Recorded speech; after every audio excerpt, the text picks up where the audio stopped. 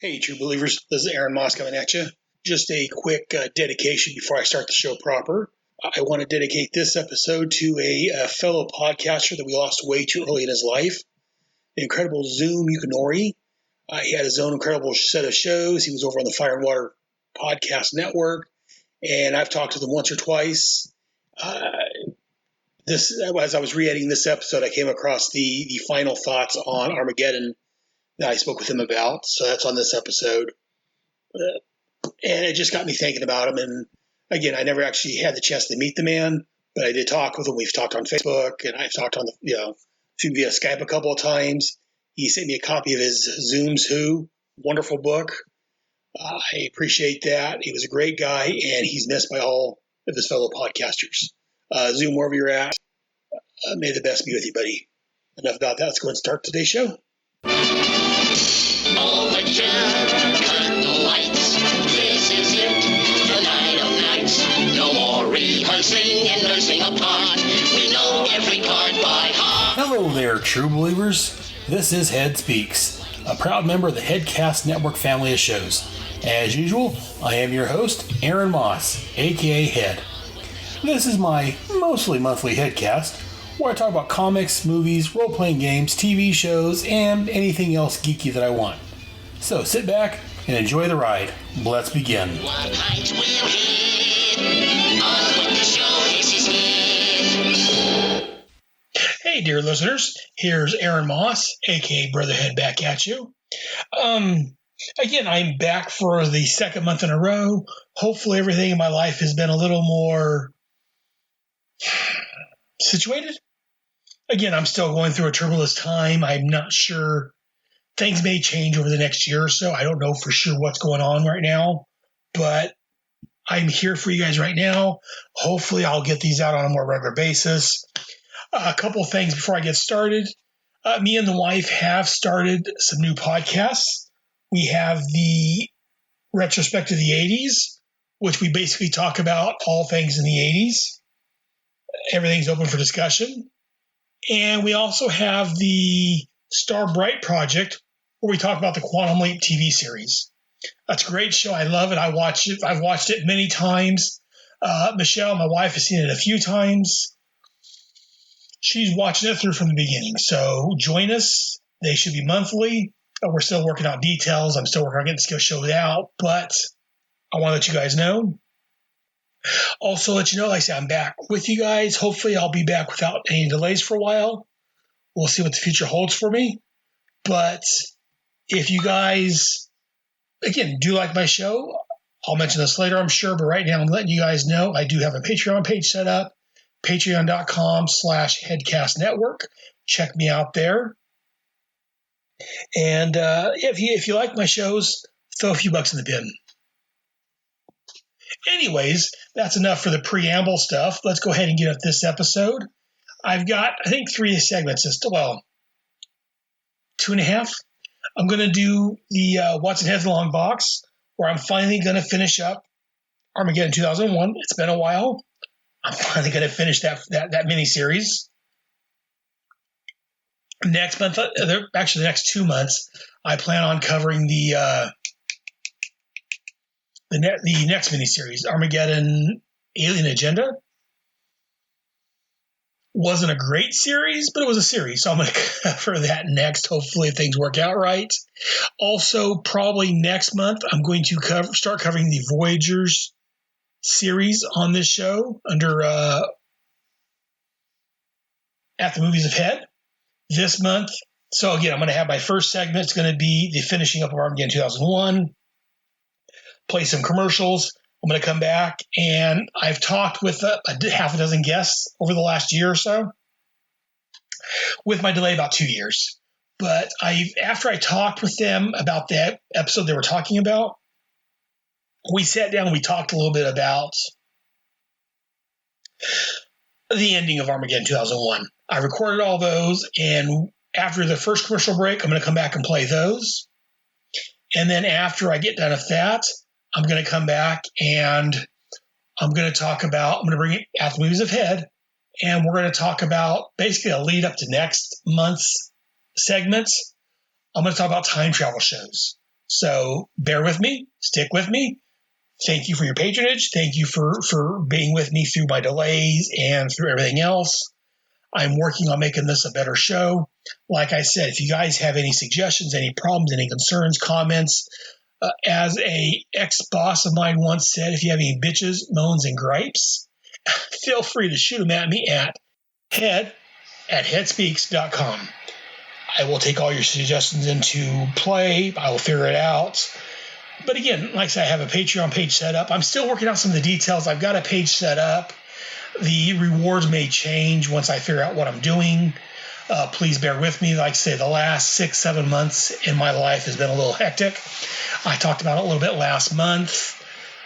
Things didn't shake out like I planned. So again, beginning of next year, 2021, I should have more information for you guys, hopefully. Please bear with me. I'm going to try to keep this as regular as possible. Like I said, me and the wife has a couple of shows lined up at this point. Right now, I don't know how long it's going to continue, but we'll see. We'll do the best we can. But I don't know. Thanks, you guys. I appreciate every one of you guys. Check out all my shows. I've got, 5, 6, I've got 7 shows at this point. Maybe some more coming soon. Again, I've addicted to podcasting. I love this. Even if no one listens, and I know there's not a lot of listeners, but there's enough, I really enjoy talking to the ether about these comics. So I'm looking maybe talking with Jonathan Hames over at the Meredith Comics podcast. We may be doing a Hawk and Dove comic. We've mentioned that. I've got a couple other things lined up. I want to do a Teen Titans, another at some point.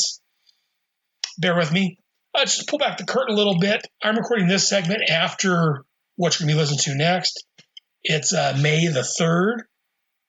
So again, this is going to come out afterwards, but happy May the 4th to you guys. May the 4th be with you. It's 2 o'clock in the morning. Again, just a little background information. We just got done role-playing with my son, my wife, and some friends. I figured, I need to get some of these segments recorded, so I'm doing these in-between segments now. Maybe a little bit too much information, but I like to be honest with you guys. So I think that's enough preamble. I've been talking for a few minutes now. Again, thank you for sticking with me. Again, just for the record, I am drinking some Southern Comfort and Coke, or Pepsi. So if I talk a little too much, that may be the reason why, or just because I enjoy talking to you guys. Anyways, sit back and let's go ahead and move on with the next segment.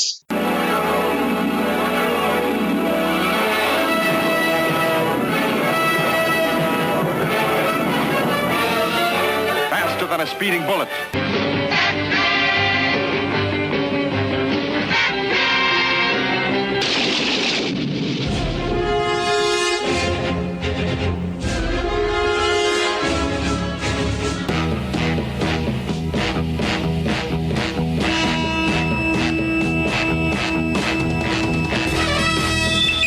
In the great hall of the Justice League, Spider-Man and his amazing friends. the Justice League of America versus the Legion of Doom. This is What's in Head's Long Box? Dedicated to truth, justice, and peace for all mankind. The world's greatest super friends. I know it's been a while since I've gotten to the Armageddon 2001 because of life and everything in general, but I am back to finally finish off the Armageddon 2001 crossover, at least the main crossover. Next couple of months, I'm going to be working on the miniseries that came after. But I'm not alone today, as I've been doing. I have some guests with me. First, let me introduce the brand new guest. I've never actually podcasted this gentleman, but I listened to his shows for quite a while. And we were talking about earlier, we've actually worked together on something for the DC in the 80s. It's Chris Sheenan. Am I pronouncing your last name right? Yes, you're one of the few who actually do. I get Sheehan a lot, but no, it's Sheehan. I've got people I work with weekly who call me Sheehan still, but no, it's Sheehan. But yeah, it's a lot of fun to be here. I don't get invited out terribly often. I don't get the opportunity to hang out with the community. I don't know if it's just something about me or not, but sincerely, I do appreciate you including me here. It means a lot to me. Oh, so I wasn't sure if you have time for any shows you do and your daily blog and everything else you got going on. I can find time. I'm like, yeah, we reach out and see if I can get a hold of either Chris and or Reggie to join me on this, because I know I was listening to you guys were covering, like the Crisis and a lot of other crossovers and stuff, and yeah, I really need these guys on. I say my show's not going to be quite as in depth as yours is. I'm not going to cover all the creators and everything like you guys do. I love that part of your show, though. Oh yeah, that's a blast. Yeah, fantastic. And also returning back to Head Speaks, we talked about he was Justly Gear Up, Mr. Jonathan Schafer-Hames. Hey, John. Hey, Aaron, how you doing? And Chris, it's nice to meet you. Finally, I've listened to your stuff for a while, and I've never actually interacted besides occasional comments. So, hello. Hello. And it's great to be back, Aaron. Thanks for having me. Oh, anytime, man. I love talking to you. So, again, we're right now, just for real world's sake, we're in the midst of the coronavirus, a.k.a. COVID-19. So I hope you guys and your families are doing well during this time. Yeah. We're trucking on. Maggie's job has reduced hours. They basically split her. She works in a call center that they've split up into 3 parts because their boss won't go to working at home for reasons. And in my case, my side gig had to become my full-time gig during this. So I'm actually doing delivery, but I'm being as safe as I can here. But good. That's always a good thing. Yeah, they're pretty good. Most of the restaurants are pretty good, but I'm helping people get food and stuff from the store and pharmacy and things like that. So I feel like I'm putting myself at a little bit of risk, but I feel like I'm helping people out in a way. Plus, I'm making money right now, so hey. Well, that's a good thing. All right, well, we're here to talk about the final issue of Armageddon 2001, the second issue. Some people love it, some people didn't like it as much, but what are your thoughts on it? It was there. And again, if you haven't listened to any of these other episodes, you may want to go back and listen. This is definitely going to be spoiler-filled. Spoilers. We're going to talk about the actual issue and the snafu, the screw up with DC about this issue, whatever you want to call it. I mean, some people have their opinion on that, which I'm sure we'll get to. Leak, yes. But let's go ahead and cover the actual issue first. So we're going to start like I do with the cover. This cover is Armageddon 2001 at the top. We've got Monarch pulling his helmet off with a little blurb here saying, "At last, the shocking identity of Monarch revealed." Well, and that's true. all our other heroes being blasted away. We got Captain Atom, Hawkman, Booster Gold, Starman. I don't think he ever showed up in the series. But yeah, Starman's there. I think everyone else here showed up at some point. Fire and Ice, Power Girl. And I guess there was a fire in this one. I saw Ice and shooting for fire. Superman, Green Lantern, the Guy Gardner House, Green Lantern, Blue Beetle, Metamorpho, Flash, Wave Rider. And we got lightning, and there's a purple background. So let's go and start with Chris. What are your thoughts on this cover? I really, really like the cover. I think it's a really cool cover here. It really pulls you in. I wasn't reading DC back then. I was just a Marvel guy back in 91-ish. Didn't get into DC until around the death of Superman. So this was all stuff that I was hearing, from the side here. And it's funny how when this came out, it really didn't cause many shockwaves at the comic shop. But when I went to the pharmacy, they were going crazy about it. There was just a group of people around the old spinner rack talking about this issue and the big mistake and what was supposed to happen and what actually happened. And it made me really want to have been a part of this. But I mean, if I couldn't imagine jumping in with this, even the first issue of this would have been just way too overwhelming for a dumb 10-year-old me. But the cover is awesome. The cover is really cool. It's Jurgens, right? Is this? Yes. Yeah. It's definitely him. Yeah, it's great stuff. Definitely would have pulled you in if I was tangentially interested in DC. This would have definitely drawn my eye. And John, I'm sure you've got some thoughts. What do you think about this cover? Yep, I agree with Chris. This is a really, I'd go so far as to call it iconic. Just not even, not only due to the aforementioned leak and things, which I imagine we'll talk a little bit about later. But yeah, this is one of those. This one, Dan Jurgens, when he is on, is one of my favorite artists. When he is really on and has a good anchor. And this series, both in number one, mostly more so in number one than this for reasons, he does a spectacular job. And I will say that when it says the shocking identity of Monarch is revealed, well, that's true. It is a bit of a shock. Very much so. And I'm going to agree with both you guys. Like I've talked about before, I got into comics in 87, 88. By 88, I was collecting almost every DC and Marvel comic out there by 88, 89. I was addicted. I started with, as I talked about, G.I. Joe, but I quickly got into, I started picking up Spider-Man and Batman and Superman and all these others. And like I've talked about before, Invasion was the first big crossover I was a part of that I was collecting for. I was starting collecting when Millennium came out because I remember seeing it at the Thrifties and other stores, but I wasn't picking up everything at that point.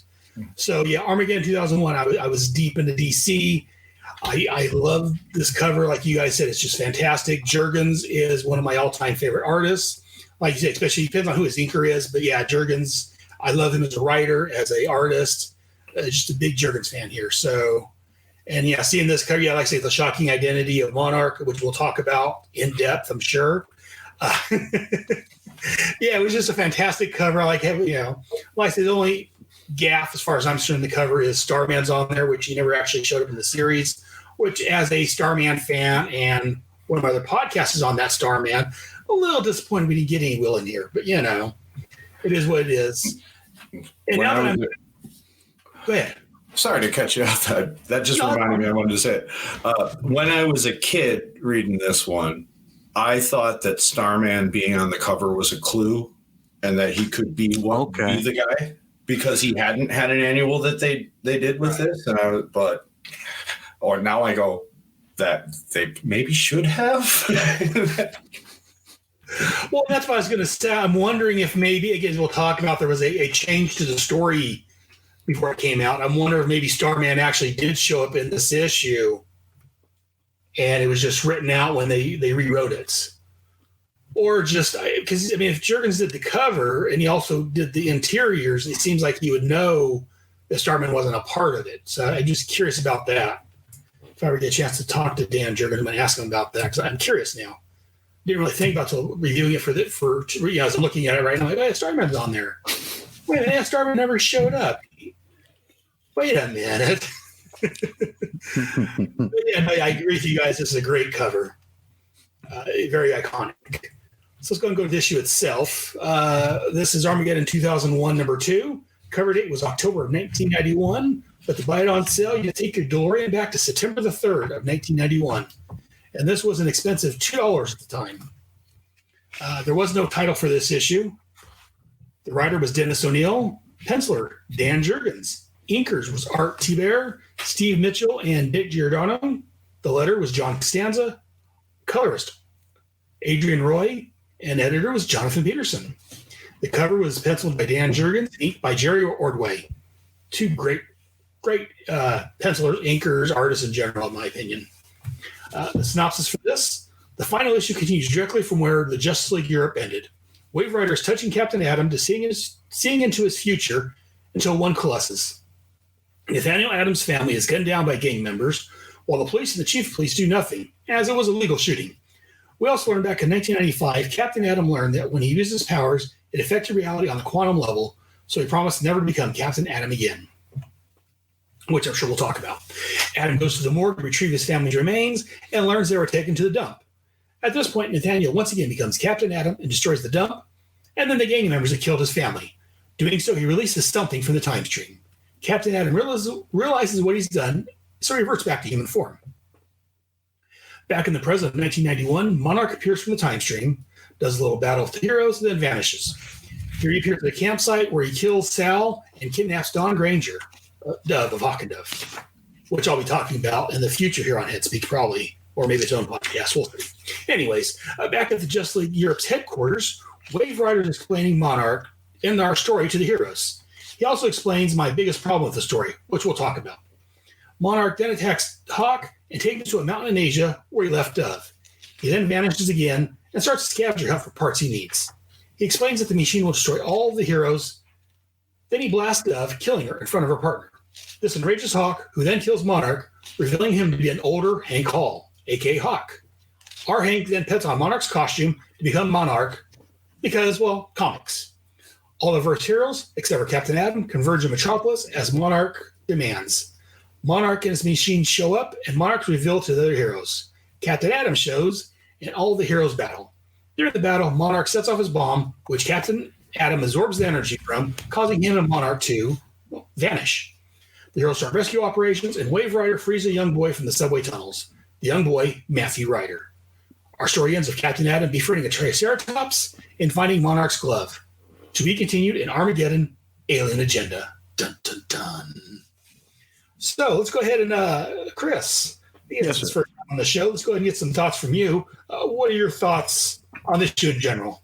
If not for the leak, this wasn't that bad.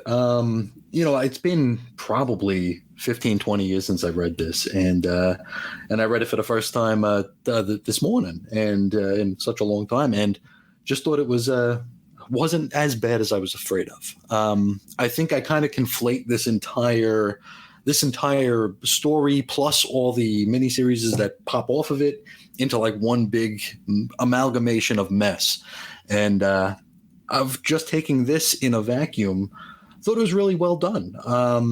If I didn't know there was a mistake, if I didn't know that Hawk being Monarch was an impossibility from a previous annual, I could have dealt with this. This would have been just fine. Even the bait and switch with Captain Atom, where it looks like it's going to be him, and he has all the reason in the world for it to be him, and then they yank that rug out from under us. That happens in comics all the time. So really, if I didn't know what we know, this would have just been a decent story with a very unfortunate cliffhanger that leads us into a whole slew of miniseries. Yes, which I'll be talking about soon. Exactly. I mean, just a bit of a completist. Well, let's get a different opinion on this. Jonathan, we talked briefly on Facebook earlier about this. Tell us how much you enjoyed the story. Okay, yeah, I'm gonna keep it as positive as I can here. This is a safe space. Feel free to rant and rave as needed. No, I'm sure I get there. I like to sandwich, the bad between two goods of bread. So my really thin piece of bread here is I really like the Captain Atom bit. Everything up to the point where Monarch shows up and they fight is incredible. It is one of the best stuff. The Superman is on point in here. Jurgen Superman. I mean, that's my Superman. Jurgen and Ordway and those guys all have various Supermans that I love. I love how long his cape is. There's something about how Jurgens draws his cape that I really like. And the bit where he said, "Is that your best shot?" And hit him like that. That is some great Superman. You don't really get to see him cut loose very much in this era, so that was nice, especially as a kid. And everything was going just fine. And if it would have been literally anyone else but Hawk or Dove, I would be okay with a bait and switch on that. And we'll talk about that in a little bit. I guess some thoughts on this. I do too. Well, I think it works. But anyways, I don't at all. And here's also what I don't think works. And I don't know if this is due to a rewrite or if this is what the intended story was. His timeline shenanigans don't make any sense because all he does is create a causal time loop in which he just continually dies and kills himself. Because it's after this, he doesn't get to go home and be Monarch anymore. All he gets to do is live up to the point when he was Monarch the first time and then go back in time and get killed. So what's his grand plan here? Well, see, and I've got thoughts on that. Before we go to that, though, let's go ahead. We've been I think I've mentioned it before because it's been due to issues. We'll just leave it at that. Right. I have been on a hiatus for 6 months, so it's been a while since I really thought much about this. But let's go ahead and talk right now quickly about, well, not quickly, let's discuss the snafu we've been referring to. So in case you're living in Iraq or you don't know what we're talking about, originally Monarch was supposed to be Captain Atom. Well, that doesn't make any sense. There's no clues for that was going to show up here throughout the entirety of it. That's even dumber than making it Hawk. Yeah, Captain Atom was supposed to be Monarch, and somewhere along the way, I guess there was a one time like a 9100 tip line for DC Comics about upcoming solicitations and different facts and what have you. And somehow, I guess if I understand via that 900 number, it got out that Captain Atom was going to be Monarch before the series was done. DC, in their infinite wisdom, said, "Oh crap, what are we going to do? Let's change it around completely." There goes the mystery. And yes, that was a big mistake. So for somewhere, Hawk and Dove series was being canceled. Sadly, again, RIP. I loved the Hawk and Dove series. Maybe in the minority, but I thought it was a great series. They said, you know what, Hawk and Dove series being canceled, let's make it Hawk. Now, let's go and talk about, we've talked about the Hawk and Dove issue in the past, a couple episodes ago. Hawk and Dove, and this is where a lot of people say, well, it couldn't be Hawk or Dove, as Jonathan was hinting at earlier, because during that storyline, Wave Rider said he looked at every possibility or almost every possibility for Hawk and Dove's future, and none of them did become Monarch. It was more than that. It said that by looking at all of them, that none of them could become Monarch. Right. Okay. Go ahead, and I'll. I'm sorry. Well, then see, that kind of brings up that plus this issue what they talk about brings up. Well, I love this series. I'm a big time travel fan, and overall, this series I enjoyed. The annuals, for the most part, were, there was hit or miss. There was mostly really good annuals. I love part 1 and part 2 of the bookend, even though how it came out. The following miniseries are something different, which I'll talk about later. But one of my biggest problems with this series is whenever Wave Rider touches a hero, he changes things so that future is no longer available, I guess you could say. So to me, why I have a problem with that, that kind of explains why it could be Monarch, because if you looked at every single possible future of Hawk and Dove and they never become Monarch, that also effectively means he's wiped all those futures out. True. And so, again, this is me being a wannabe writer and a giant comic geek kind of hand-waving it away. But to me, that kind of inadvertently sets it up as being, well, maybe it could be Hawk, because every future you looked at for Hawk and Dove, they didn't become it. And every time you look at Superman 3 times, because Superman had 3 books. And that's another part. I say the Flash, you only looked at it once. He met him twice. He said, I don't need to look at you once. Right. But you've looked at Superman 3 times. You looked at Batman twice. Why not take another peek at Flash?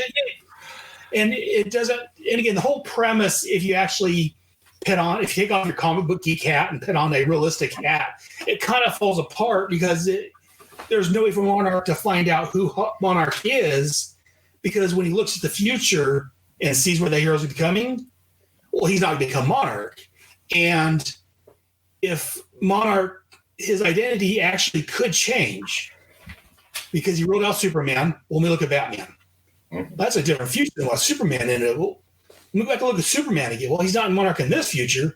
So by Wave Rider's own looking at multiple heroes multiple times due to having multiple books, but look at different annuals, that shows that in theory, if he did see who Monarch was in the future, technically, well, that future wouldn't come to be, and it would change possibly to somebody else. True. So it's kind of my whole problem with the series, but it also was a problem with the series. It kind of explains why Hawk could become Monarch. Well said, sir. But if I may rebut, please. That's why you're here. Yeah. Here's the difference between what you're talking about with him changing everybody else's futures as presented and changing Hawk's, presumably. In Hawk's and Dove's annual, Hawk is killed by Monarch.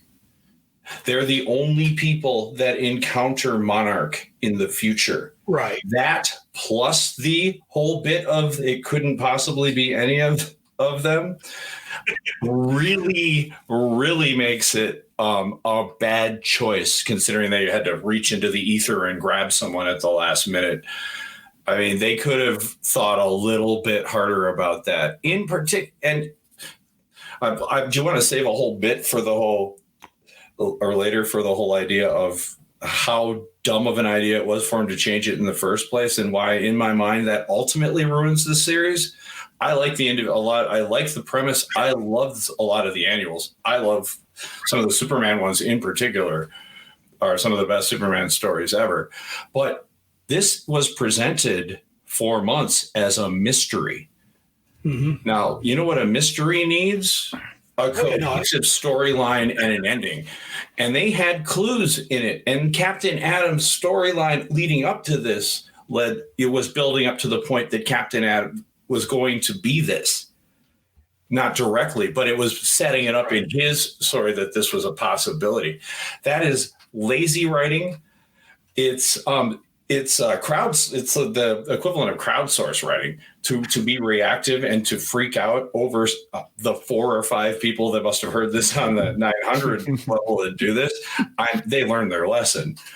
But I mean, to this day, Maggie and I have a running gag. Whenever we're watching a mystery, she's like, "Oh, it's Hawk."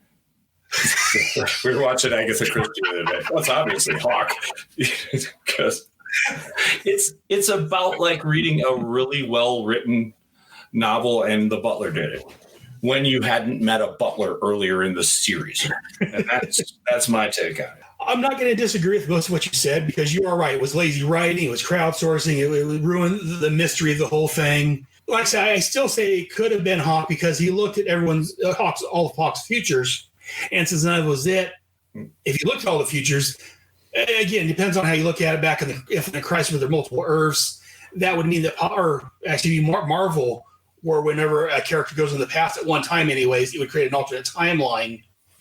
I look at, again, maybe it's just me fan waving it away because I'm such a big fan of DC, but that's probably, I'm willing to admit that. I've got my drawbacks or flaws. That's one of them. I try to excuse things I love, but seeing how he looked at every possible future of Hawk, and even though Hawk and Dove met Monarch, since I said earlier that since he's looked at multiple people multiple times, Monarch's identity could have changed. So even though they met him in one timeline, well, then that timeline is not going to happen. And if you looked at and that's one of the few that I can think of where he looked at multiple timelines at one time. Usually we look at one timeline, oh, well, that's not Elk, and then go to the next person. We try this person again. Hawk, and then it talked like for the Captain Adam one just now, he looked at multiple timelines. Those were the few that he looked at multiple timelines. So to me, that kind of sets it up well. That created a new branch that he didn't observe. And maybe that one there did become Monarch. Do you have any thoughts on this, Chris? Just because me and Jonathan talked tonight? No, I definitely. I think you get the no prize for that. Being able to make it work, because it does work if you look at it that way. Where if Wave Rider is erasing possible futures and thinks he's gotten them all with this one character, and doesn't. I mean, he made. And even in the book here, he says that he inadvertently made Monarch. Right. So that definitely works. To John's point, it's not organic. It's I agree on that 100%. Yeah, it should have been Captain Adam. It should have they should have stuck to their guns here. This would have been perhaps more of an evergreen story had they done it. This is a story we could have gone back to again and again and used it as a foundational, sort of a thing for DC in the 90s.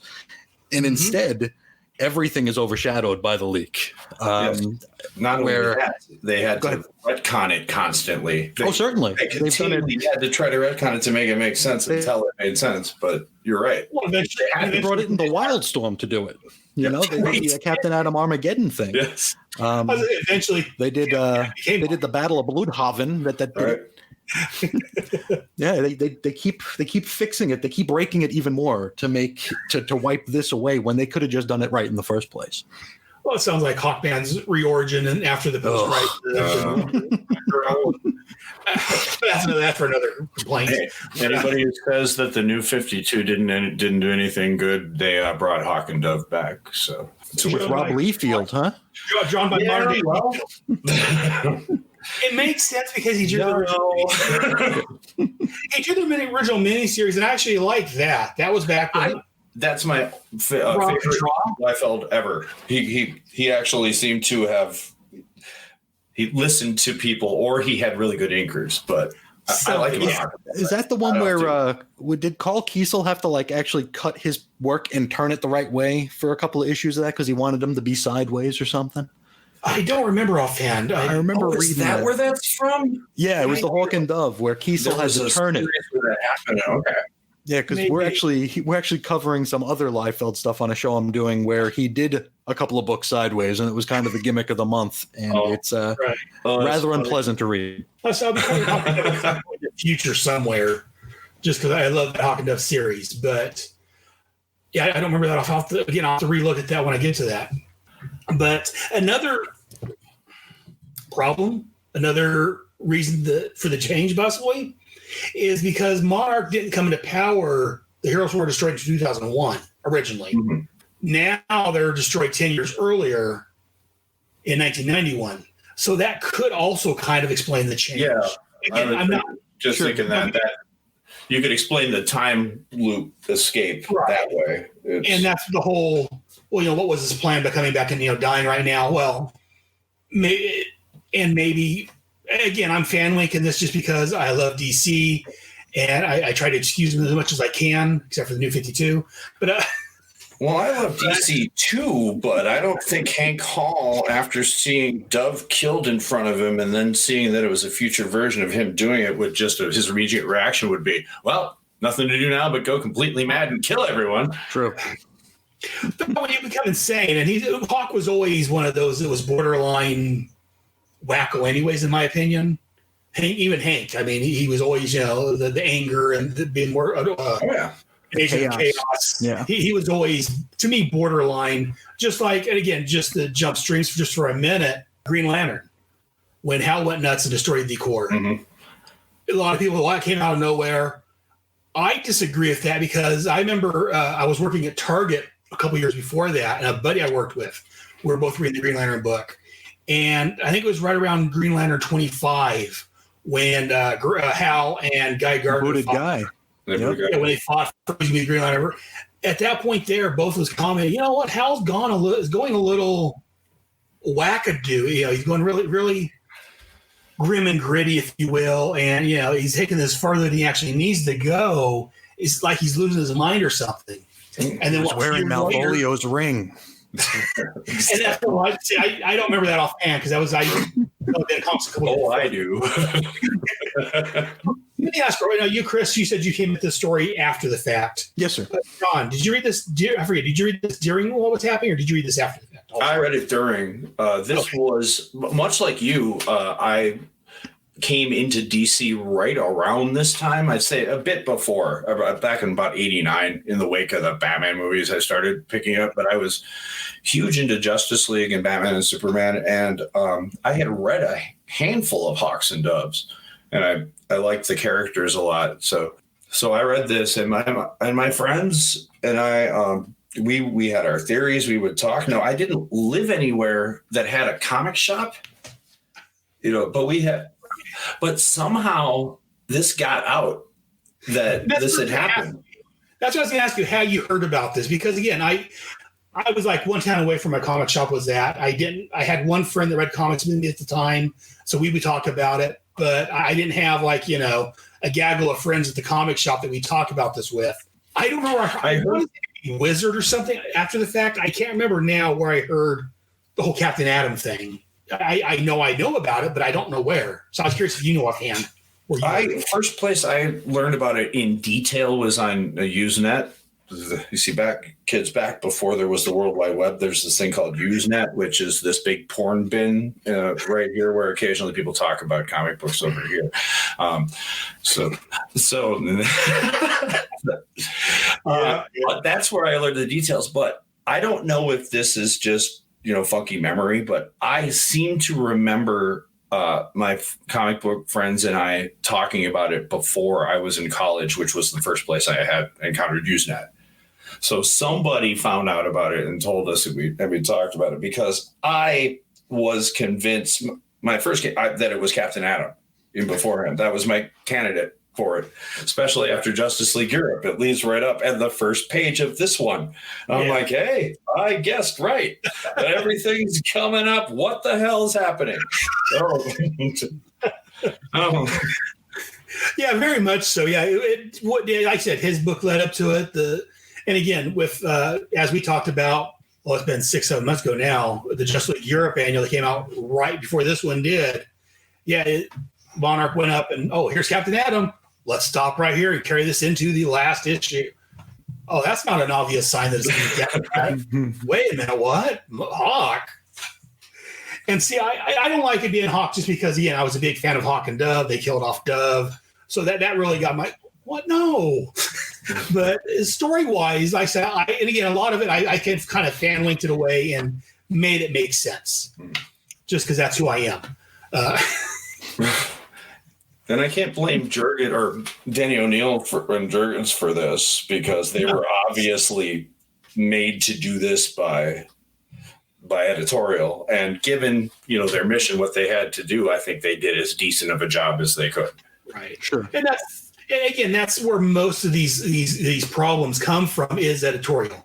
Yeah. Like I said, I referred earlier about how Jordan going nuts. That happened in 3 issues. A lot of people say, well, it should have been longer. Yes, I agree, it should have been longer. But I think that, can't think of the writer's name now. Oh, Ron March. Yeah. I thought Ron did a great job fitting in what he had to fit. I did too. A lot of people say, well, Hal could have quit. Well, no, because they wanted something different, something special. And how many times has Hal quit in the past?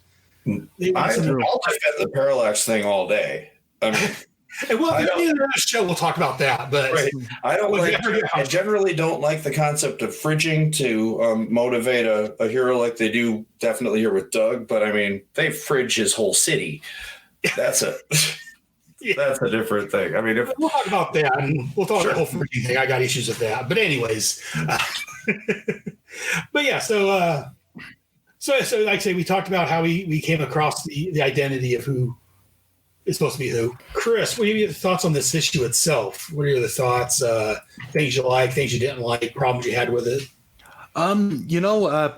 There's not a whole lot I didn't like about it this time. I knew what I was going into because I have read this before, and I did know about the shenanigans and all that stuff. So I like you, I kind of waved that away. It was like that's immaterial at this point. We know what we're getting into. It felt like it maybe ran a few too many pages. I don't know if we needed to see Monarch go shopping everywhere. I would have taken his word for it. Yeah, if he would have said, "I took this from here, this from here," I'd have taken that, or just like talking about it. Sure. Show me. I thought it was neat that Wave Rider as a kid was saved. I thought that was pretty cool as a way of bringing it full circle toward the end. I liked Captain Atom making friends with a dinosaur. I thought that was pretty cool. I don't know if I just went into this with such low expectations and expecting to kind of dread it that it was pleasant. Anything would have been better than that, and I really enjoyed my time with it. I just thought it might have went a little bit too long. I could see that. And another problem really is Monarch. Wave Rider saving himself as a kid. In the flashbacks in the first issue, Matt Ryder looks about the same age he is in 2001 as he actually is in 1991. Because again, at this point, how old would he say he was in 91? He looked like he's probably 10, 11 or something like that. 10-ish, yeah. Well, then he'd be 21 in 2001, so that works. As I say, yeah. So, originally it was 2001 he got saved. No, it wasn't. No, it was back in the thing. I thought he got saved during the battle when Monarch appeared originally. Oh, you're freaking right. You are right. Holy crap. Well, way to go, guys. At that point there, Matthew would have been 21. He would have been a little kid. Because it was in 2001 where that happened. And the first issue takes place way past that. So way to go, Aaron. Now you gave me another thing that I got to go on about. That's one that's one thing that bothers me about it. So I had to bring it up to you guys just so I'm not alone. I have read this thing over and over again, and that part never occurred to me. I have obsessed way too much for any given human being should on many of the other things, and I do appreciate you giving me the opportunity to rant to the extent that I have. But that one is you can't really no prize your way out of that one. Yeah, that's again. I didn't really notice that the first time, but on one of the subsequent rereads I've done it because I've read this a couple of times over the years. At some point along the way, I'm like, wait a minute. Isn't that what's great about podcasting? What's that? I love about podcasting. I don't think there's been a single comic that I've done on my or anybody's shows in which there isn't something that somebody's pointed out. Usually my wife, because she's, incredibly smarter than I am, will point out, hey, there's this. And I'll look at it like, my God, I'm a moron. So, which I love. I love learning new things and getting to learn that and all of this stuff. I can't say it was because I was a kid I missed it. Because, again, when this came out, I was 21 when this came out. So, again, as I've talked about before, when most people are paying comics away to chase after girls, that's when I realized, girls want nothing to do with you. Your brother head. Let's just pick up comics and embrace your geekiness fully. I would have been about 17, I think. But yeah, this came out in 1981. I was 21. I had gone to college for a year. I had graduated high school, gone to college, gone to the workforce, and So yeah, I just missed because I never really caught until I say more recently. I'm reading this. I'm like, wait a minute. Originally it was 2001, but they brought him back to 1999. That was 10 years earlier. So Matthew should have been an adult in the first issue. Sure. Wait a minute. You should post that somewhere. I don't think anybody else has figured that out. You may be the only person there. Because I'm almost a genius. Yep. Well, that might have put you over the edge. So now you're an official genius. Hey, let me record that and let my wife hear that. See, come down there, think I'm smart, honey.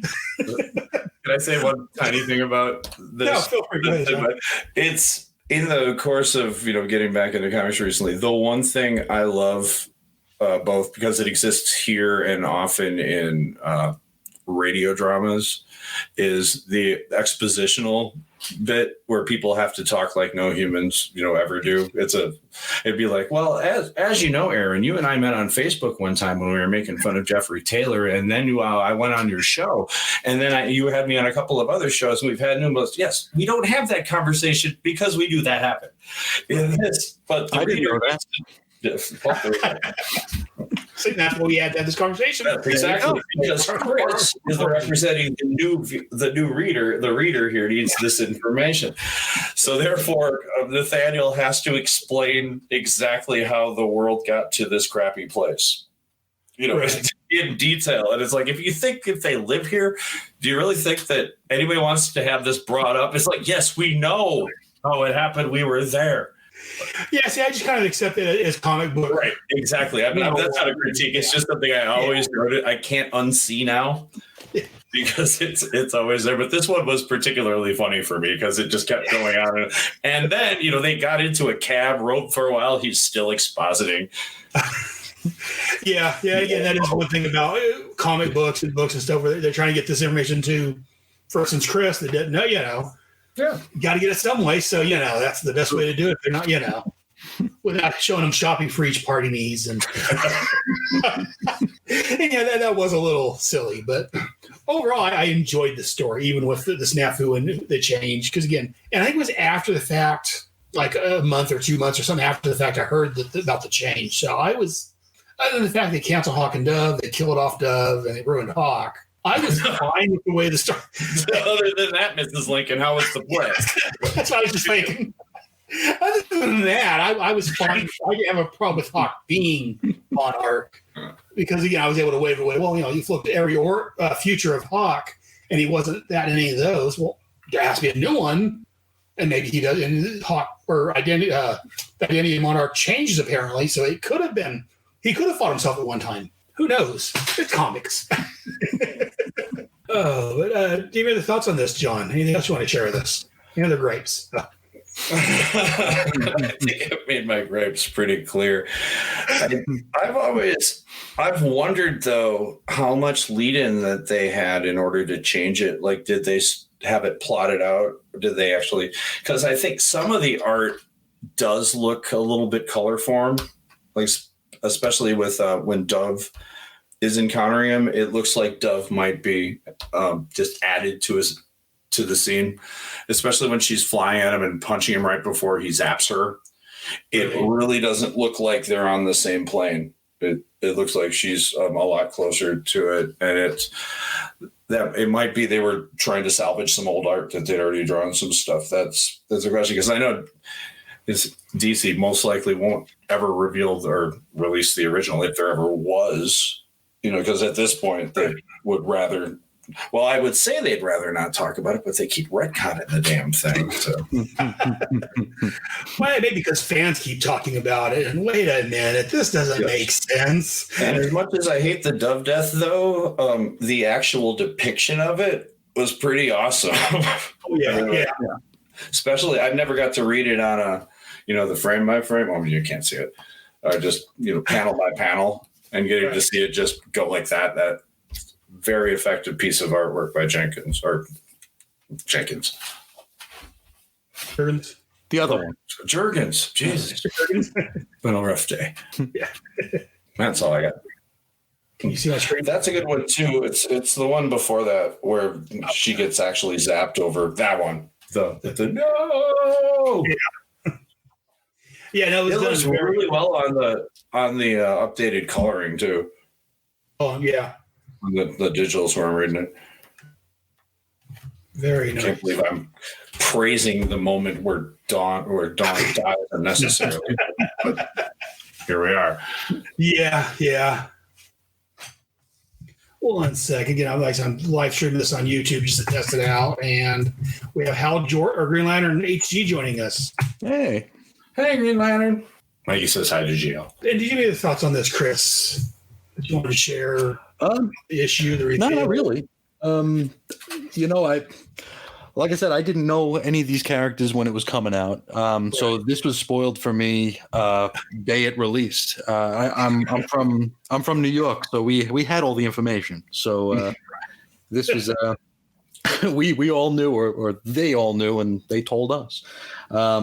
So I wouldn't have known a Hawk from a Captain Atom if they delivered a pizza to my house. I wouldn't have been able to tell them apart. But they, knowing what I know and being able to brush that all aside just to try to make the best of the story, because I think they did make the best of what they got here. So it was what it was. I like I said earlier, I had very low expectations in revisiting it, but actually enjoyed my time with it, and wouldn't mind actually starting it over and reading through it again.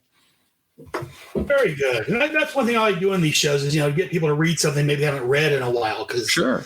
And again, in my opinion, like I talked to with Shag several years ago, to me, the golden age of comics to me was from like 1985 to 1995.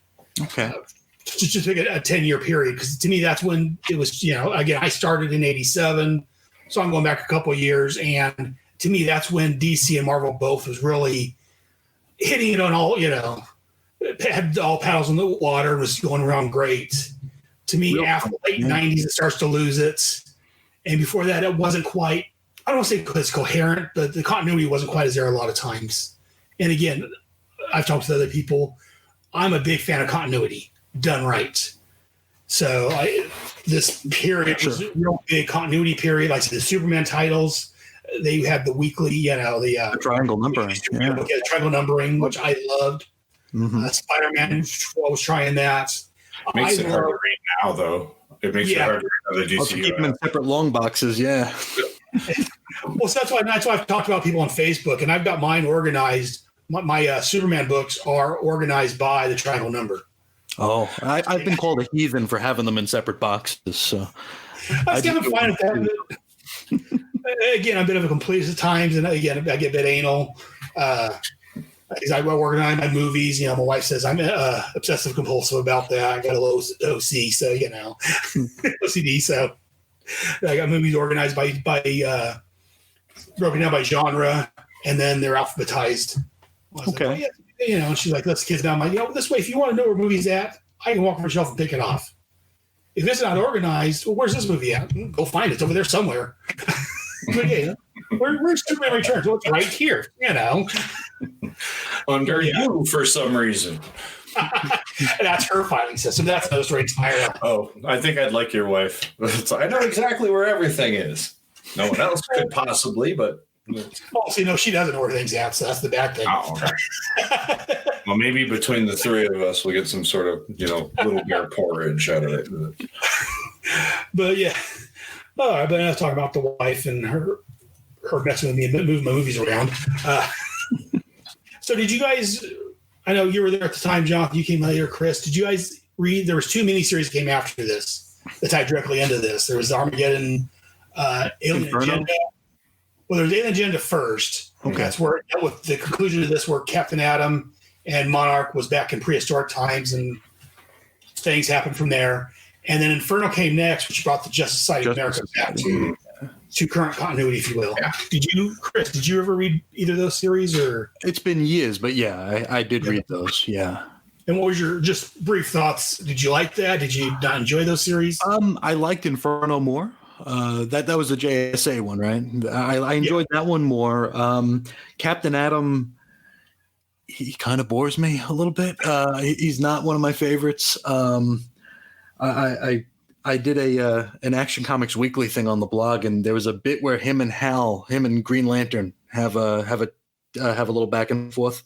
It felt like it never ended. It was just forever. And I have the entire, Carrie Bates run that I've read through once or twice, but Captain Atom doesn't do it much for me. But the Inferno one I enjoyed far more. And that seems what most people's thought is that they enjoy the Inferno much more, mainly because it brings the Just Society back. Yeah, right. John, what are your thoughts on those two? Did you read them when they came out? I read Alien Agenda. I couldn't tell you a thing about it today. I haven't read it since it's been out. I remember it's completely forgettable. I have not read Inferno. I've heard good things. I mean to get to it eventually, but okay. I was curious what's your thoughts on those, guys. I'm going to be covering. I've already reread the first 2 issues of Alien Agenda for the next couple episodes of Head Speaks. Then I'll be doing Inferno. See, I remember bits and pieces before I reread it of the Alien Agenda. Basically, they're going through time and doing different things. Right. The Inferno one's one I don't remember very much, except for Return of the JSA. Is the only thing I remember from the Inferno crossover. When I get to it, maybe that's the only thing that matters about it. But and I do know that they did cover again some more of this, like you were saying. They kept retconning it over the JSA book. They dealt with some more. Oh yeah, or was it JSA? Oh no, the Just League. It was in JSA. JSA, yeah. It was JSA. Yeah. Ones. And it was the Just. They did. The first retcon was in JSA. That was where they decided that said it wasn't actually Dove. It was an image of Dove meant to drive Hawk insane by who the hell was it? By the one demon thing, and then no, I think that's him. I can't remember the complete details that was going on, and then they came back to it again during. I know Just League Extreme dealt with it also. They dealt with it. That must be what I'm thinking about. I think Just League Extreme is where they brought Captain Atom in as a Monarch. That's right. Okay. Because didn't they do something where like Hawk and Dove had a kid that was like the law of the Lord of Law and Chaos? Chaos. And man, does that one? That's not a story that holds up today. No. It's one of wasn't great then either. No. Oh no. But. Well, Hawk and Dove Annual, one of their features, they had a child that was the embodiment of both. Mm-hmm. But yeah, I don't. Became the new Kestrel. Yes. But yeah, I'll have to read some of the other books too. Yeah, I remember, like I say, Just Like Your Extreme talked about it. I think it was in a showcase issue. They had something dealing with it. Oh, Convergence. That's where it was. Oh, Convergence. There was a bit in the Convergence that told them. And I know it led up also to 0 Hour. Because Hawk. Oh, that's right. They did that. The next stance. Yeah, Extant and leads into 0 Hour, which is covered over the Fire Water Network. They've Bass, and Siskoid. Siskoid, thank you. My mind just turned off. And Siskoid are covering the 0 Hour. So yeah, if you enjoyed this, definitely check out 0 Hour, because that was another crossover I enjoyed. But that's for another show. Well, I think we've covered everything on this issue. Then, do you guys have any other thoughts or concerns or anything you want to voice? Anything you want to complain about, John? No, it was great. Well, I'm glad I could get both of you guys on to talk. It took longer than I thought it was going to take. Chris, yes, sir. Your podcast land, if they want to hear about you, where can they find more of your writings and podcasting? Oh, sure. You could find my writings over at chrisisoninfiniteearths.com, where I still write every single day about a DC comic, 1,530-something days in a row now. So a whole lot of stuff going on in there. Not very many people care, but it's there. It's a resource. That's what I tell myself. I'm building a resource. I spent 10 months last year doing every single story from Action Comics Weekly, called it Action Comics Daily, so everything's there. From February 1st to November 30th, boom, every day. Audio-wise, you can hear me over at the Chris and Reggie channel. That's chrisandreggie.podbean.com or chrisandreggie.com. I've got 2 shows I'm doing right now. One's a weekly show where me and Chris Bailey discuss Strikeforce Morituri. It's Morituri Mondays, Marvel's old Strikeforce Morituri. It's we're having a lot of fun with that. We're about halfway through that run.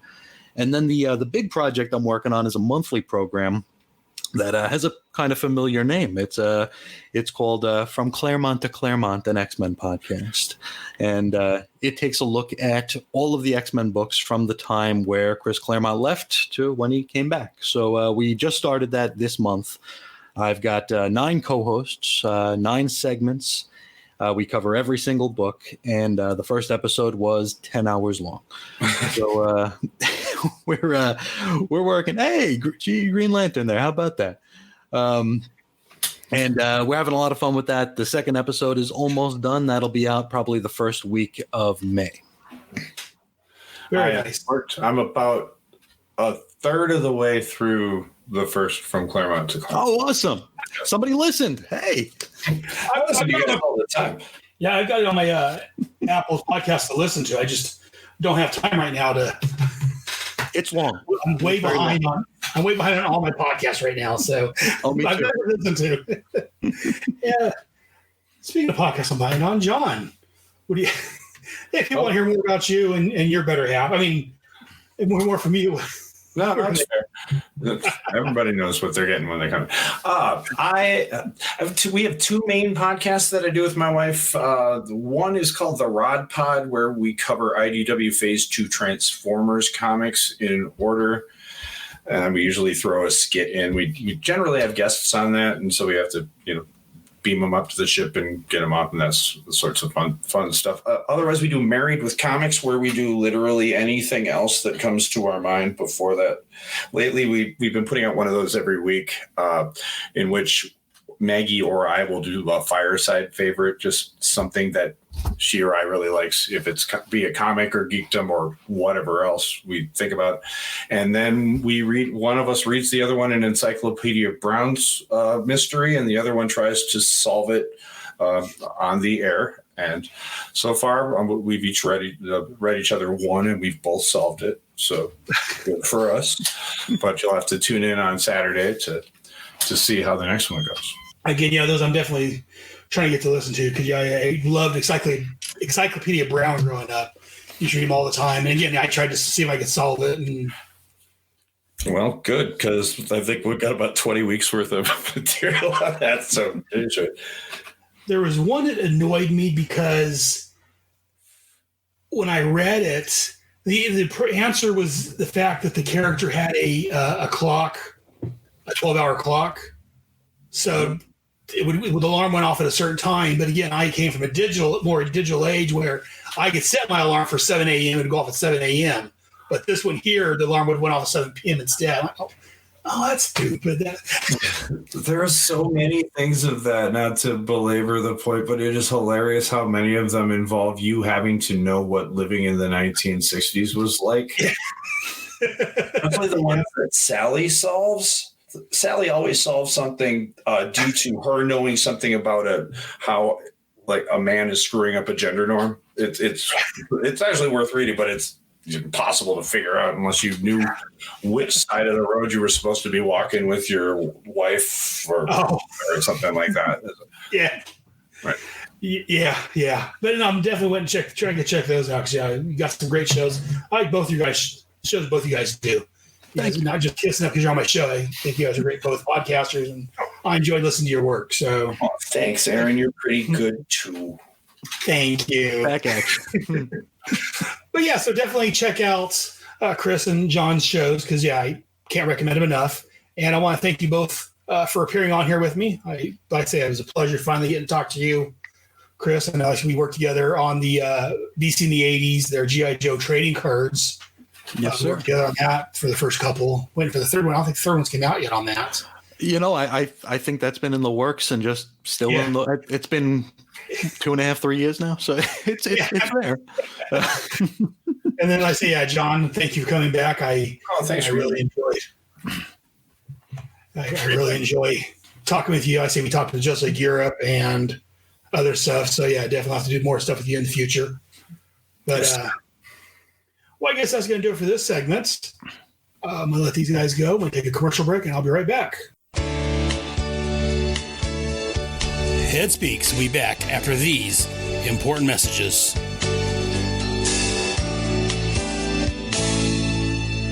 I hope he's home.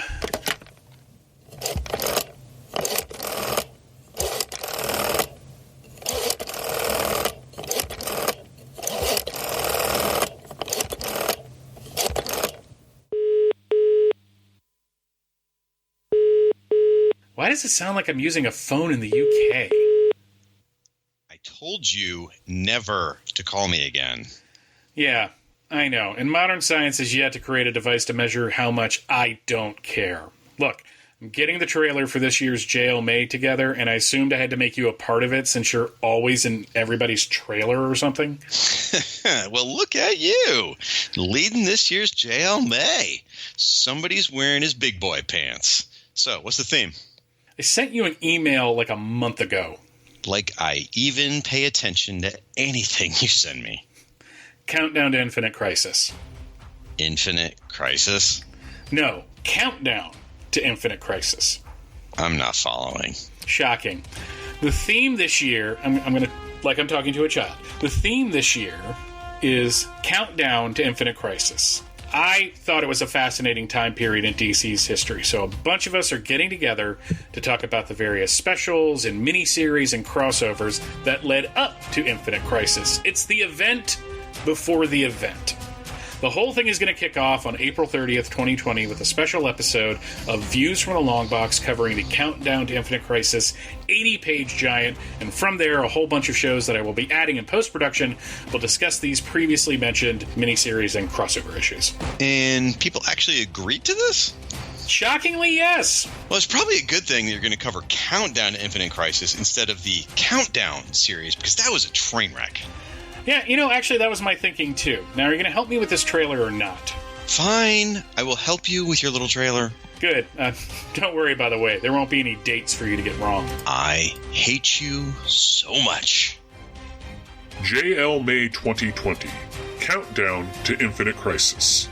The event before the event. This podcast crossover kicks off on April 30th, 2020 on Views from the Long Box, located at www.fortressofbaileytude.com. From there, the event will spread out through the podcasting sphere on Aquaman and Firestorm, the Fire and Water podcast, Robin, Everybody Loves the Drake, Pop Culture Affidavit, It All Comes Back to Superman, the Fanholes podcast, Justice's First Dawn, the Birds of Prey podcast, Married with Comics, the Coffee and Comics podcast, the Longbox Crusade, Task Force X, Relatively Geeky Presents, Wonder Woman Warrior for Peace, and the Dr. DC podcast.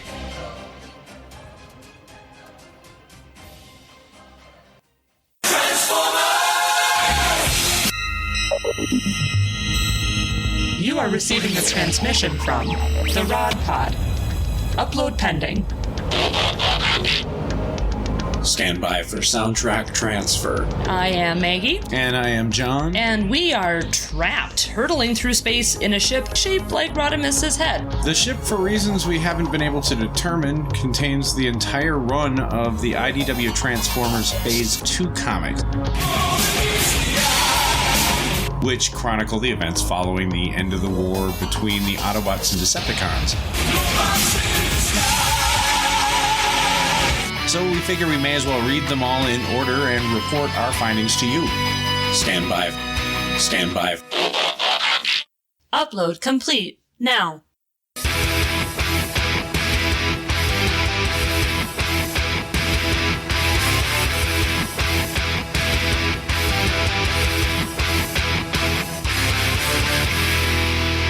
The Rod Pod.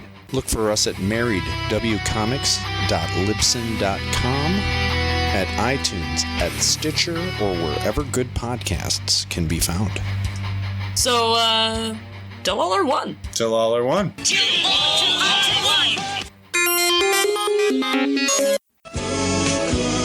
And now back to Head Speaks.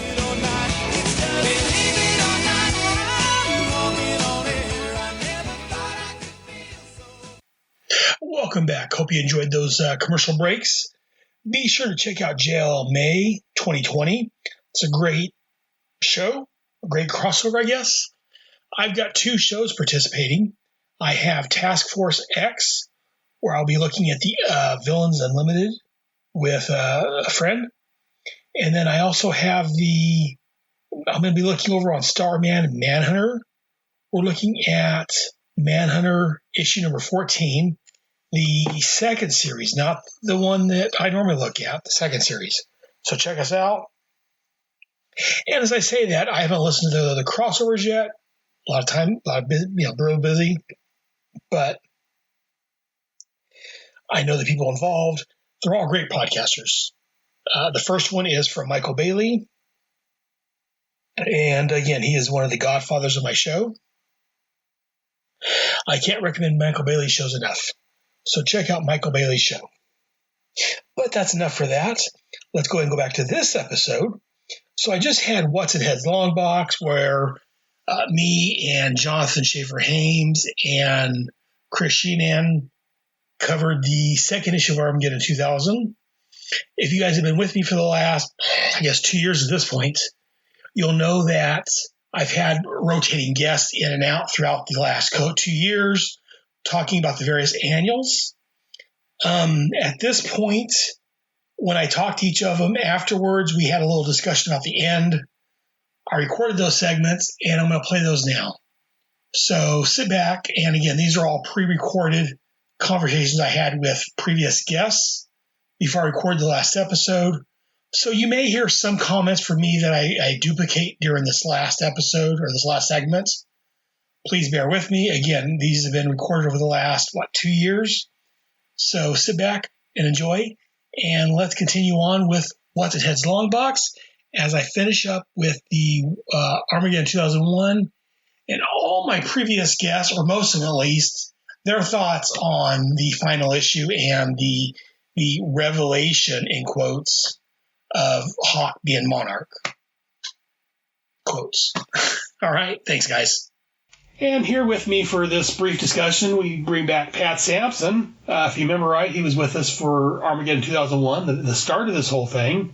Pat, welcome back to the show. And again, I've gone through the entire run of all the comics, the first issue, the second issue of Armageddon 2001. What are your overall thoughts, Jimmy? What are your overall thoughts about the series itself? My overall thoughts is I enjoyed the series. Again, like I said at the first issue, this was my jump into big events for DC. So I was really ingrained in this and loved it. Then, I didn't know who Monarch was, and I really didn't know a lot about the 2 characters that would become Monarch or not become Monarch. So it really wasn't, to me, that's who it was, because I didn't know the change or what happened in the end. Well, what it is, again, as we've talked about, the Monarch is revealed to be Hawk. Yeah. And in the Hawk and Dove annual, they end up fighting Monarch, so that's why they say, well, he couldn't be. Yeah. He's one character that couldn't be because they showed him actually fighting Monarch in all instances, and they explicitly laid out that Hawk couldn't be Monarch. Mm-hmm. And they changed it because it was a series they could get rid of. It was a hero they could get rid of and no one really caring. Mm-hmm. Well, I cared because I enjoyed the Hawk and Dove series. Mm-hmm. I think I have the final issue of Hawk and Dove. Oh, there you go. That ending, yeah. Just because it was, like I said, I was kind of starting to get entrenched and wanted to know a little bit more. But yeah, I think it was in Wizards sometime after this. They talked about the whole waffle about apparently someone. I guess there was a tip line you could call for DC Comics, and they would tell you upcoming news and tips and things. Oh, okay. From what I understand, and apparently that's where it was told. Someone got it on there that Captain Atom was going to be Monarch, and the DC said, "Oh, we can't have that." So they made a change at the last minute.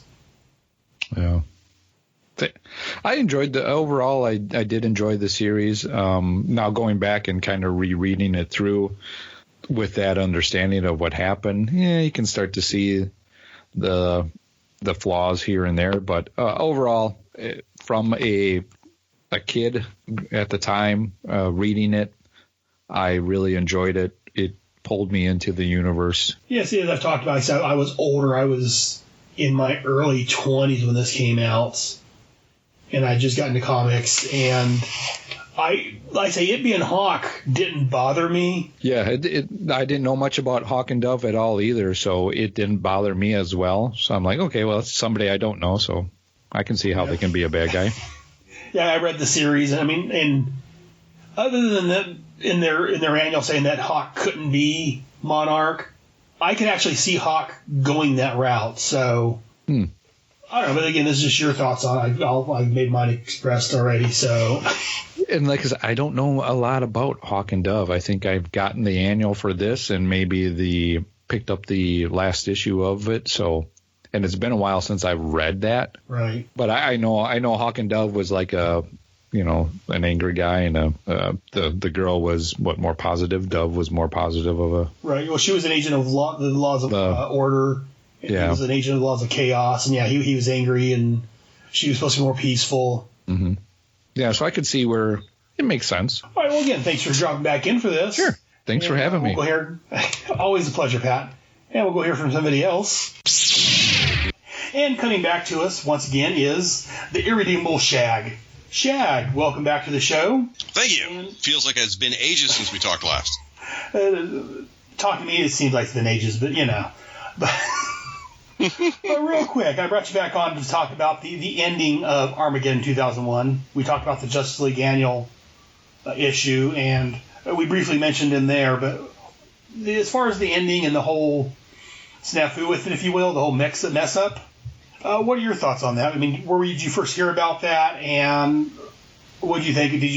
Because I know some people didn't realize that the ending had been changed, and others had heard about it at the time, so it kind of ruined the ending for them. Well, I did hear about it in advance. And forgive me, folks, I'm going to repeat a little bit what I said in the Justice League episode, but that was months ago. You've forgotten anyway, folks, to be honest. So I had heard about it in advance from my local comic shop. And I don't remember whether it was an employee or just another customer. We were all just sitting around shooting the bull. And it's like, yeah, I heard that it's supposed to be can we say names now? Yeah. Is that okay? No, yeah, go ahead. Okay. I heard that it was supposed to be Captain Atom, but oh my gosh, the last minute they changed it to Hawk. And heard that pretty much concurrent when issue number 2 came out. So about this, it's not like it came – I heard that a week before. I think it was probably the same week that it came out is when I would have heard it. And it was like, what?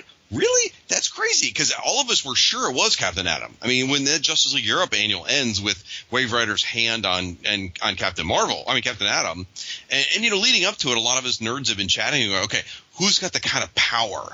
Who's got enough power that like Monarch does? And everyone got to and we all knew Captain Atom's series had been canceled, and he got absorbed, or he absorbed Shadowstorm at the last minute at the end of his story too.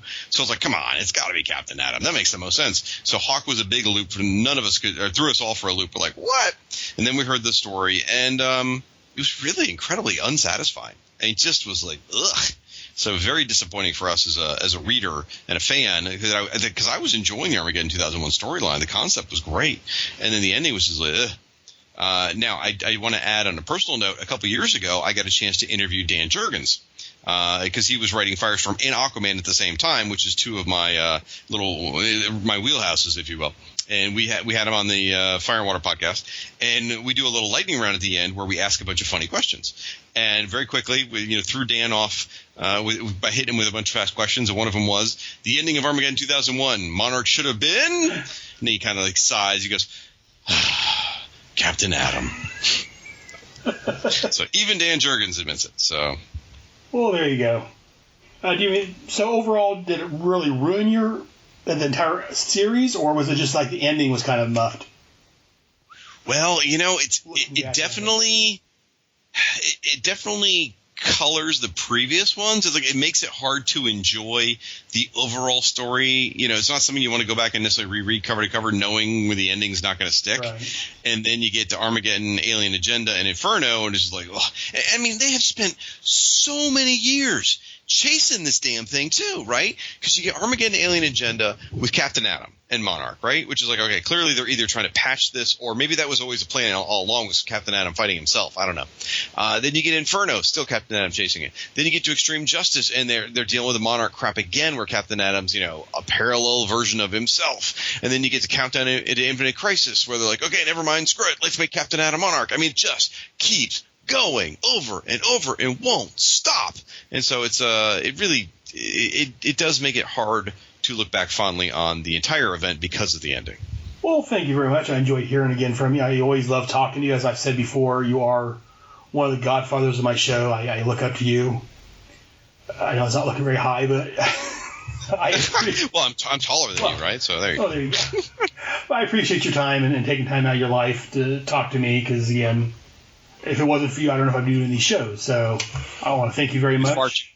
Thank you very much. I definitely take credit for Starman and Manhunter. That's totally my fault. I told you to do it. Yes. Someone start a blog. Well, why not a podcast? Well, and I do feel like a bit of a sour pill here, by the way. Just in my little end recap, I'm all like, negative. And then you're like, okay, goodbye. I'm like, oh, man.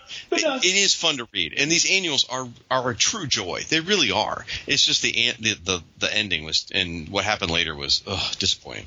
Oh, no, very much. Like I said, I enjoyed it. Unless I didn't hear, as I've talked about it before, and I'll talk about it again, I didn't hear about it at the time. I heard about it like right after or something, so it didn't really get ruined for me that way, that I recall. But overall, I still, apparently I liked it because I'm doing a whole podcast, spending a year of my life doing this. But, so yeah, I didn't. Or you're a masochist. Well, I am married, so. Oh, snap. But yeah, so. And you have any thoughts on the ending? If you want to say, you want to leave it on that, or? No, just, I was negative, but you know what? The annuals themselves are a fun read and definitely worthwhile. Well, again, thank you very much, and I'm sure we'll be talking to you some point in the future. Hopefully not, if the restraining order is still in effect. Oh, Dan, you remembered that. Thanks, Shag. And joining me for this segment, I'm bringing back Mr. Michael Bailey and Clinton Robinson. They were both on with Superman Annual number 3, Action Comics Annual number 3, and then I had them on for some other issues. Mr. Michael Bailey, again, thank you for coming back into the studio and talking with me about this, if I can get that out. Real quick, overall thoughts, Armageddon 2001. Armageddon 2001 is one of my favorite. You call it a crossover, but it's not a crossover in the traditional sense that, that there's a big bad storyline going on and the heroes are constantly involved. They don't really get involved till the very end.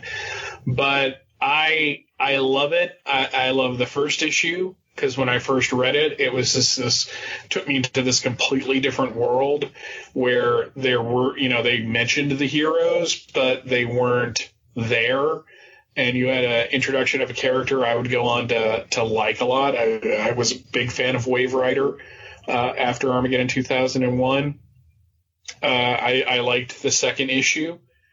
quite a bit as well. I remember buying that. That was towards the fall, and I have this very bizarre memory of buying it the same night I watched the 25th anniversary of Star Trek special that aired a lot around that time. And I just, because I wasn't really plugged into fandom, I had no idea that all of what happened. So I'm not, so I don't have a dog in any of those races. But I the fact that it was revealed to be Hawk instead of Captain Atom, I could see where people are upset about that. But at the same time, I just don't care. In all honesty, it's just one of those things where the story happened the way it happened. I didn't know anything about it, so to me, there's nothing weird going on here. Right. Also here, we have Clinton Robinson. Clinton, what are your thoughts on Armageddon 2001 as a whole? I'm with Michael. Armageddon 2001 is one of my favorite events. A lot of that is nostalgia, though. It was pretty much my gateway into physical DC comics at the time. Anything outside of Super Friends or the Ruby Spear Superman stuff. There were a lot of summers I spent piecing together what I was missing. Started out with Superman Annual 3 and Armageddon 2001 number 2. After reading that, I honestly thought Hawk and Dove were like bigger things in the DC universe than what they were, because I had no idea about any of, it was supposed to be Captain Atom. I didn't know this, that, and the other. Half these characters, I had no idea who they were. So when they're like, oh my God, it's Hawk. He was a Titan. Okay. You're talking to me. This is going to be some big stuff. And then you find out, a few years later, they're like, oh yeah, Hawk and Dove, they suck. I'm like, you're morons. Hawk, he became Monarch. Yeah, we know. It was the dumbest idea ever. Okay. It was really 2001 before I knew Captain Atom was supposed to be Monarch. So you said that you thought Hawk and Dove were bigger than they were. I think they should have been bigger than they were, because I really loved Hawk and Dove. Of course, then again, I also enjoyed Phantasm and Jericho, so what do I know? Well, I mean, I still enjoy Hawk and Dove. My daughter's middle name comes from Dove, Her middle name's Dawn, so if that doesn't tell you that I enjoyed the characters. They're in my top 5 or so favorite characters. I really love, especially the female Dawn. That's what I read. His brother Dawn was dead before I even got into comics, so she's the one that I grew up with, if you will. I say grew up, I was already 17, 18 when I read these, but she was the one I knew from comics, so I loved Hawk and Dove.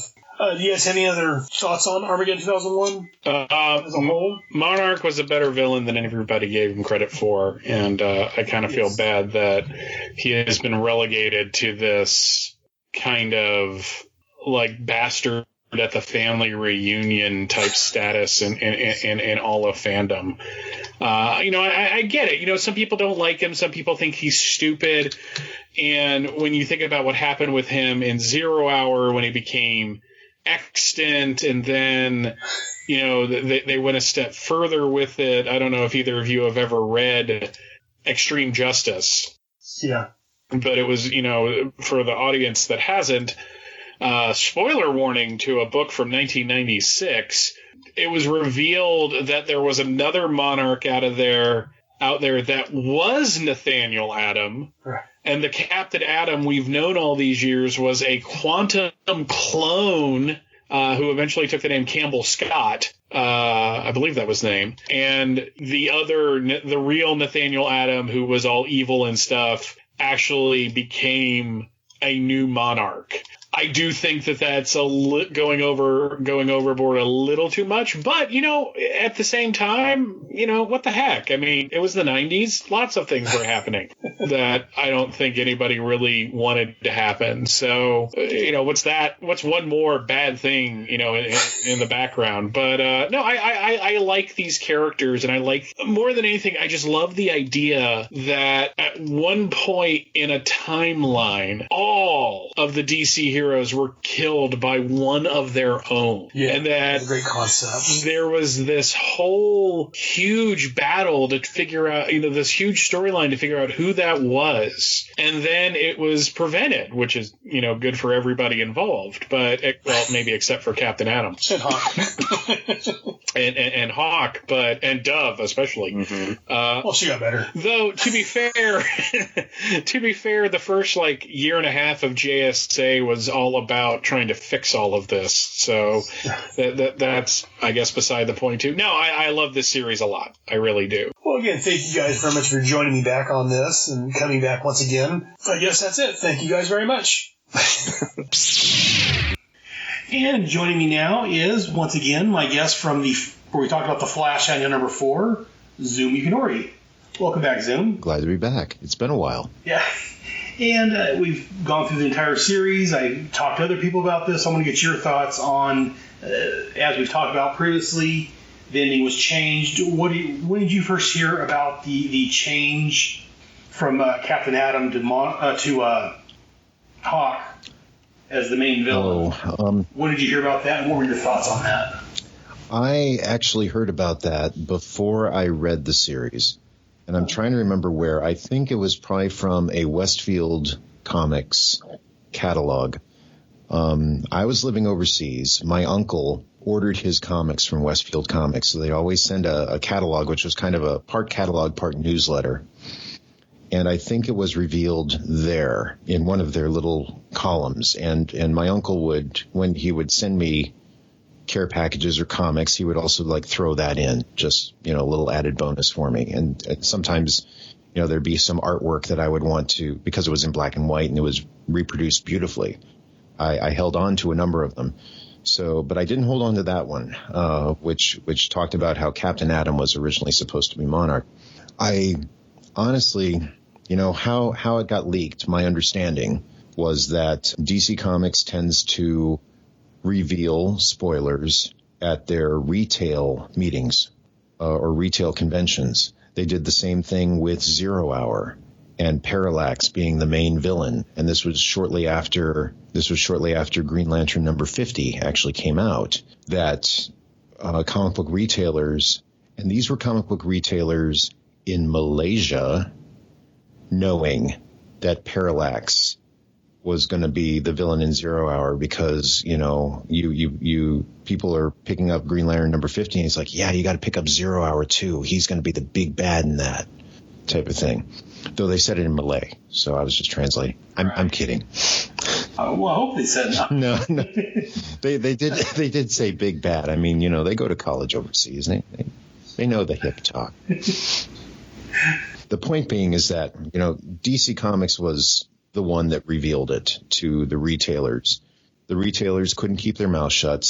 One retailer posted it on some kind of message board, obviously, and that's how people found out about it. At least that's my understanding. So it's like to have to change it at the last minute. It just seems like an out. I mean, just because a secret is revealed doesn't mean the story is not going to be good. Everybody knew that the end of Infinity War was going to be, near the end of Infinity War was going to be Thanos,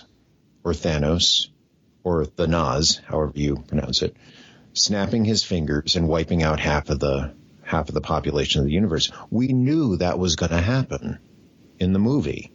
They didn't change it. It was still a good story. People went to go see it. All the comic fans knew that was going to happen, really.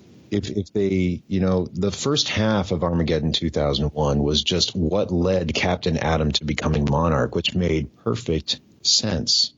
So I honestly don't, if you knew Captain Atom was going to be Monarch, but you didn't know how. So there's still that intrigue. There's still that wonder that they could have just run with, It's just like how you knew going into, no, I'm not going to go there. You can edit that out. I was going to go into the Star Wars prequels and that you knew it was Darth Vader, but you didn't know how he got there. But then it's like, no, that's a bad example. Well, it's a funny story. A buddy of mine who's not a geek like us, he went and watched Phantom Menace with me at the theater. And so he doesn't know the backstory. He knows the basics of Star Wars, but he didn't know who Palpatine was. And after this movie, he looked at me like, "Head, that Palpatine guy, I don't trust him. He's up to something." Yes. And I looked at him and laughed. I'm like, "Yeah, you don't know that happened, Dean. You remember the Emperor from the movie, though? Yeah, that's him." Oh, okay. They made it very careful to show that one profile shot right at the end so that you could tell that, if you just kind of put that hood in your mind, its eye over him, that it looks just like him. Yeah. But that's good. It's good that the neophytes were able to get that suspense. But, I think the worst thing that a new Star Wars watcher or viewer, I think the worst thing they would do is actually watch the episodes in the number order instead of in the release date order. Yeah, I've talked about elsewhere submitted how the best way to watch those, and I think it's better story wise to watch it 4, 5, 6, 1, 2, 3. Yeah. I mean, I even blogged about this when I went to go see The Force Awakens years ago. I ended up seeing it a few weeks after it came out. So while my family and I were waiting for even the trailers to start, there were these kids in front of us that were basically going over all of their favorite parts of the movie because they were seeing it for like the 10th time, because they were real Star Wars fans. And, of course, they blurted out the whole scene about, have you seen the movie? Spoilers. Yeah. Okay. They blurted out the whole scene about how Kylo Ren killed his father, Han Solo. Right. And I basically said, hey, some of us haven't seen the movie yet. And they're like, you haven't seen the movie yet? We've seen it 10 times. Man, you must not be real Star Wars fans. And I go, when Empire Strikes Back came out and they revealed that Darth Vader was Luke's father, nobody really told anybody. They kept it. They didn't want to spoil it for anyone else. Can't you just give us the same courtesy? And then they looked at us like, what are you talking about? Anybody that's seen episode 1 through 3 already knows that Anakin Skywalker or that Darth Vader is Luke's father. And and my wife goes, oh, they must not really be Star Wars fans. Oh, I love that. Oh, that's my Star Wars story. Anyway, but yeah, I think DC going back to Armageddon 2001, you probably have everything you need. But to sum up, they should have just gone ahead with it, regardless of whether it was spoiled, because all they knew was a name. They didn't know anything else. They didn't know what led up to it, and by changing it, they pretty much made the first half of the story, which was actually very compelling and very good, they made it all meaningless. And didn't the Hawk and Dove annual already pretty much say that they couldn't? Couldn't be Monarch? I've got to reread that, but yeah, that's what a lot of people's big complaint is, that out of all the annuals, Hawk and Dove was the one that definitely said, well, all the possible futures, Hawk and Dove could not possibly be Monarch. And the other thing is just the circumstance itself. If you break it down, Monarch comes, kills Dove to get Hawk all riled up to kill Monarch and find out that he is future Hawk. So what does Hawk do? He doesn't kill himself thinking to create a time paradox that would save Dawn Granger. No, he takes the armor off of his future dead self and puts it on and decides to become Monarch. Yay! That makes no sense. Yeah, I've got thoughts on that already covered. But yeah, when you get to that second issue, right? But I'm a big Quantum Leap fan, and there's a comment that Al makes in there that fits here about them changing the story because people found out. Mm-hmm. If you ever watched Quantum Leap, I have watched Quantum Leap, but I haven't watched every single episode. So in the pilot episode, he's talking to Sam, and Sam said about I think it was during the ball game part where he's like, "Well, you already know how it's going to turn out. Why stick around?" And his quote is, "Well, I knew how it was going to end when I took Brenda to the file room, but I still took her." So just because you know how something's going to end, mm-hmm. the journey is part of the process and can be just as fun, right, or entertaining. That's right. So I've always liked that quote from Al, and I think it fits in this sense. Very good. Very good. I can't wait to listen to that episode. But I thank you very much for joining me once again. Pleasure. And now we're going to hear from the guest I had on when we talked about the New Titans annual. I'm bringing back Mr. Tom Panarese. Hey, Tom. Hey, how are you doing? All right. I'm glad to have you back on here. Again, I had you come back to talk a little bit about the final reveal of Monarch and who he was and who he's supposed to be, and your thoughts on that.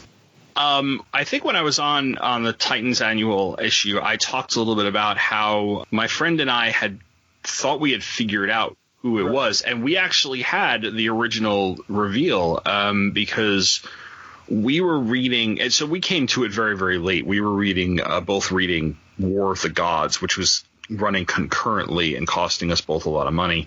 And the Captain Atom series ends with the end of the storyline called, I think it was called like Quantum Quest or something. And at the end, he's fighting like he's in like one of those Clark Kent Superman 3 fights where he's fighting his evil self. And at the end, like someone with a Captain Atom look emerges, but he has like a black symbol. It looks like he shakes off the black symbol and the red symbol's there and he flies away. And to my 13, 14-year-old mind at the time, which would have been about 14, it felt ambiguous to me. Maybe it wasn't supposed to be. And they were like, follow Captain Atom into JLE Annual or an Armageddon 2001. And then I was like, oh, wait, he's Monarch. Like I saw like kind of like a future boy or a Wave Rider touching him, like, we're going to get to that. And it's like, oh, he's Monarch. And then they end the JLE annual with the face of Captain Atom. You see Contact. The other idea is that, okay, here we go. He's Monarch. And I pick it up. And I remember flipping through it at the comic store, but not getting to the end, just flipping through the first 3 pages. And I see the panel where like he's in the future and he's like destroying like everything. And I'm like, yeah, here's where he becomes Monarch. And I take it home and I read it. I'm like, wait, what just happened? And I was like, and then years later, I read about how somebody had leaked the ending. And it was actually, of all people, John Peterson was one of the people who suggested changing the ending. I don't know if he came up with the idea for Hawk or not, but Hawk and Dove had been canceled already anyway.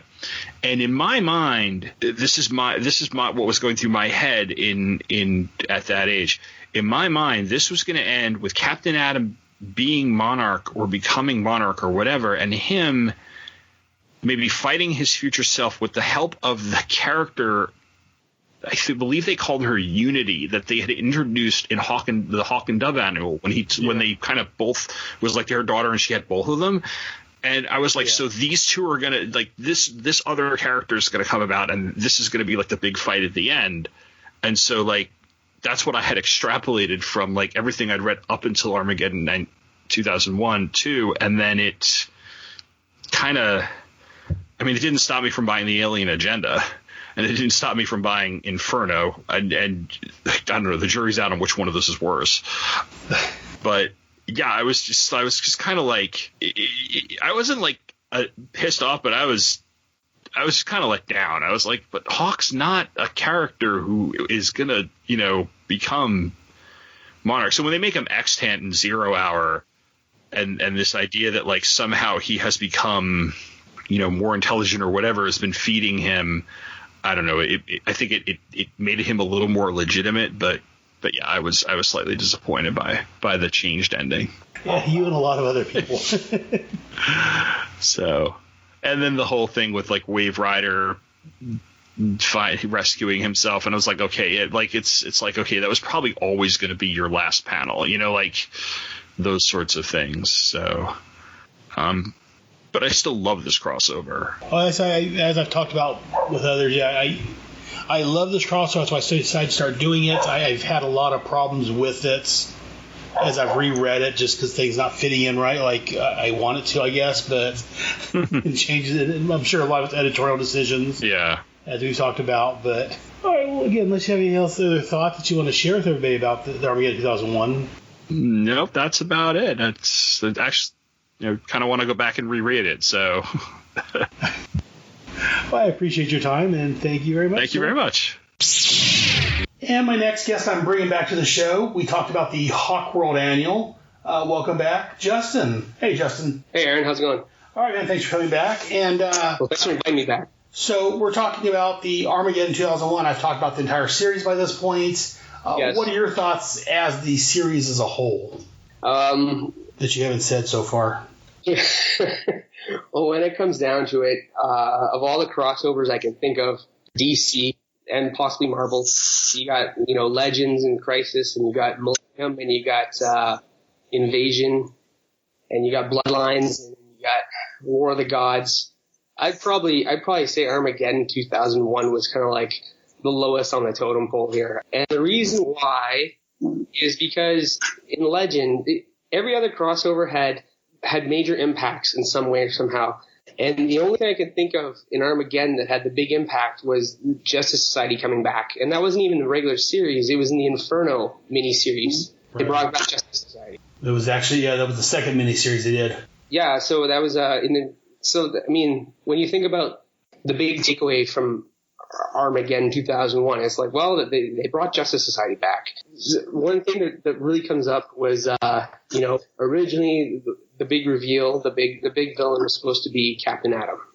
Have you told people this yet, or is this new information? No, at this point it's been discussed, and that came out so far. So it was supposed to be Captain Atom, and then due to a malicious DC employee slipping the news to the press or whatever zine at the time was publishing this, they decided to change it to Hawk to keep everyone off guard and to keep surprising people. To me, that didn't really work because Hawk of Hawk and Dove, he's a brawler. That's you never see him do anything else except fight people. He's just really angry and fights people, and Dove's supposed to calm him down. Like, he doesn't have any special powers, and if their whole reasoning is, well, when Dove died, Hawk just lost it.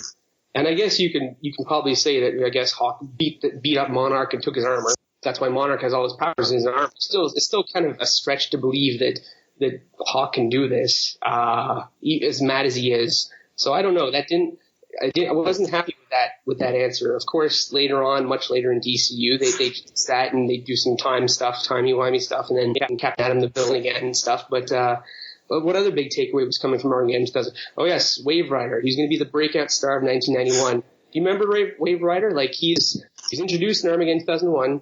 What was he? Like a Silver Surfer analog? I don't know. And he never really went anywhere. He was in Zero Hour. I found out about Armageddon. The first time I read about Wave Rider was in Zero Hour, which I collected. I bought that off the shelves. I was really excited for that. That came out in 1995, I believe. So it almost seems like Zero Hour is the spiritual sequel to Armageddon 2001, because it's a lot of the same. Well, Wave Rider's the main character. They're going through time. They're trying to figure out what's going on. Zero Hour is a lot of DC's big crossovers are time related. Right. So you got Armageddon 2001, you got Crisis, and you got Zero Hour, and then I think there was Infinite Crisis, and there's a bunch more I can't remember at the time, but it's all about fixing the timelines, or something awful's happening in the timeline. So Wave Rider. So 1991 had Wave Rider, and he was going to be they even made like a hologram trading card of him for the cosmic cards, but nobody remembers Wave Rider. Of all the DC characters, you show a new reader a Wave Rider picture, they're not going to know who that guy is. So I just thought that was kind of a bust right there. Yeah, so I mean, those are the big takeaways. It was the introduction of Wave Rider. We have Monarch.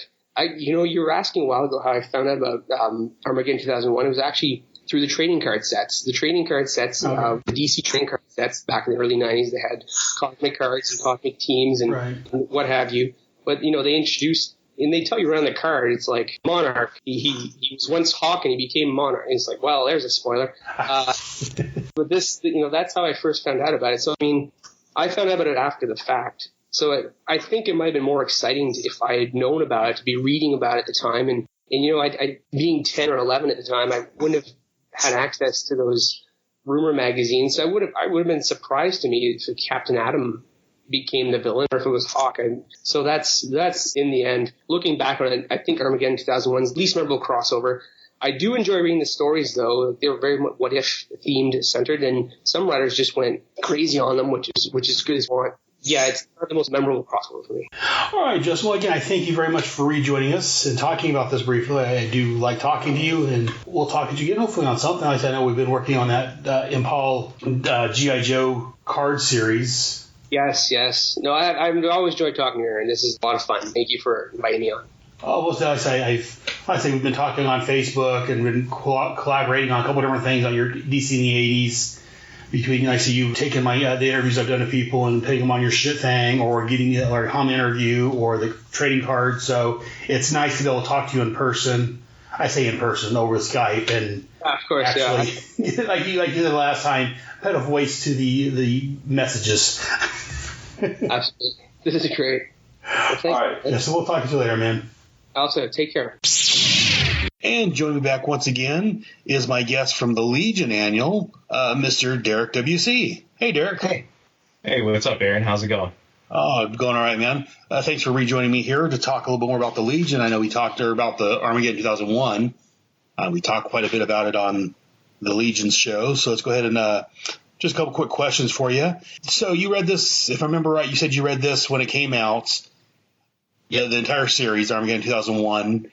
Did you hear beforehand about the change, or when did you hear that there was a change? It's funny, to me, I think that's why I called it apocryphal, because I don't know if maybe I wasn't following all the trade publications and stuff at the time. I was just following the comics, because I got to be completely honest.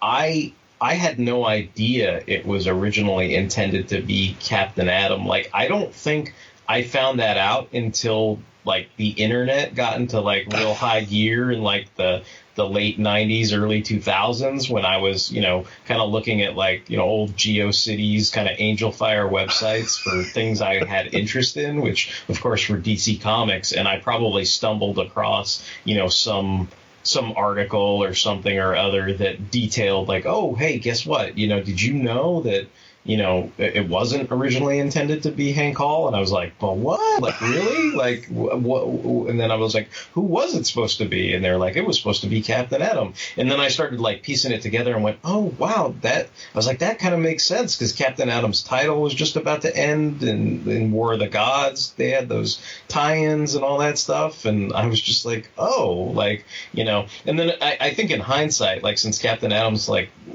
character that I enjoy, I was a little I was like, oh, well, thank God that didn't happen. But, it's one of those things where, at the same time, it's that also did sort of scar Hank Hall's character for a really long time, too. So, I think at the time I didn't appreciate the impact it had on either of those characters. But in hindsight, I can see why, if somebody was either really passionate about the Hawk and Dove series or even passionate about the Captain Atom series, how it wasn't necessarily fair that those characters get put on the expendable list. And I think that comes with the hindsight of, other events say, I don't know, Infinite Crisis and seeing how characters the Ted Kord Blue Beetle were treated, or Identity Crisis, seeing how Ronnie Rim and Firestorm is treated, things like that, where you're oh, you kind of had these deep, more meaningful connections with those characters,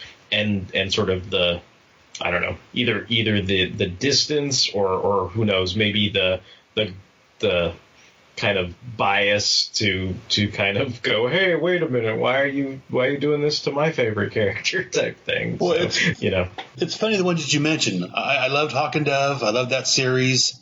Big fan of Blue Beetle. And the Ronnie Raymond Firestorm is my favorite character. So it's funny you mentioned all those characters that had these major changes, and oh, if you're kind of this or this, I'm like, yeah. Shut up, man, I'm gonna cry. Well, no, I mean, I'm just plucking things. I'm just plucking things that deeply impacted me, where I had adverse reactions to them, sort of comparing them to this. The ones you picked out were the ones that I actually, I'm the same way. I had it. I'm like, no, not Ted. No, not Ronnie. No. Yeah, I'm making you relive your darkest comic moments. Yeah, I've had a lot of therapy. I apologize.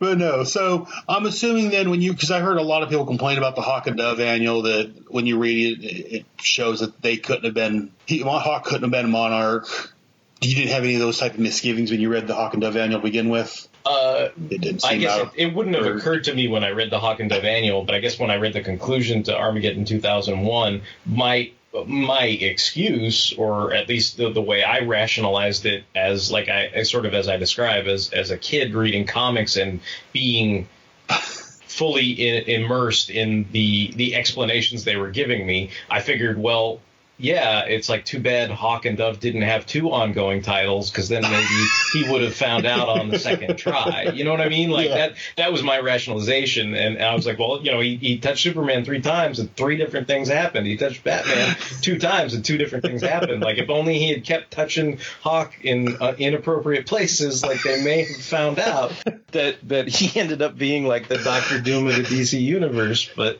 that just didn't happen. So I was like, I don't know. To me, like that at the time, I was willing to accept that. I can see that, some people might say kind of like, oh, well, that's a red herring. That's a poorly written mystery. Like, I mean, but I feel like I've seen and read much more poorly written mysteries later. So it's like I'm not saying, I guess that's not a justification, but I think at least I had a rationalization that sort of seemed sound to me at the time, where I said, oh, well, it was one possible future, but he didn't manage to catalog them all. Do you know what I mean? Like I guess if it was today and it was like some kind of Grant Morrison title, it's like Wave Rider's power would be to touch you once, and then he'd catalog like 10,000 futures, right, and be like, Doctor Strange at the end of the Infinity War movie doing the little look or whatever, and he'd eventually find it, right. But at this time, unfortunately, we were in this kind of almost analog era where it was like one future, one touch, and it was like, oh, well, like that's why, that's why you didn't find out. So, and I, as a kid at the time, I totally accepted that at face value and just went, that was why, so that I don't think bothered me at the time. So that's kind of how I came away from the event in totality. I mean, I did think it was a little odd, like, the whole timey-wimey thing where I was trying to wrap my head around. So he comes back in time to kill his partner so that his younger self beats the hell out of his older self and takes his place. Like, I'm like, how is that? I was always like, how is that a good thing exactly? Like that doesn't, I don't know, that confused the hell out of me, because I was like, doesn't that mean you ultimately like kill yourself? So like, why, that like sort of was weird to me, and I didn't really have a decent enough explanation for that. So yeah, talking about how Wave Rider touched Hawk inappropriately reminds me, maybe that's the next series after Heroes of Christ. Show me on the Hawk Dove where Wave Rider touched you. Sorry, Armageddon Inferno, Armageddon Alien Invasion, Armageddon. Show me where Wave Rider touched you on the doll. I'm gonna have all kinds of terrible spin-off shows. Oh, can't get any worse than the series we got after this, but that's another story entirely. Anyways, do you have any thoughts on Armageddon 2001 we haven't covered yet? I guess other than what we previously discussed, I mean, there are a lot of great annuals. I know the one that you, at least of the time of now that you've covered all of them, I know one of my favorite ones that I just recently listened to you cover was the Adventures of Superman annual. Like, I'm a big fan of that one. So like, that's always going to hold a special place in my heart, and that, in general, this is a crossover that I have a lot of fond, nostalgic memories of. So I like I said, to me, I'm a mark for this. I enjoyed listening to you cover the annuals, and regardless of any, even damning criticisms of the last minute reveal change, and maybe, some timey-wimey things being, mind-numbingly head-splitting. Like, I still do have some strong fondness for this entire endeavor, and it basically, I guess the most positive thing I could say is this is certainly not the event that broke me. This is still when I was completely engaged and engrossed and really enjoyed looking at DC events. So that's the best praise I could probably give it. Well, very good. Thank you very much for rejoining me here, and we'll talk at you soon. All right, take care, Aaron. All right, Eric.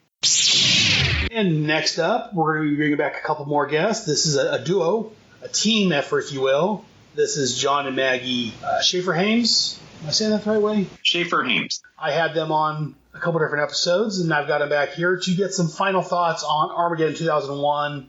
And what are your guys' thoughts overall, Armageddon 2001, and the change? I know we talked a little bit about this during the Just League Europe annual, but what are your guys' thoughts? Well, this was one that I was when it was out, I bought every one of them. I picked Armageddon 2001 number 1 off the stands, and it's worth mentioning that at the time it was like the idea of 2001 seemed way more than 10 years in the future from the time. Changing over the odometer to a 2 was such a huge thing, but it was only 10 years away. That sticks with me now.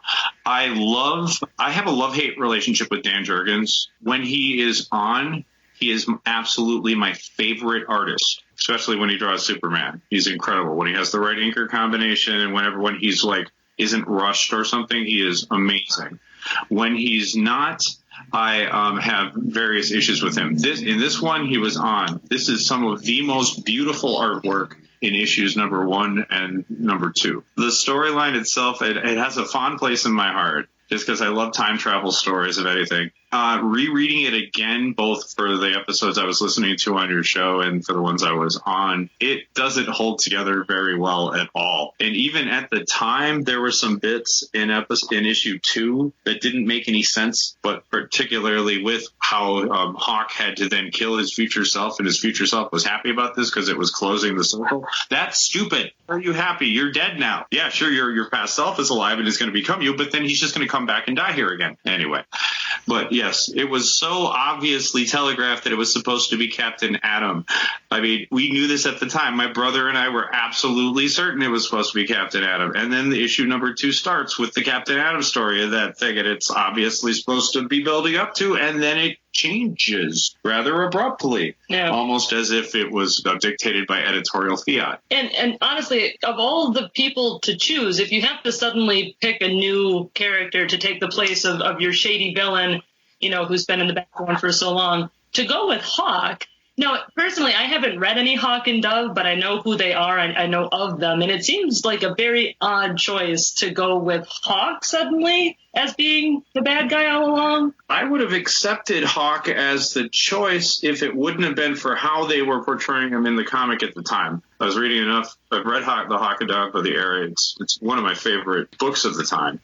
But the annual itself, it does not. I did not read the Hawk and Dove annual until just a couple of nights ago. I had never read it up to this point, and I read it, and I almost threw it across the room just because I wanted to throw this entire series across the room because, my God, seriously, you had to make an 11th hour decision to make it someone else than Captain Atom for the sole reason that some fans found out about it, I guess, because there was no internet to speak of at the time, so I don't know what they were so concerned about. I didn't find out any of that story until years later. If I'm not mistaken, and I've probably talked about this before, I'll talk about it again, I'm sure. I believe what I've heard is that there was a tip line that you could call at the time, like the 900 number, and get upcoming story hints and things like that. And someone in their intelligence released that as one of the story tidbits that Captain Atom becomes Monarch. That's what I've heard. I don't know how true it is, but that's what I've heard. If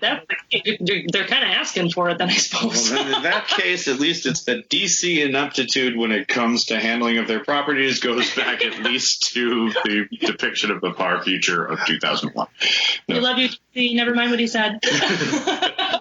But yeah, it just comes at the time, even not knowing any of that, it just didn't seem to make any sense. And I was reading, really? Hawk? Really? Okay. I guess so. And then my two thoughts, I thought if they were going to go a dark horse, and I seriously did have like a half thought that it was going to be the other Crimson Fox twin. For real? Yeah, I did. Back in the day, I thought that would have been a swerve. Or I thought it was going to be Wave Rider himself, if not Captain Atom. Would have been a better choice than Hawk, I think, to have gone with her sister. Yeah, anything. That would have been flipping Literally anyone. If they would have gone with Gangbuster or the Guardian, I would have been a better choice than Hawk.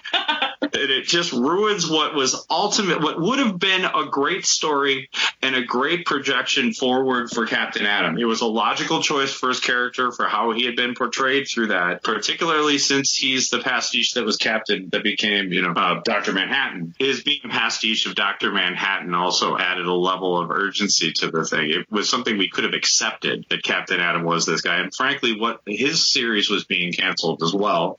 They weren't planning to do anything with him, so why not make him a villain for a little while? Alas, they did what they did. Yeah, and they finally eventually fix it, sort of, kind of, but not really. But that's another story for another time. Maggie, you read this more recently. When we talked about the Just League Europe, you kind of foreshadowed. We've heard John's thoughts and ran about the whole change. What were your thoughts when you read this here recently and they reveal it's Hawk? What were your thoughts on that? Yeah, kind of a letdown, I'd have to say.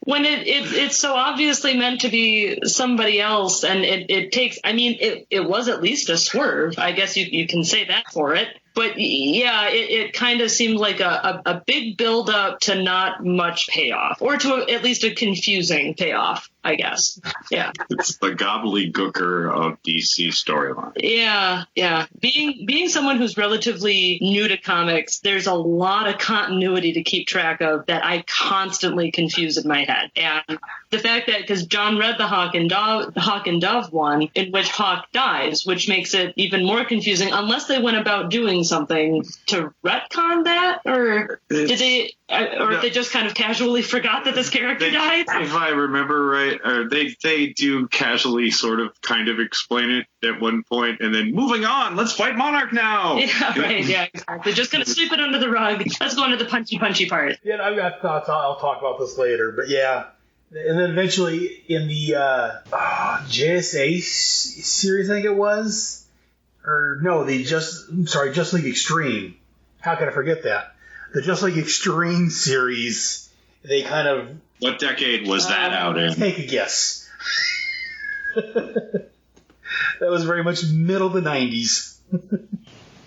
Yeah, I believe that. Extreme 90s. They were kind of retconned, not really retconned, but they changed it, and they made it so Captain Atom eventually does become Monarch, and Hawk becomes another villain called Extrance, and they kind of sort of halfway fix it. That was 0 Hour started that off, and then... that tied into 0 Hour. Okay. And eventually Wave Rider became a spaceship through time. Yeah, that was... Yeah. Yeah.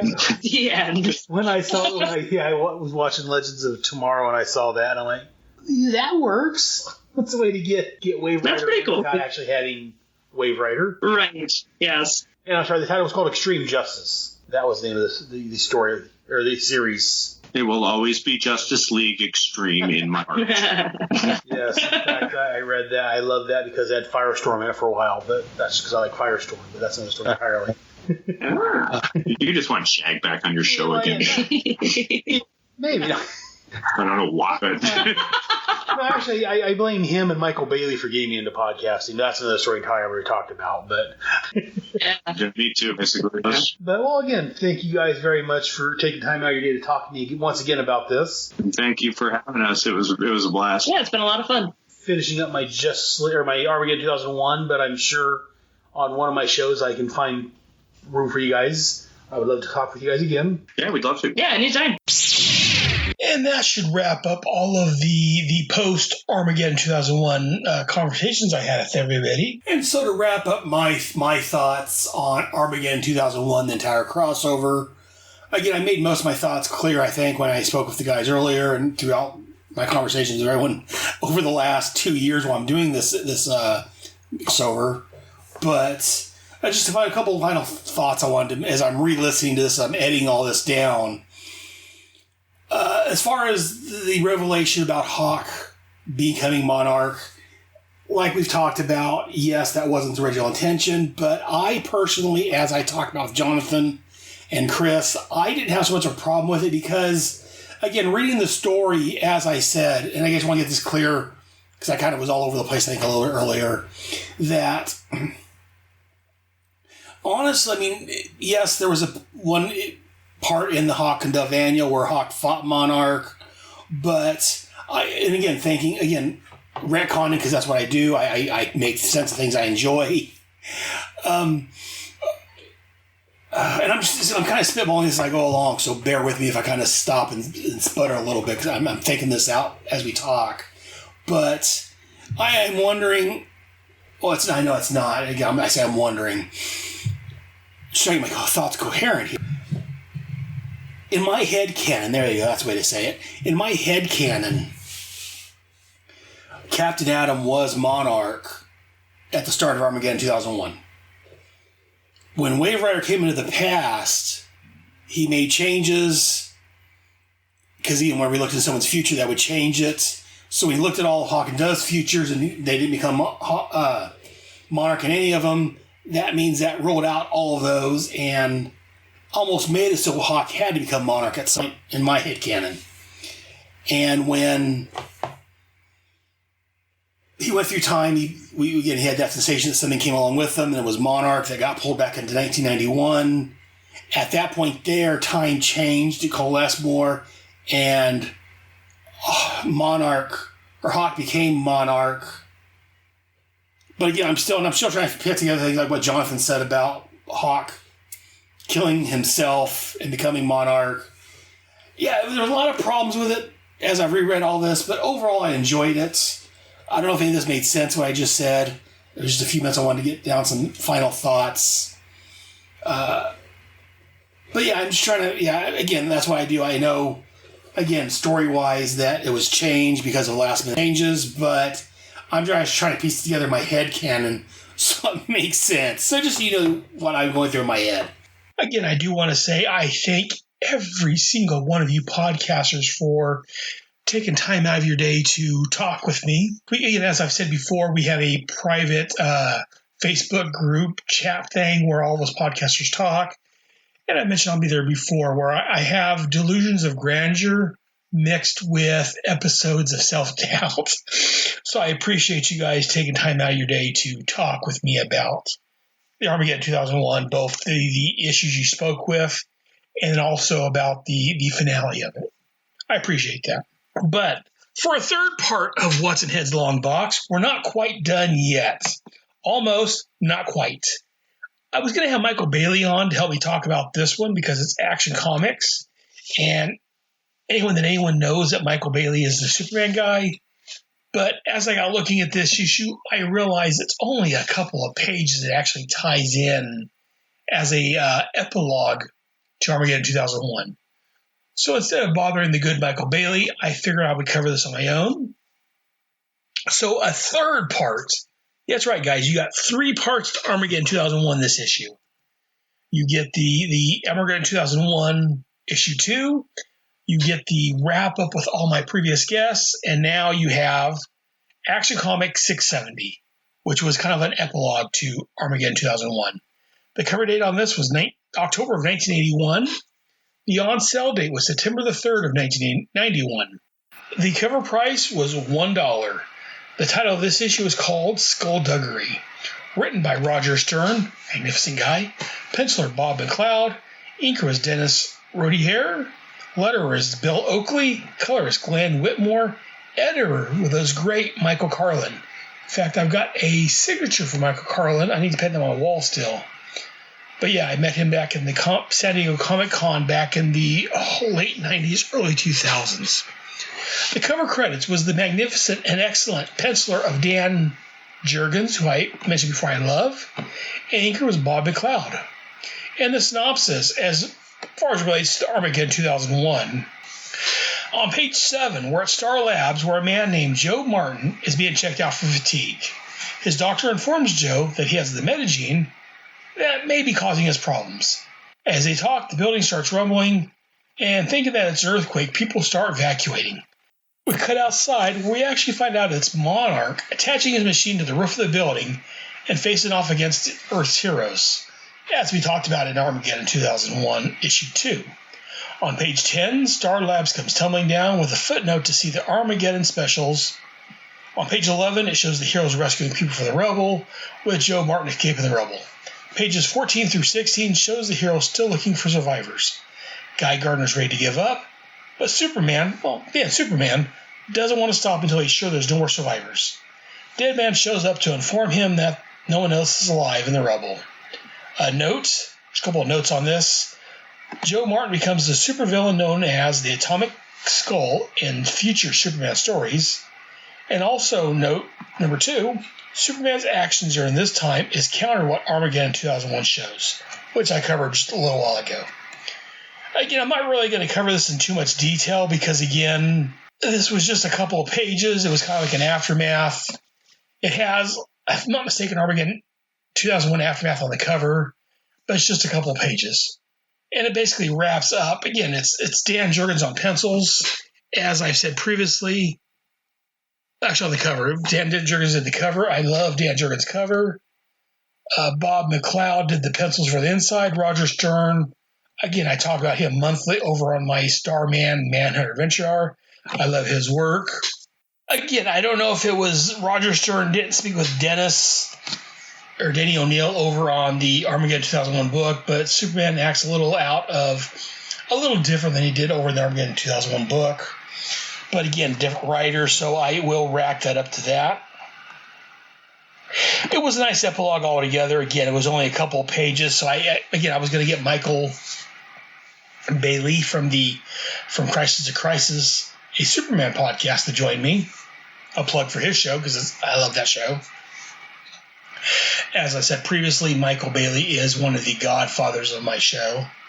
I was going to bug him, but you know what? It's only a couple pages. I'm not going to worry about it.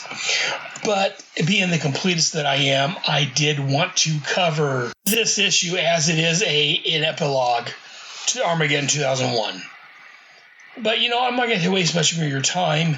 Again, this episode's been over 2 hours, so I'm going to wrap up the Armageddon 2001, at least the main crossover right now.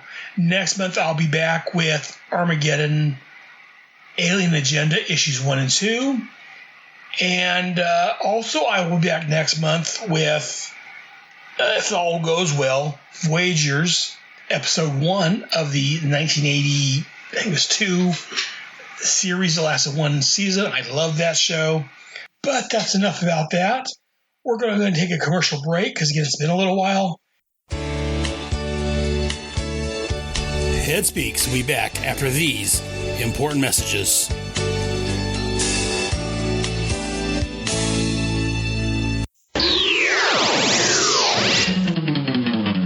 Aquaman and Firestorm fighting crime together.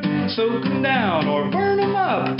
No one does it better. Whenever you find trouble, they'll always be there to catch them in a bubble or even torch their hair. They stand for truth and justice in sea, on land, and air. Firestorm and Aquaman, they make a super pair. The Fire and Water Podcast, celebrating Aquaman, King of the Seven Seas, and Firestorm, the Nuclear Man. Available weekly on Aquaman Shrine, Firestorm Van, and on iTunes and Stitcher. I'm one of your hosts, the Irredeemable Shag, here to talk about Firestorm. Along with me is my co-host Rob Kelly, here to talk about some guy that talks to fish. Really? You're going to pull this crap during the promo? Bad enough I have to put up with your shenanigans every week, but...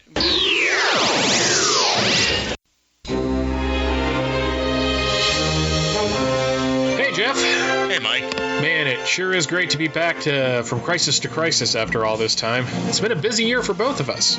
For very different reasons. But now we're ready to cover the post-Death and Return Superman stories.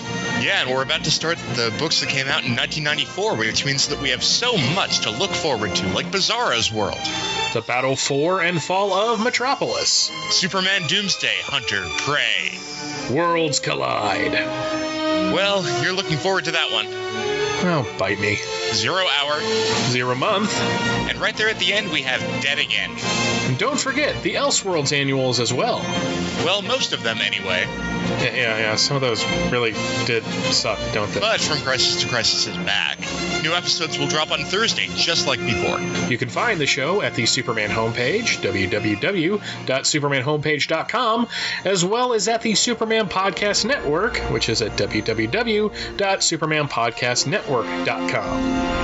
And we also have a Facebook page that you can like by going to www.facebook.com/From Crisis to Crisis, a Superman Podcast.com. Is it .com on there? No, it's not. No .com. Forget that.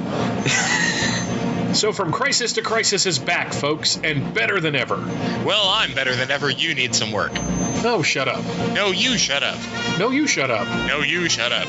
No, you shut up. No, you shut up.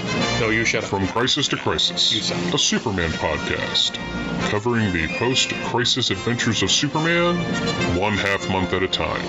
Every Thursday at www.supermanhomepage.com and www.fortressofbaileytude.com.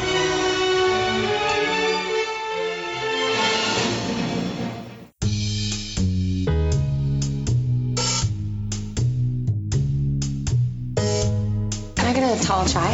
And a large black coffee. And I suppose you're here with no agenda, as per usual? On the contrary, I'm here for comics. I think I can help all of you.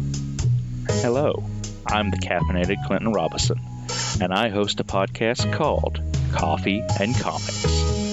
On this podcast, I summarize, review, and discuss comic book issues, stories, and related media, usually in the span of time it takes to have a cup of coffee. Sometimes I'm joined by a guest, and sometimes I'm flying solo. So pour the coffee, take a sip, and turn up the volume as you listen to the Coffee and Comics Podcast. Available on iTunes, Stitcher, and directly on coffeeandcomicspodcast.blogspot.com. And remember, this is where the comics are never too old and the coffee is never too cold.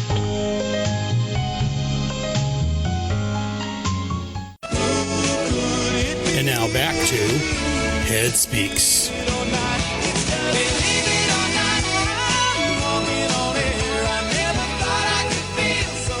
Welcome back. Now it's time for Yo, Joe! Teenage Mutant Ninja Turtles. Who you gonna call?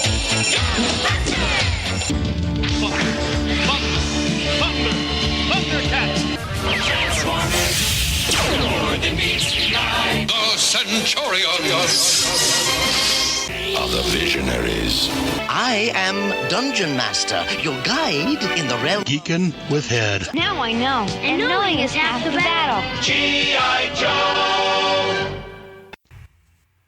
And welcome to this section of Geeking with Head. This is kind of a last-minute edition. Just pull back the curtain a little bit. Today is May the 4th. I decided since it is May the 4th, I would do a little bit of a Star Wars thing since this is coming out the day after. So I figured I'd sit down and talk a little bit about all the Star Wars movies. I know I did this a couple years back with Ryan Daly. We talked about Star Wars in general. Well, the Star Wars movies and the books and just Star Wars in general. And I figured since they've got 9 movies out now, plus everything else, I would sit back and talk about it. I know a lot of people complain about the prequels. A lot of people complain about the sequels. So I'm here to give my thoughts and my opinions on it. But I'm not alone. Joining me here today in the Headcast studio is my wife, Michelle. Hi, everybody. So we're just here to talk a little bit about Star Wars. If you agree with me, let me know. If you don't because you're wrong. No, I'm joking. No, these are just my thoughts on Star Wars in general and Michelle's thoughts on Star Wars as we go along. I don't have any script, don't have anything planned out. It's just a little free-for-all what comes through my head. So I'm going to say right off the bat, I mean, there's 9 Star Wars main movies. There's the Solo movie. There's the Rogue One. I love them all. Not me. To different degrees. I enjoy all 9, 10, 11. I had to count. 11 movies. Not me. but not Michelle. So we're done talking to her. So, so we'll go through and we'll talk. Like I said, I've read most of the Expanded Universe books. I think I've read almost all the books before they cut it off and switched canon. And I've got the newer books to read. I just haven't gotten that far. I've got a lot to read. But like again, not every book was great, but overall I enjoyed them. I read a few of the comics. I didn't get much as into the comics as everything else for Star Wars, but I've enjoyed it. So we're going to go talk a little bit about Star Wars, the movies, and the books as we come to them and stuff. So let's start with the episode 1, the 4th movie made. So 1.4. 1.4. I knew you were waiting for me to say that. You were looking at me. I just remember the numbering that we had. But episode 1, The Phantom Menace. That was the newer movies after Star Wars had been pretty much, not really dead because they've had the novels and the comics and all that, but on the movie front, had been dead for a decade or so. What did you think about Phantom Menace? Well, I was 22 when I went and saw it. I don't know how old you were. I was old. I already had babies. No, yeah, I was married, had 2 children, divorced. Yeah, I was 29? Yeah, you old man. Yes. No, I saw it with my best friend Neil. We both are Star Wars geeks. I remember going and seeing it and being a little bit not lost, but when I first saw it, I wasn't too sure what I thought. Kind of had mixed emotions at first because it wasn't what I thought a Star Wars movie was going to be, but I still loved it because it was Star Wars. I mean, you wait for your bated breath for a Star Wars movie to come out, and you have this feeling about going and seeing Star Wars, and it just didn't really fit the bill in a way, but yet it's still Star Wars, so you love it because it's Star Wars. And I enjoyed it for what it was worth. It's not my favorite one by any means, but I could still call it a Star Wars movie, and I could still watch it and enjoy it for all its flaws, grandeur, and for all its faults, for sure. Everybody hates the little boy's acting. I forget his name. What's his name? Lloyd. Jacob Lloyd or something like that. Yeah, something like that. He was very stiff, but I'm a preschool teacher, so kids are kids. I don't mind kids being kids, so watching him on screen, everybody was really rough on the kid, and that didn't bother me, but the romance, not necessarily romance, but I know you and I have talked about the whole age difference between him and Panda Bear, as Robot Chicken calls her, Padme. That kind of bothered me still, and I know we've had that conversation, but I just didn't like the age difference, and which is funny because, you and I, but... Yeah, his name was Jake Lloyd. Jake Lloyd, there you go. And yeah, I mean, an older woman likes a younger kid. That's hot, but when I like a younger girl, I'm a pervert. What's going on there? Yuck. But, no, I enjoyed The Phantom Menace. I saw it when it came out, because I was 29 or so when it came out in theater, and I saw it opening weekend. It was Star Wars, for God's sake. It was the first new Star Wars pod racing. I mean, come on. Nothing wrong with pod racing? I loved it. Oh, okay. No, I was like, it's okay. pod racing. Okay. I mean, come on. How could you not like that? And yeah, again, there was some problems, I guess, in continuity with the original Star Wars movie. But it depends on how close you look at it and how much you believe Obi-Wan. Mm-hmm. But overall, I enjoyed it. I mean, again, yes, I think Lucas should have, when me and Ryan talked about years ago when we talked about Star Wars, Lucas is a great idea guy. He should have had someone go over the script once or twice and polish up the dialogue and polish a few things. Because when he's got a lot of good thoughts and a lot of good ideas, but he just needs somebody to come back and polish it up and say, wait a minute, George, are you sure about this? And that's part of my problem, I think, with the episodes 1, 2, and 3 is that George by that point is now George Lucas, and a lot of people don't want to tell him no. I was going to say, yeah, no one wants to tell George Lucas no. Yeah, like, who's going to tell George Lucas, the Star Wars guy, no? Who's made Star Wars? Right. But he didn't do it in a vacuum. He had help.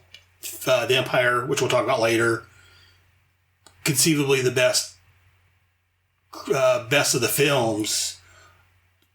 He had someone come back and do like a rewrite on the script and help with the script. So, and that's probably why it is the best, because two heads are better than one sometimes. Well, he took George's great ideas and had someone that a little better with the writing come in and do some polishing up on the script, and so I think that's the main thing. Well, there's a couple things. That was one of the main things the prequels needed, was someone to come by and polish it up. Yes, and again, I had no problem with Jake Lloyd. I thought he did fine for a young kid. I mean, he's a young kid that's told, you're going to be a Jedi Knight and we're going to take you away from your mom and this life of poor and working on the dirt and take you out to the galaxy. Yeah, so I could see him being a little overwhelmed and, be kind of wooden.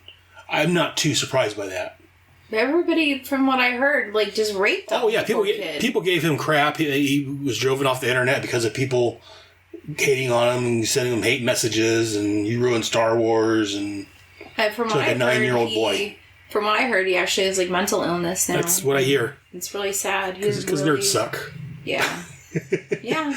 But yeah, no, I thoroughly enjoyed episode. Like I said, there could have been things better. I didn't. Okay, I say thoroughly enjoyed. I really enjoyed it.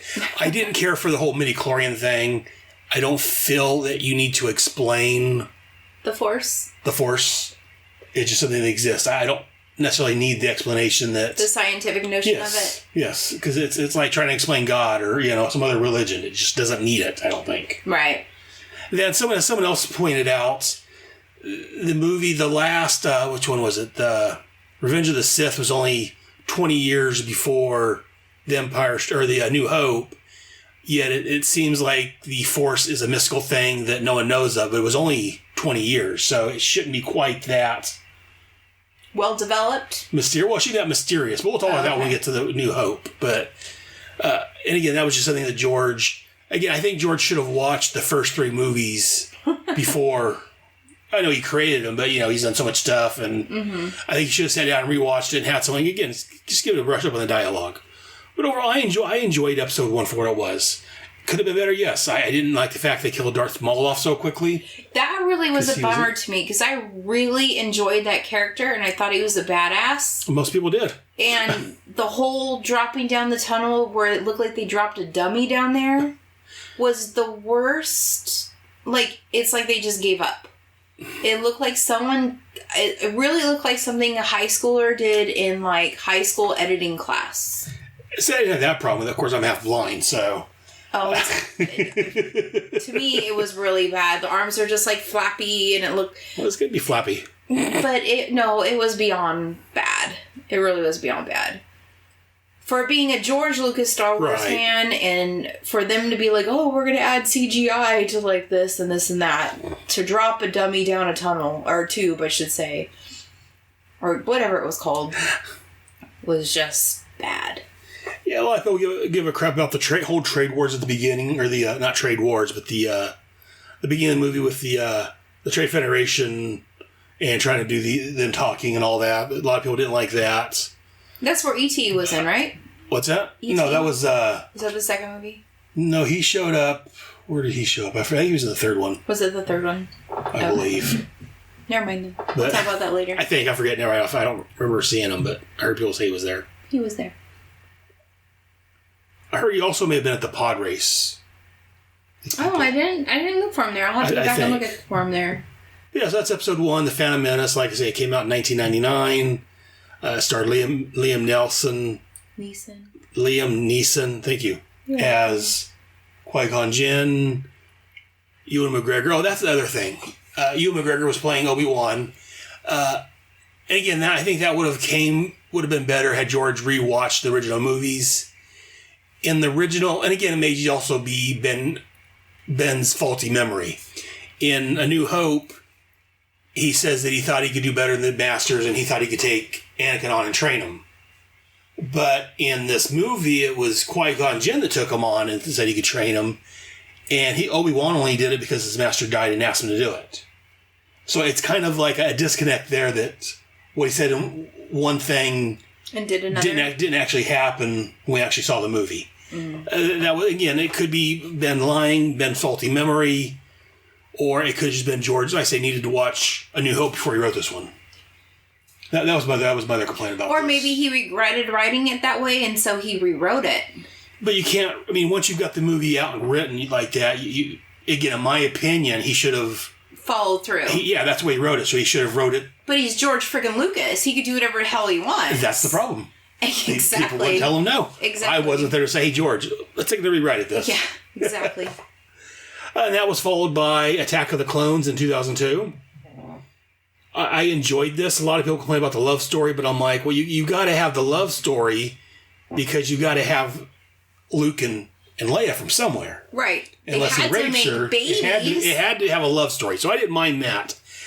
Again, the dialogue was okay. It was very George Lucas-y. Again, someone should have went back over and rewritten some of the dialogue for him. And your favorite actor. And then, yes, it had Hayden Christensen, who I hate with a passion. I think the movie would have been a lot better had they actually got an actor in there instead of him. I don't care for I've liked movies with him in it, but not because he's in it. I enjoy Jumper, but I would have liked it better had there been another actor. I like Attack of the Clones and Revenge of the Sith, but I would have liked it better had they had a better actor in there instead of him. What do you don't like about him so much? He just comes across very same thing you were complaining about the kid, except for this is a 9-year-old boy. He comes across as very wooden. His dialogue is just very stilted. I just don't think he's a great actor. See, he didn't bother me that bad. Yes, he bothers me in everything he's in. I wonder if it's just you just have like an inborn hate, like someone else we know who doesn't like a certain actress, like we know. No, he's very. I think he's very wooden. He just doesn't come across as very personable, and I don't think he. I'm trying the right word I'm trying to think of, but I just don't think he just can't deliver his lines. Yeah, he can't deliver. I don't think he has the facial expression. He's just, again, in my opinion, not a great actor. He's very much like the chick from Twilight. Yes. One Trick Pony? Maybe. He has one trick, but... Before we go further, though, there is something you brought up off camera, off mic, back to episode 1. That is the movie they gave us, Jar Jar Binks. Oh my goodness. How can we not talk about Jar Jar Binks? Again, I'm just doing a brief overview, I guess. I don't know. But yeah, how could you not bring up Jar Jar Binks? Because, like, he's almost controversial in the first couple movies. Yes, he is. For several reasons. I enjoyed Jar Jar for what he was. I don't know how I feel about Jar. Like, part of me is like, I like him for the fact that he's the comic relief, I guess. And he's kind of cute, ugly in a way. Like, the girly girl aspect of me was, oh, look, he's so funny, cute, and but the nerdy part of me is like, no, kill it. It's dumb and annoys the crap out of me. And then there's the whole racial aspect of it that just drives me nuts. Like, I don't like how they portrayed him in that way. To me, it just was a little bit insulting in some aspects. I don't know, maybe he was from, like, the Bayou part, like, and he was, like, I don't know, I don't want to get in trouble or piss anybody off, and I don't want to sound ignorant or anything, but, like, I don't know. Well, a lot of people complain about he sounded stereotypical black. Yeah, and I didn't like he was played by, it was a black actor. The whole Misa thing, like, slavey kind of talk, and and then the other frog-like guys, they had the big lips, and, like, put them in black face paint, and make them dance, it'd be horrible. So, like... Yeah, I never really thought much about that. I mean, I sat back and enjoyed the movie. I didn't really consider the racial connotations that were... And again, I've heard complaints about that. I've also heard complaints about Watu. the junk dealer that had owned Anakin. Right. He came across as very Jewish in quotes. Oh, most definitely. Big nose, greedy, wanting the money, and speaking kind of a Jewish accent. If you think about, pulling races out of different worlds, you go by what you know. Right. And you twist it and bring it into different worlds. I guess that's what George is doing. But at the same time, Jar Jar was a little bit outlandish, if you ask me. But, it's talking about race. A lot of people say, it's racist, saying that, black people like watermelon and chicken and stuff. But it's based on reality. I know one time me and a buddy of mine used to sell collectible toys from McDonald's. Oh, God, and the story. We were traveling up to, I forget now. We were traveling to Calusa for a toy show. Calusa, California. You sure you want to tell the story? I don't care. Or we were going up to Washington to buy some Happy Meal toys from a guy. I forget which one it was now. Is family friendly, the store? It's mostly. Okay. And so we're going along. How much I could cuss. And so we're going and we're stopping at these secondhand stores, antique stores, looking for stuff to buy. Oh, dear God. And we stopped at this one, and these two black ladies ran it. I don't know if they owned it or I forget now. It's been a couple decades ago. But they were stereotypical black women. They had the moo-moo type dress on, and they're like, one of them was walking around with a big butcher knife, a chunk of watermelon in her hand. Man, I sure do love me some watermelon.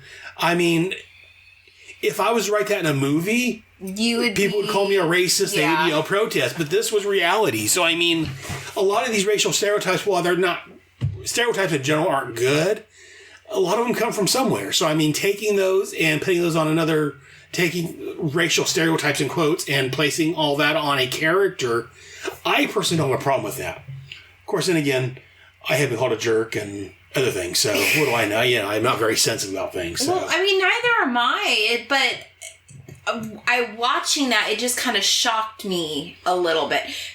It just kind of was like, oh my goodness, that's there. Well, it's because you're Sweetness of Michelle. No. I was known as a big perv, so I don't have that problem. No, that's not it at all. It's just, I saw that and went, oh my gosh, that's what he was going for. Like, it was... I didn't see that until someone pointed it out to me. Really?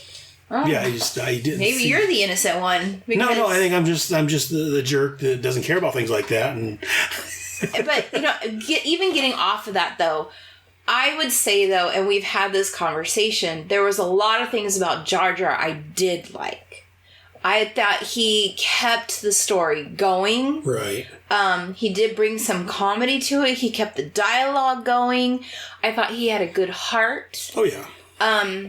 He was the best friend that you needed at the time. You really did. And he was very loyal. Yes. And, if he was almost like the Chewbacca of that group.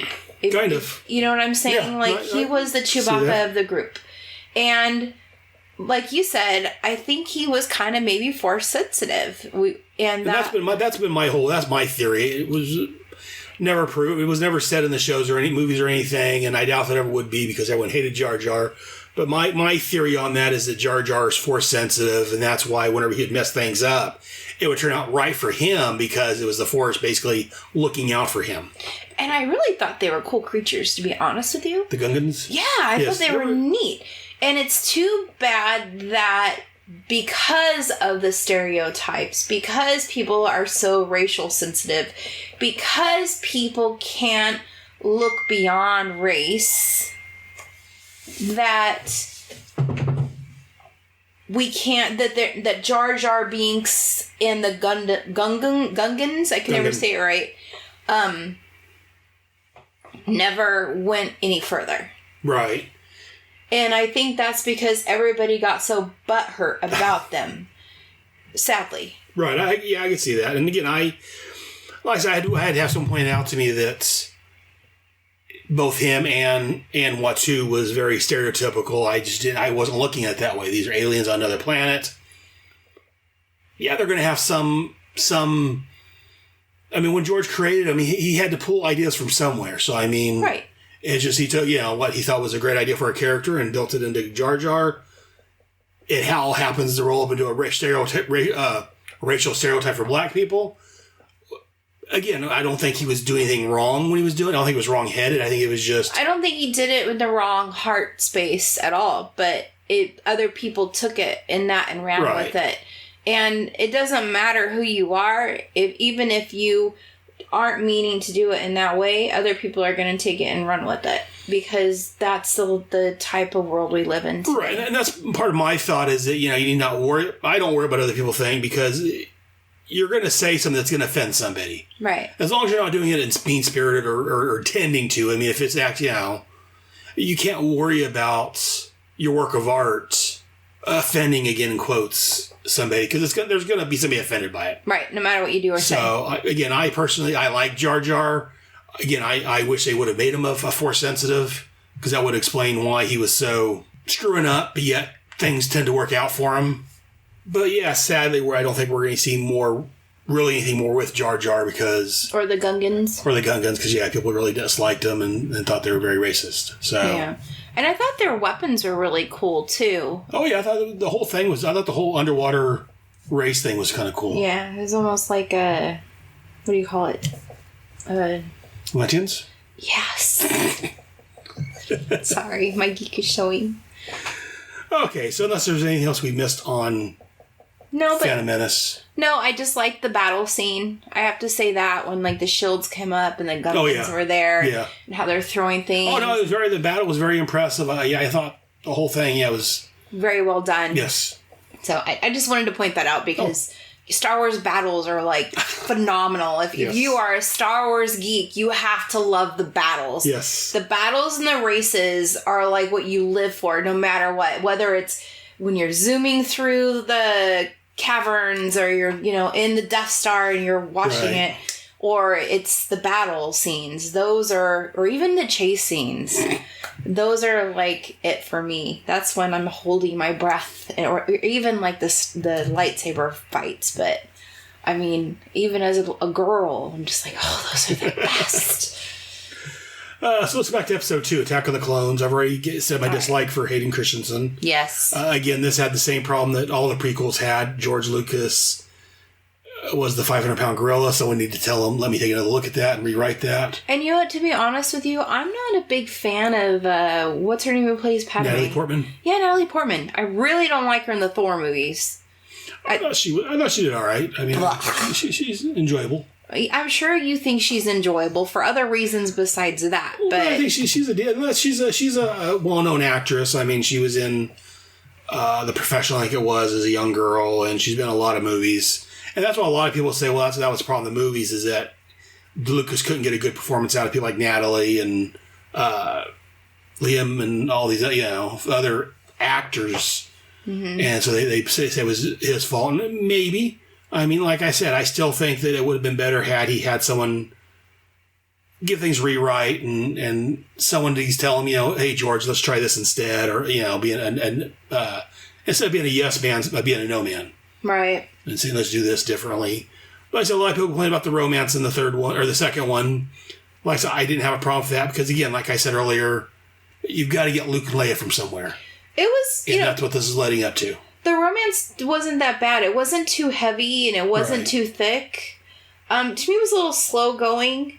And as a girl, I'm not big into romance movies. I don't like chick flicks and that kind of thing. So I'm all right, we get the point. Let's move it on. So, I could see those who really detest it or let's get the show on the road. We know they like each other. We've known it since last, the thing. When any geek who knows Star Wars knows that, Luke and Leia. But at the same time, there's a lot of new people who didn't know that Luke and Leia were a product of these two. So I could see why they had to lay it out. And I think sometimes those who already know what's going to happen are a little bit impatient because they're okay, let's get the show on the road. We know what's going on. Well, the only reason we know, because I don't think the books ever said who their mom was. I know there were some books that took place after, that it was written after the original 3 movies, but before these movies. Mm-hmm. And I want to say there was a book there that kind of dealt with their mother. Or at least the race of her mother or something like that. I forget now. But see, it seems to me like her mother wasn't Padme in that book. I'll have to see if I can find it again and reread it because it's been quite a while. But I seem to have some sort of different memory about her mother, about their mother being mentioned to somebody else. But I think the movies was the first place, the episode 1, 2, and 3, the first place came up that Padme was their mom. The mom, yeah. I think I learned it from you. Probably. I learned it from watching you, Dad. But yeah, no. I'm sorry, my 80s is showing.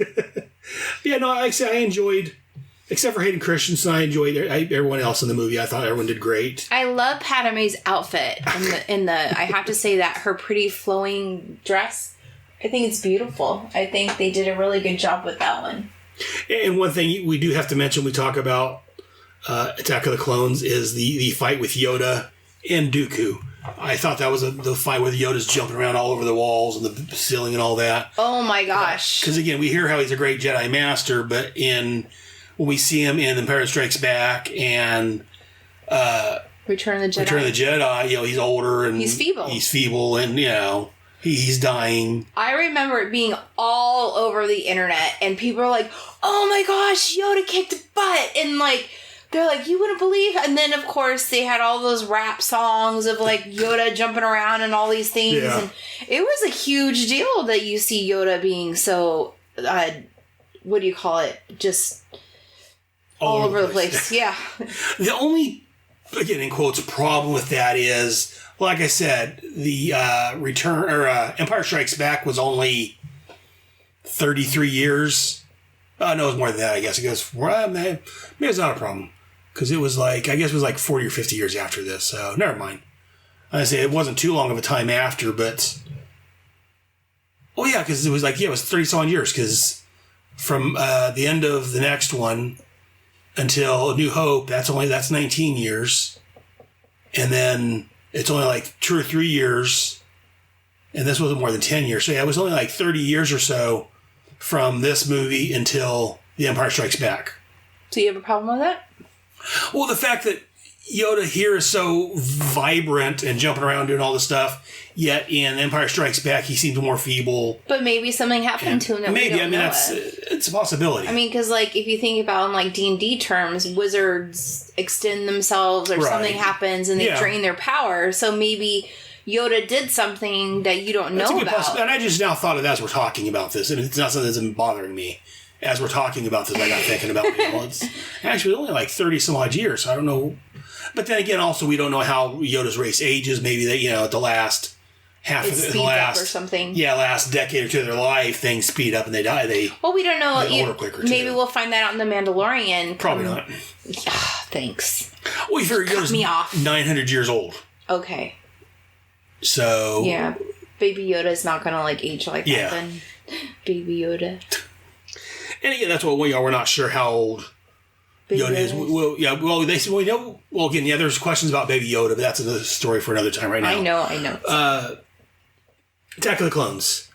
And another problem that people had with this, and rightly so, is that some mysterious Jedi went and requisitioned these clones to be made, and the council went, okay, well, we'll take them, without really questioning who or why or anything.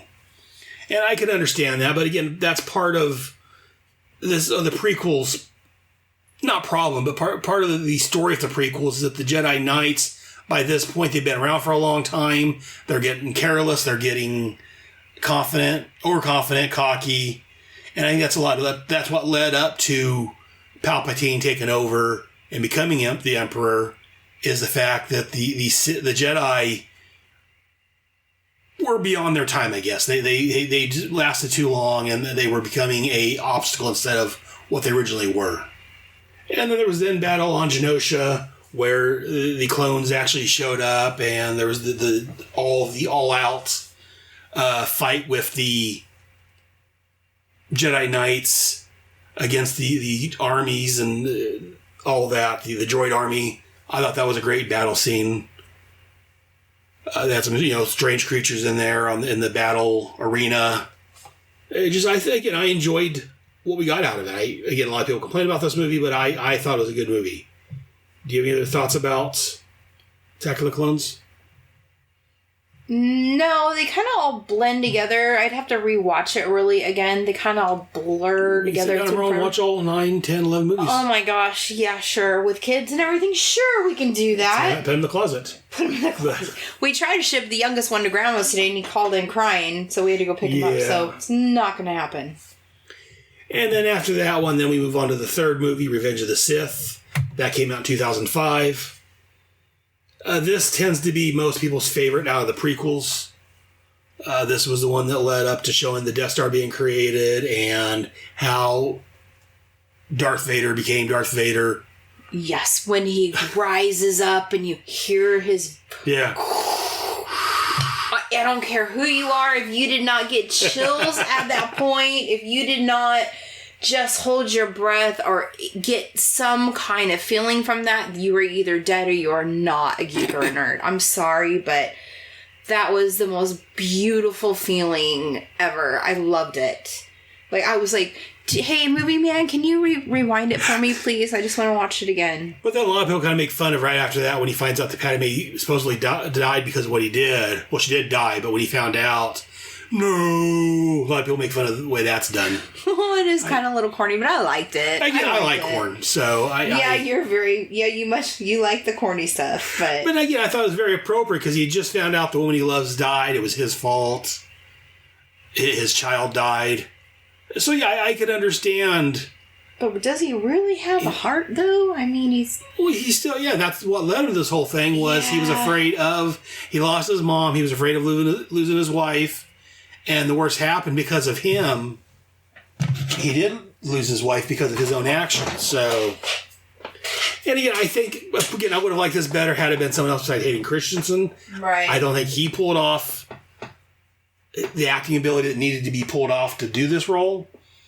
Because you can have a comic booky, goofy thing and have it come across very well. We talked about this on our Quantum Leap. Yeah.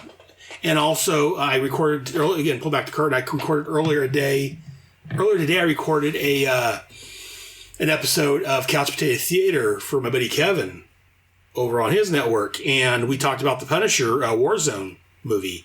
And in there, Jigsaw the villain in that came across very cartoony, very comic booky, very, very over the top. But again, the way he pulled it off, it was perfect. It worked really well. So yeah, I think doing it right, it could come out right. It just, I don't like Hayden Christensen as an actor, and I don't know if Lucas could get what we needed to get out of the actors. So I think there's a little bit of both on that one. But yeah, like I said, this whole, the final battle between Obi-Wan and Anakin, and how Anakin got pet in the metal suit that he's in, the armor and all that. They were hinted at in the past what happened, but I think this was the first time it actually told the story of what happened there. And then the Emperor shows up and, saves him or makes him Darth Vader. Again, I thought and I agree, out of the original, out of the prequels, I think this was the better of them. Any other thoughts on Revenge of the Sith? No, I think you covered quite a bit of it. I agree with you completely. Of course. And then... Ha ha, funny. And then moving on from there, at least chronologically wise, we go to Solo, a Star Wars story. I know you didn't care for Solo. I enjoyed it for what it was. Yes, there were some problems with it. Big problems. I thought my problem with it was that I thought they tried to shoehorn in too many explanations for things. Here's how he got the ship. Here's how he's got his gun. Here's how he met Chewbacca. Here's how he did this. Here's how he did this. I think they should have saved some of that for possible future movies. I say they could have just nixed the whole thing and it would have been perfect. Can't stand that movie. What did you not like about it? Everything. Everything? Yes, literally, I think I wanted to slate through half of it. You probably did. And I probably did because I tuned it out. It was that bad. I thought it just... And I was excited because I'm a huge Han Solo fan. I love Han Solo. So you say. No, I am. I really am. I love Han Solo. Even when I was a kid, out of Luke, Leia, and all of them, I liked Han. Han was just... I liked his quirkiness. I loved his smile. I didn't have a crush on him, but I just thought Han Solo was really cool. I mean, he had, like, the coolest spaceship. You know what I mean? And he had Chewbacca, and he had I don't know. I just thought he was cool. And to me, it's like they took my Superman and messed him up. You know? So I despise that movie. And I didn't like how they made him joke, like, they tried to make him jokey. And I know Han is kind of quirky, and I'd rather have seen him in Spaceballs. And they did a better job with him in Spaceballs than they did in this movie. I enjoy. I said my main problem, like I said, was just they tried to fit too much into there. I thought it was enjoyable for what it was. That they tried to make it seem like it took place maybe shortly before New Hope. I'm not quite sure where it came out at timeline was because he's talking about going to see Jabba, and there's all these references. Did you ever get to see Jabba? Because I know okay. No, there wasn't. No, at the end of the movie, he talks about going to see Jabba about Yeah, it tells you how much I really paid attention to that movie because I hated it that bad. I enjoyed that, but I won't talk about that too much. But again, a lot of people didn't care for Solo. You're not alone. And you are one of those people who, if you like the content, you will find a way to like it. Yes, oh yeah. Oh yeah, no, yeah, I'm unapologetic. Yes, I will make up excuses and come up with reasons for why something happened. Yes. But that's okay, because that means that you're a true fan. Like, true blue fan. Well, I don't want to knock people that say they're not fans for not being as willing to accept some of the crap we accept, but... No, I mean, the only reason I say that is because in this day and age, you find a lot of that, especially on the internet. Yep. Well, you're not a fan if you don't like this, or you're not a real fan if you don't like this, or you that's like me. If someone were to say you're not a true Superman fan because you don't read all the comics... Right. But if you were to ask me about it, do you like Superman? I'm a true Superman fan. Comics, but yes, you're a Superman fan. Yeah, that's and true. Like I can't really judge other people's fandom based on your own experience, right? Or how far you go. Degrees of fandom. There's different, Mm-hmm. So yeah, no, very much so. And it's really sad in this day and age that there are a lot of people out there that will judge other people by their geekdom because it's not the level that they think that they should be. And that's just stupidity. Unfortunately, yeah. It's just stupidity. And that's why cosplay really annoys me. Just because if you don't have the certain body type or you don't have this or that. Now, there are some people that should not be... I would say that you know your body type well, but at the same time, if you choose to do it and you want to do it, more power to you. Right. But I'm not going to knock you for it. And usually most of those circles, again, I don't hang out in those circles, but from what I've seen... They're very supportive. Yeah, they don't tend to judge others. But I've seen some memes out there where people are just assholes. Well, that's not the cosplaying community. No, That's just the internet. Being the internet. Yeah, but there are assholes out there. Very much so. But, I've seen some comments out there, and it's ridiculous. Even in the geek circles. Yeah. It's ridiculous. We're digressing. But yeah, so Solo sucked, whether you liked it or not. It sucked. Moving on from there, we go to Rogue One, a Star Wars story. That's a little better. This leads up directly to A New Hope. The end of this one ties directly into the original Star Wars A New Hope. 1977, baby. The year I was born. The last one, Solo, came out in May of 2018. This came out December the 16th of 2016. This basically told how the rebels got a hold of the Death Star plans. Yes. Basically. And all the characters in here, for the most part, died. And I don't know if they needed to. What, Rogue One? Yeah, Rogue One. I don't know if they all needed to die. Just because we never hear from them again, they could have survived and gone on elsewhere, but they wanted to make sure they killed off all of the characters. Well, to each your own, I guess. But no, I thought it was an enjoyable movie. It was very much of it was still a Star Wars movie, but it was more of a heist movie. Them trying to steal the plans and get the plans to the rebels and all that. And again, we knew how the movie was going to end, but we knew that they were going to have to get the plans. They were going to have to send them to the rebels somehow. But again, it was just the enjoyment of watching how it all unfolded. Yeah. Not my favorite, but it was good. Then moving on from there, I guess we'll touch on a little movie called Episode 4, A New Hope. Came out in 1977. Yay! You weren't even born when this movie came out. I know. But yeah, no, New Hope. Again, originally it was just called Star Wars. And then sometime before 1980, they renamed it to A New Hope. My mom was probably pregnant with me during that time. Yes, she would have been pregnant with you at that time. Yep. What was the date? In May the 25th. Yep. Yes. Oh, she was pregnant. Yeah, she was like 3 months pregnant with you at that point. Wow. But yes, A New Hope. A little movie. No one's ever heard of it. No, not at all. See, I want to say I saw it when it originally came out, but I also want to say when I saw it said A New Hope on the title screen. Both of those things couldn't have been true. So I don't, again, it's been so long ago, I don't remember exactly when I first saw. Again, to me, when this came out, I was 7 years old.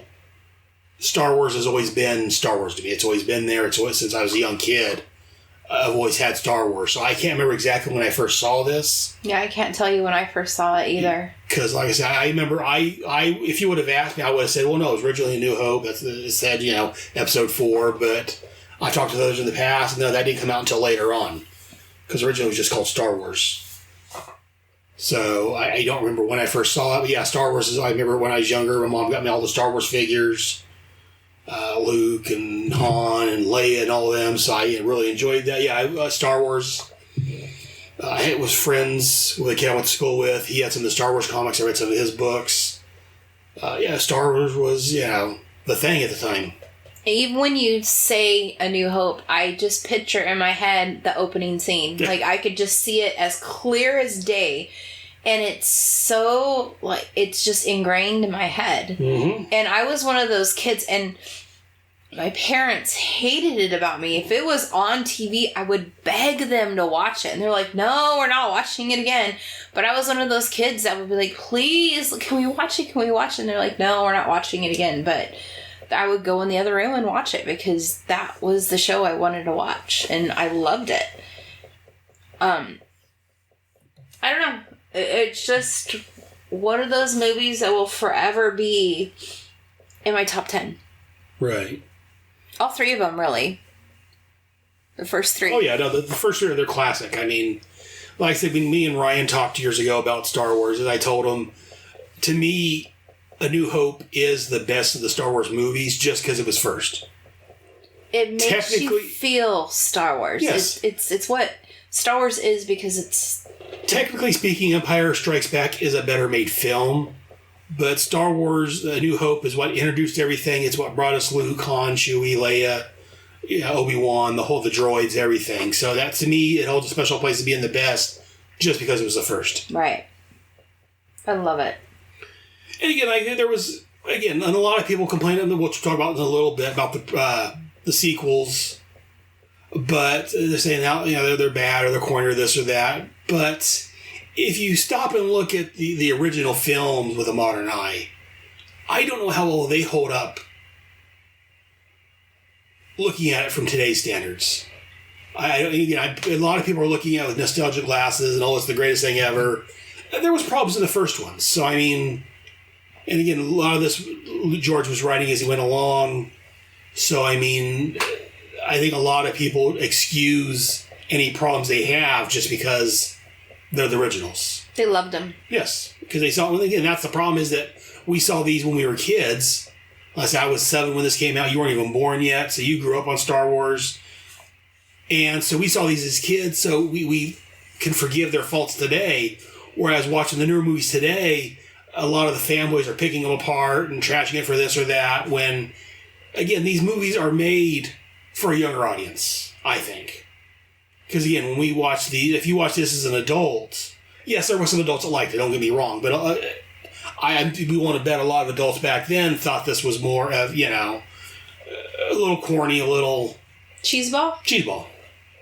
See, I don't know. I almost want to disagree with you, and I'll tell you why.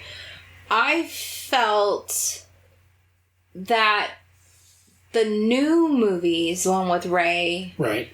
kept up with the same tone right. as the original 3. And I really felt that they brought back the tone and the feel and the dialogue that the original 3 movies had, with the same dialogue in especially the last one. Well, so you're not really disagreeing with me then. But no, what I'm disagreeing on though is I don't feel that it was. I mean, I do feel like some of it was written for a newer audience, younger audience. Right. But I also feel it was written for you and I, the ones that are nostalgic, because that's what we wanted. We wanted to feel like we were back as kids watching the original Star Wars. Because really what people write for kids nowadays is not like that. Oh, no, it's definitely. The butt fart jokes. It's the stupid... And really, if you want to talk about movies, they write movies now for kids with adult humor hidden inside. Right. And that's not what I'm referring to. I mean, a lot of people complain about the sequels. I don't know if you're. Oh yeah, no, I'm on some Star Wars complain groups a lot about the sequels. Yeah, and that's what I'm saying is that I don't think yes, they were better, but I wonder how much better the originals actually were, and how much it was just nostalgic. The nostalgia of it that people's remembering.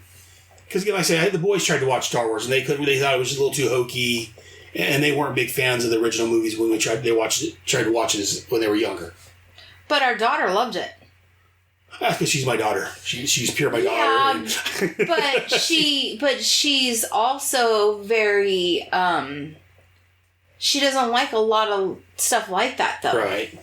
And she liked it, and she was really interested in it. See, I didn't think she cared much for that. I thought she didn't like the originals either. No, she liked the originals. Okay. And she actually likes Spaceballs, too. Well, yeah. She has taste. Right, but she liked Spaceballs because she liked Star Wars. Yeah. And you can't really care for Spaceballs if you don't like Star Wars, because you're not going to get the jokes. Right. And she really, when she was in 4th grade, she had a 4th grade teacher who was actually my best friend, who's very much into Star Wars and that kind of stuff. And she was getting the jokes when a lot of the other kids weren't, because she knew of Star Wars and Spaceballs. So, I just feel that,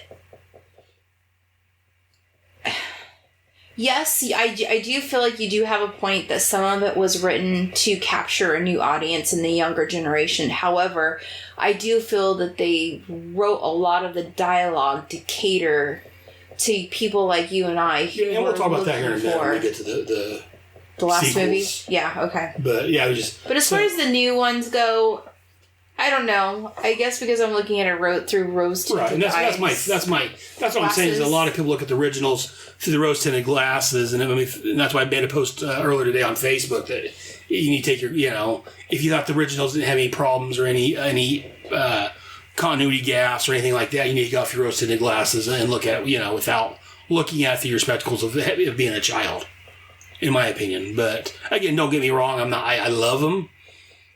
But looking at them, especially the first one, a little critically, it can, there are problems with that one that a lot of people are willing to glance over. But a lot of kids find them boring. Well, they do.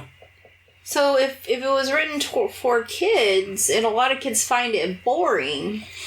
It must be because, like I said, we were kids and we enjoyed it. So if it's just the maybe it was the era and it was something we had never seen before. Yeah. And look at what they've got the Avengers now. Right. Well, as I said elsewhere, this is a great time to be a geek. I mean, there's so much crap out there that if you don't like one thing, don't watch it. There's something else you can watch. Right. So. Well, and I think our kids are so desensitized. Yeah. Because they have all of this on a silver platter. Right. Whereas as kids like us, we were begging for it. Give me a Superman movie. Give me a Batman movie. Yeah. But they've got a whole bookshelf in our house full of superhero movies. Well, there's the Marvel, and both Marvel and DC has their streaming apps. You can watch anything, and they're always on TV. Yeah, if you would have told 10-year-old you or 12-year-old you that you would have a room like this someday, or you would believe it. Yeah, I mean that you'd be watching things on TV like this. Right. You would laugh at you in your face. Yep. You'd be like, no way. So. I don't know. I just think that maybe kids are just desensitized. That's a good possibility. That very well could be. So I don't know if we can really gauge the rose-tinted glasses, as you say, because... That's a good point. And really, to be honest with you, when we watched that documentary on Star Wars, the whole thing had never been done before, because Lucas had invented all of that technology. No, very much so. And that's the other thing, and I think it ties in what you were just saying about how kids are desensitized. Not maybe that's desensitized, but George did all this already, and so what they're doing now is not as novel. Yeah, well, it's already been seen. It's been done, been there, done that. Seen the movie, wrote the book, have the T-shirt, have the toy. Where for us, holy crap, I've never seen anything fly like that before. Yeah. I mean, they made models. The THX and all of that stuff was brand new. I mean, there was nothing like this before ever. Right. No, I agree.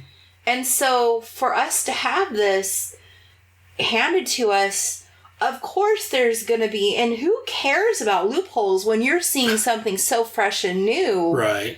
I mean, it's just like a Wizard of Oz in Technicolor and all that. I think maybe that's what I'm getting at, actually. I think you said it more eloquently than I could. But that's what I'm getting at. Yeah, it's back then it was new and fresh, and it was, we didn't have this on a daily basis like we do now. So I think people are just jaded with the technology we have and how everything advanced so much. We're spoiled, rotten assholes is what we are. Yeah, I think that's what it is. Quit your complaining. Quit your bitch. Moving on from there, quickly, we then go to Empire Strikes Back in 1980. Again, I would have been 10 when this one came out. I would have been 3. And I think this is the first one I ever did see, but not when I was 3. Right. I probably was like 6 or 7. And again, the story, all 3 of these were the stories were by George Lucas, but this one here was actually had a screen by Lawrence Kasdan and Leigh Brackett, did the screenplay for this one, and Ivan Kershner directed the movie. So, and that's why this one's technically the better of the Star Wars movies, because George gave, here's the story, and then other people, I don't like saying this because it could be blasphemy, but more talented people took what George did and made it into And we also need to point out, before we go any further, though, the score. Oh, I mentioned that earlier, and I forgot to mention that. We can't mention Star Wars without the score. The score also... Yeah, John Williams. Not to cut you off about... Cut me off. But they had never done that, too, either. Right. And that really set apart his movies, those 3 movies, from anything else anybody had done. Those movies had the most magnificent score. And there are people who have just the music, and they love the music, and the music, I mean, I've got goosebumps on my arms thinking about this score. He did Superman. Yes. I mean, John Williams is just fantastic. Yeah. Just a fantastic composer. So, I mean, he did a great job on the Star Wars movies, Superman. I mean, a lot of these movies in this time frame, I mean, right after this, Indiana Jones came out. That had a magnificent score. So it's just, that's what makes a lot of these movies. I mean, if you had someone with a less talented composer doing these, they may not be as memorable. Yeah. Because a lot of times the music is what helps move the story along. When you think of, like you said earlier, the opening battle, A New Hope, you think of the music. Didn't we go see wasn't it you and I who went and saw Anthony Daniels? Yes, they did the Star Wars orchestra or whatever. Yes. Here in Fresno. And that was freaking fantastic. Anthony Daniels narrated or whatever. And that was awesome. That was amazing. Yes, that was lovely. We went and watched that. That was beautiful. Yeah, very much so. And for people to pay just to see an orchestra to play music from a movie that was from 1977 tells you a lot, 20, 30 years later, tells you how much those movies stand out and have stood this test of time. And so I had to point that out before we keep going. But in Empire Strikes Back, we find out that Darth Vader is Luke's father. You are not my father. No. I've heard that from my kids before. I mean, but But yeah, so the first New Hope, Obi-Wan tells him that, I knew your father. He was a great pilot. Here's his lightsaber. Left out that he killed a bunch of kids with that lightsaber. That's another story entirely. Seen memes on that today about that. Here's your father's lightsaber. He killed, a bunch of younglings with it. Oh, jeez. And again, I know that George wrote A New Hope. Can I interrupt you? Because I had a thought today. Can I stop you? Huh? Can I stop you from interrupting me? Hey, don't be a... Anyways. So, in the movie we watched today, The Last Jedi. The Rise of the Skywalker. Rise of the Skywalker. Sorry, my brain's shutting off. The part where they're in the elephant people looking things. Right. And Rey's looking out at that little area where all those little kids are. Right. For some reason, even when I watched it in the theater and I watched it now, for some reason, my mind goes to that part where he killed all those kids. Oh. And I don't know why my brain goes back to that because she's staring at those kids and she's watching them really and they're joyful. Right. And I don't know if it's because she's part Palpatine and she's kind of like thinking about that, or if like there's something connected to it, or why she's watching those kids, because it really to me doesn't seem like why she would really be focusing on those kids, except for maybe she's watching their joyous moment. Yeah, I didn't tie anything to Anakin killing kids. Every time. Maybe that's not your mental state. I don't know, but every time I've seen it, even in the movie theater, right, my brain went to that where I was like, that really reminded me of the scene where he killed all those kids. I guess it's more about you than anything else. So I want to know if any of the listeners had that same thought process. Well, shut up. Hey, I'm a preschool teacher. That's really bad. Exactly. But that's my point. That's my brain. I think she was just looking at them because they were so full of joy and they were watching this little puppet show, this Punch and Judy puppet show going on. And my brain went kill the kids. Yes, kill the kids. Well, mine usually goes there too, but for different reasons. Anyways, Empire Strikes Back. So Luke lost his hand, found out who his father was. Again, technically the better of the Star Wars movies. But again, that came out in 1980. 3 years later, we had Return of the Jedi. Ewoks. The Ewoks. And again, a lot of people will talk bad about Jar Jar, the Pogs in the newer movies. Again, every branch of these movies have had annoying characters like that. The Ewoks were our generations. I mean, if you think about it. No? Yeah, I heard people complain about them. So, but I was a little girl and there was dancing teddy bears, so... They were up your alley. Yeah, no, that's what I mean. And that's what I was going for earlier, I think, when I was saying that George wrote a lot of this for younger kids. That kind of stuff is what I'm thinking about. But I think he was, at that point, I think he wasn't going for that. You know what I think he was going for? Cold-hearted cash. Oh, no, definitely, yeah. No, and he was going for something that he could market, because know what? Those things flew off the thing. And it was more for the female side of the thing, because he could market that. The little girls, yeah. Look at the movies that he did. That movie with the little curly-haired blonde girl. Was it the little Ewok movie that came out with the TV movies. Yes. Carry Out of Courage and there was another one. There was two of them. But I watched those all the time. I can't remember the name. But I wanted to be that little but I wanted to be the little girl that got lost with the Ewoks, and I wanted to be in the tree houses, and they were up in tree houses. What kid doesn't want a freaking tree house? That's what I was referring to. So a lot of that kind of stuff was aimed at younger kids, and now I think the Gungans. Well, for the merchandise, because they want the young kids to buy this, or the parents to buy this for the younger kids. And I think the Gungans and things like that nowadays are the similar type thing. They were aimed more for the goofy, more for the... Again, he may have missed the mark, but I think he was aiming for the more goofy, the more kid-friendly aspect of it. Yeah, I think like the Gungans and the Pongs. I think he could have gone for the more physical tropes. Right. The falling down, that kind of stuff to make the kids laugh. Without doing the fart jokes and that kind of stuff, and I could see that. I'll give you that, sure. But I still think that if he was going towards marketing, there could have been a lot better things he could have marketed. For instance, they definitely hit the mark when it came to the Porg, and they hit the mark when it came to Baby Yoda and all that kind of stuff. And again, the later two were actually Disney. Right, which they knew what they were doing, by the way. And again, I'm not saying he hit the mark, but I think that's what he was aiming for. Right. Well, someone should have pulled George aside. He should have had a yes or no man. No, he should have had a no man. But I'm saying they should have had, He had someone willing to pull him aside. Yeah, no, I agree. That's my point. Slapped his hand and said, nope. And then, like I say, in 83 was Return of the Jedi. But we got to talk a little bit more. You're missing some stuff. What? Return of the Jedi, we're out. But no, we were missing a whole part of those three movies. What's that? How they made you think that Luke and Leia...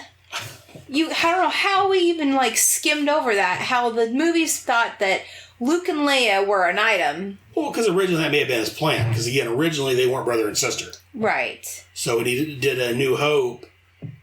But still, because there was a book that came out after that, Splinter of the Mind's Eye, that kind of hinted more at something between Luke and Leia. Okay. But if we're talking about the movies... Right. And if you're like me and didn't read the books because, I don't read that stuff... Or read. Right. Because of dyslexia and all that fun stuff. But if you're like me and you watch the movies and you're like, oh, Luke and Leia should so hook up. And, oh, look they're such a cute item. Right. And then all of a sudden Han is in carbonite, and which is so freaking cool. You got to admit it. Oh, yeah, very much so. Well, I think he was trying to build up to maybe a love triangle there. Mm-hmm. And then somewhere along the way, he decided not to do that and make them brother and sister instead. And then when they kiss and, then you have Han and Leia and, all of that, you're like, oh my gosh! And then you find out that Han and Leia are sister and brother. Luke and Leia. Yeah, Luke and Leia, sorry. It's late. And, it's just oh my gosh, that's so cool. And you're so shocked. And, people are probably walking out of the theater... just floored. Right. And it's kind of like the moment in the other movies where you see people die and you're just like, oh my gosh, I can't believe that just happened. And you're just shocked and you're devastated or you're just blown away or whatever the case may be. I would love to go back in time and just stand by the doors and watch people walk out of the movie theater and just be like, holy shit, I didn't see that coming, It'd just be so cool. So, I don't know. But very much so. Yeah, and Jabba the Hutt, and then you got to talk about Princess Leia's slave costume. Now that was a costume. Mm-hmm. You can talk about it. I know. I'm telling you. That was all teenage boys. Fantasy whacking off dream. Yes. I'm sure. It was really awesome. I wanted to be her, so I can imagine. And I loved her hair. You gotta mention her hair. And I have to mention that I really wanted Princess Leia Barbie, just so you know. There, I told you I'd say it, and I did. Anyway, Return of the Jedi. This was the last Star Wars movie for a little while. 83. I know in the early 90s they tried to do some more Star Wars stuff. They had a comic and a novelization and some new toys. I forget the name of that line now. But they were trying to capitalize on Star Wars. And that was popular at the time, but they didn't do any movies on it. They did, like I said, they did video games, they did comic, they did novel, they had a bunch of toys with some new characters they made up. I don't remember any of it. Yeah, I forget the name of that toy line now, that line, but yeah, there's a line of toys there. And then, time-wise, then in 99 we had the prequels. And then after that, before we got any more Star Wars, we got Disney buying Star Wars. Smart move. At least I think it was. Oh, very much so. And a lot of people complain about the new movies, which we're going to get to now, that because there's all these books that's been written that's by it was okayed by Lucasfilm. There was all these novels that took place after, before, during the other movies. And a lot of people, and then when Disney took it over, they said, okay, no, that's no longer in canon. The only thing that's in canon is the first 6 movies and anything from this point forward we say. So all these other stories are no longer officially in canon. And because that pissed off most of that. A lot of people, I'm sure. And like I say, in these books, Luke got married to somebody. He had a kid. Han and Leia had 3 children. In the books, Chewie died. Luke and Han's Han and Leia's youngest child died. I mean, there was 40 years of stories in there. And a lot of people are like, well, they should have took all that out. Me, like you said, I think it was smart for them to do that because there was no way they could continue new movies with all this other material without forgetting something. And then the nerdy fanboys would go, oh, you forgot about this story here.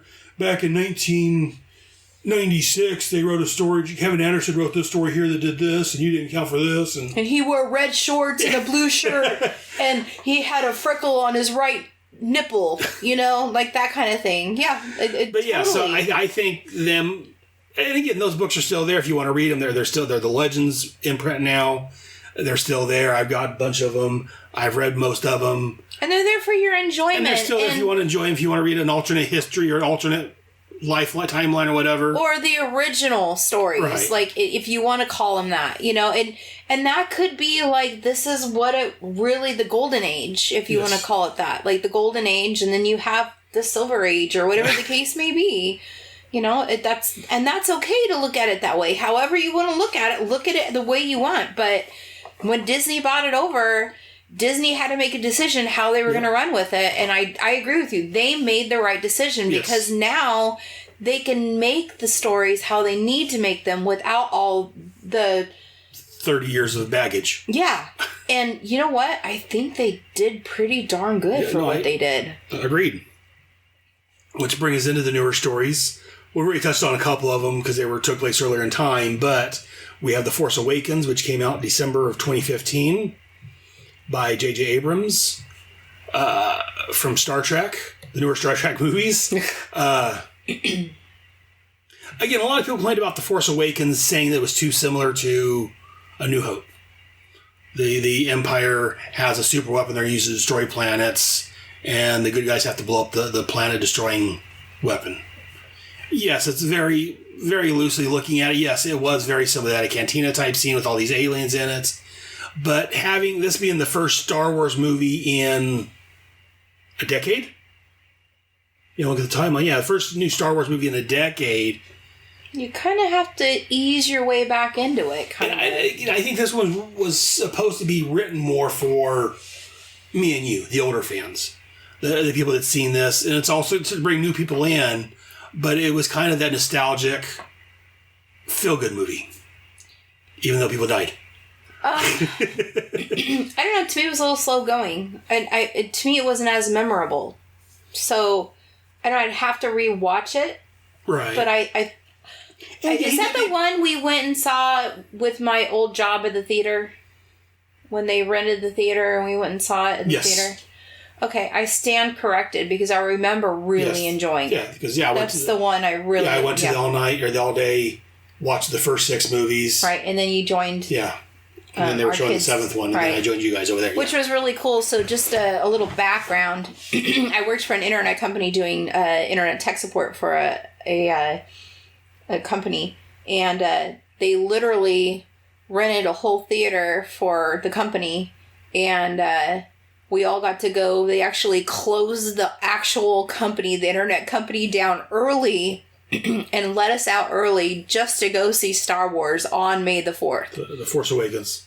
No, it wasn't May the 4th. It was in December. Oh, it was in December? It came out in December. Sorry, I'm crossing the It came out December 18th. That's what it was. Okay, yeah. But it was on the actual day it first came out, and they rented a theater, and they gave us all free candy and popcorn and lanyards and whole 9 yards, and it was really cool. It was just, I don't know, it felt really neat, and we got to see it.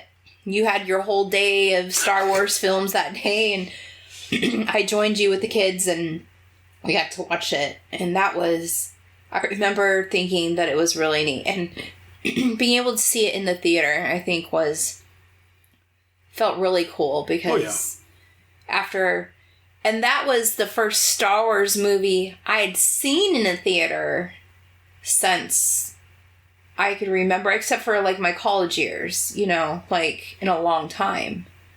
No, you're shaking your head no? No, we went and watched... a decade though. Oh yeah, a decade, but not your college years. Yeah, we went and watched Revenge of the Sith. 10 years before that? Yeah, in 2005. Yeah, right before we got married. Yeah. That's right. When did it come out?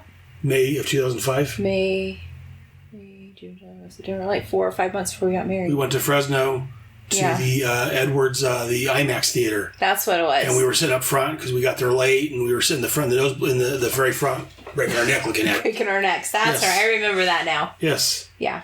Not 10 years later, though, I remember. Yeah. But, yeah, I just remember it just feeling really, But, that was The Force Awakens. And, again, I find it realistic. I don't like using realistic with comic books and fantasy shows like this, but I could see... It felt true to its nature? Well, I think because a lot of people complaining, well, they use the same plot from the first movies.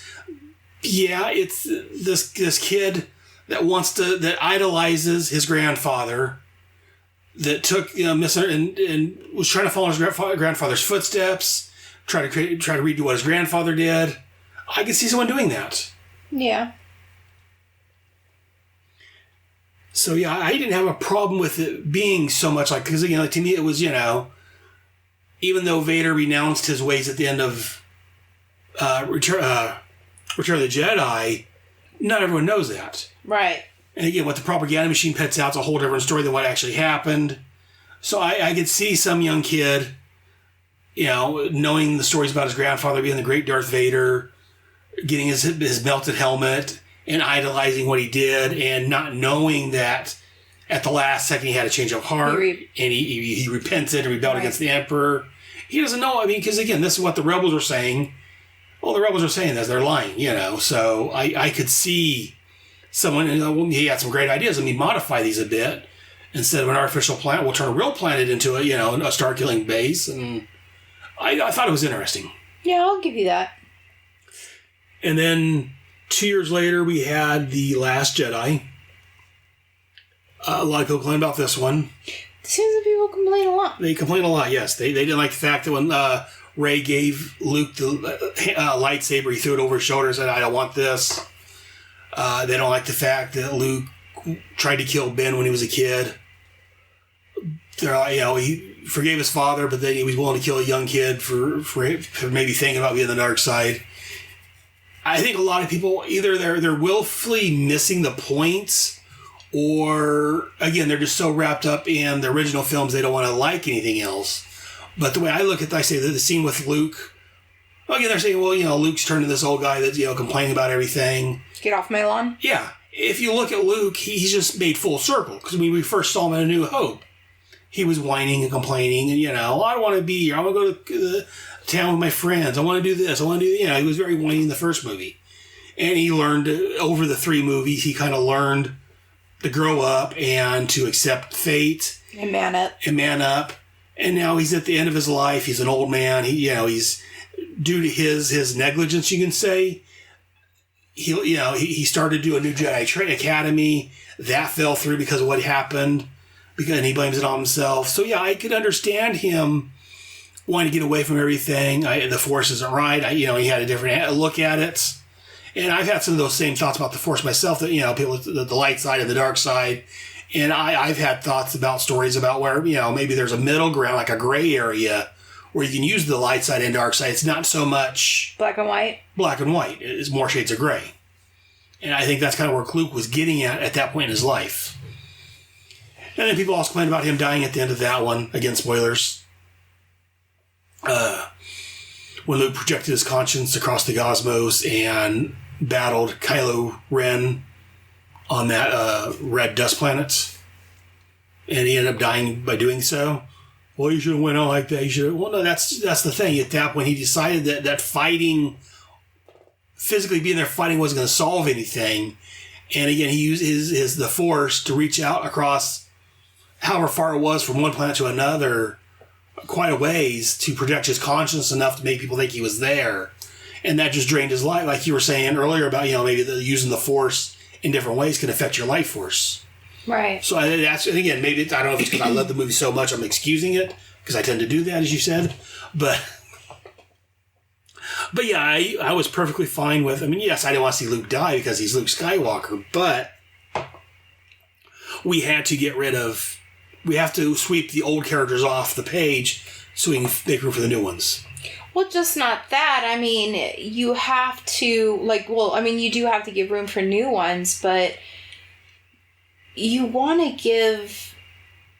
I hate things that leave cliffhangers. I want to know the ending. I want to know what happens. I don't like wondering whatever happened to so-and-so. I don't like that. Give me a definitive answer. Give me that, what happened to Luke Skywalker? I want to know what happened to him. But at the same time, I kind of don't like your whole crotchety man idea.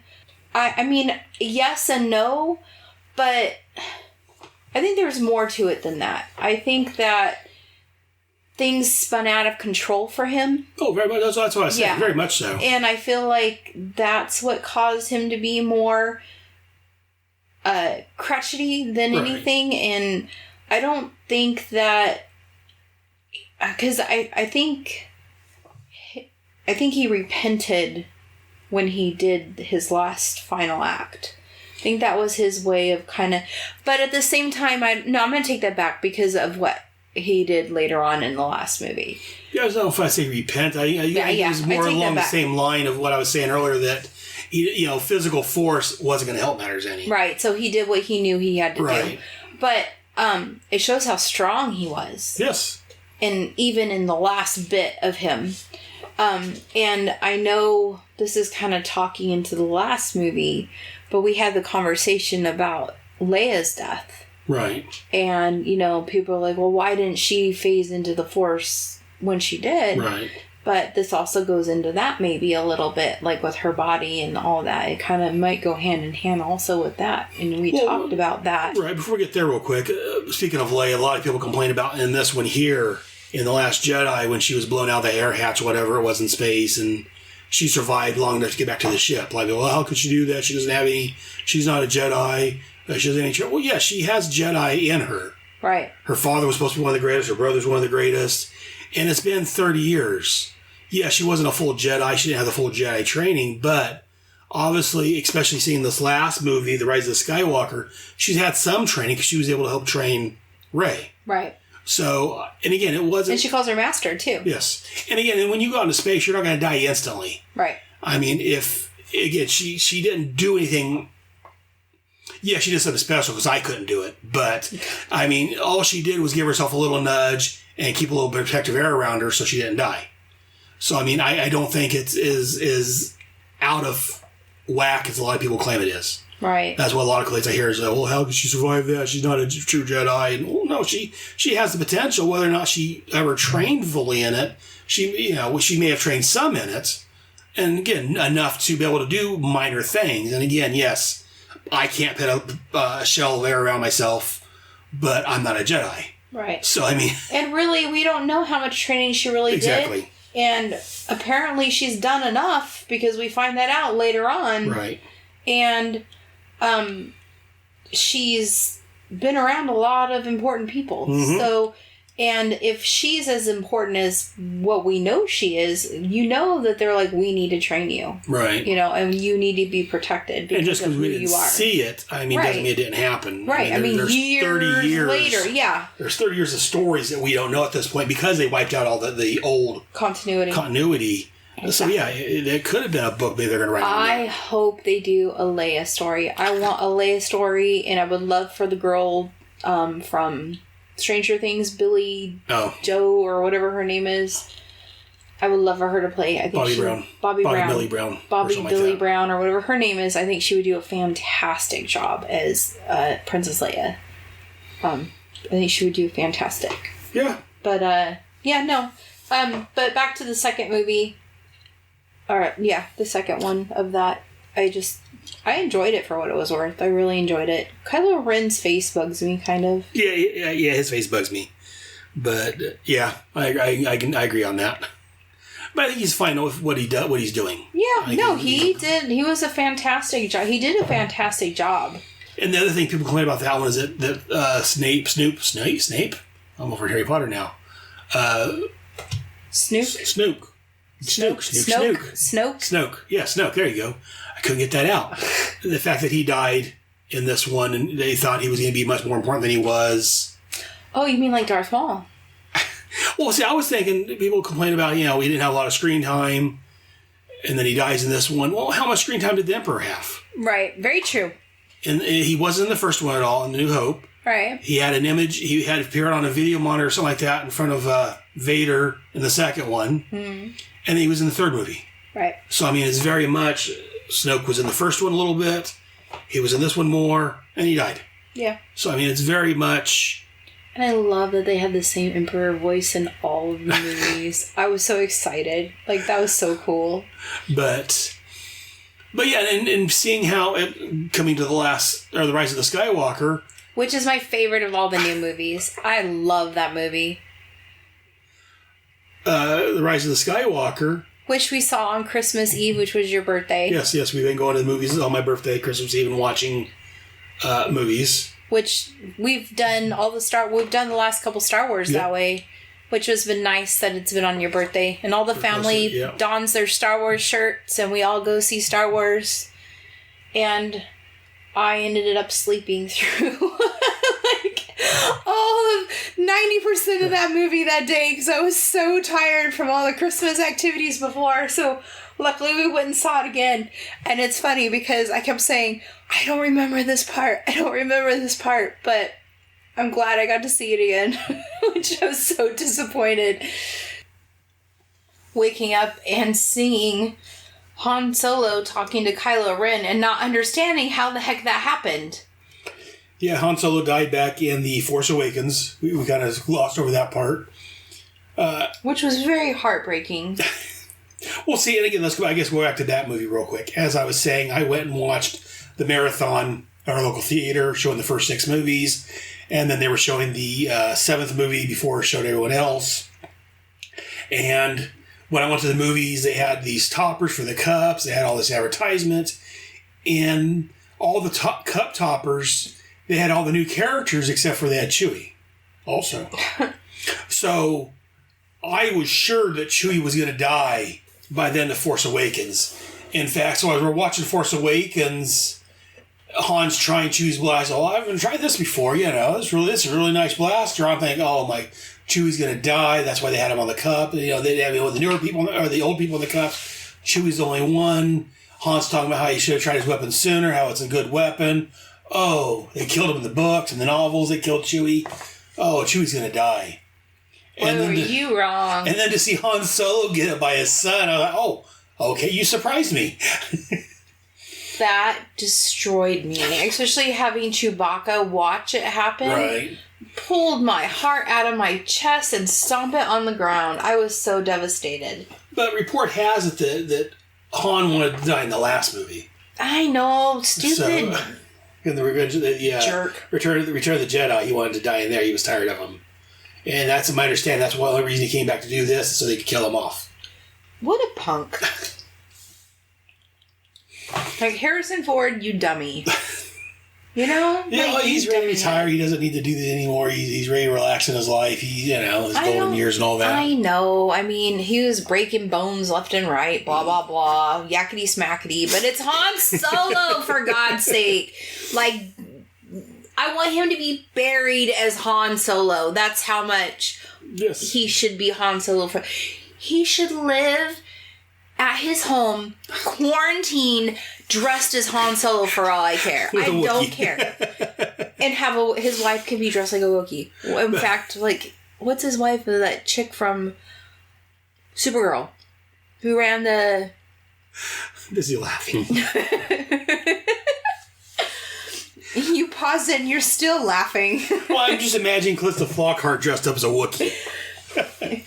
Wow. And Michelle reminded me, he's married to Calista Flockhart, who played Cat Grant in the first season or so of Supergirl. Anyways, I can imagine her dressed up as the Wookiee. As a Wookiee. That's just hilarious. She'd be more like a dot matrix from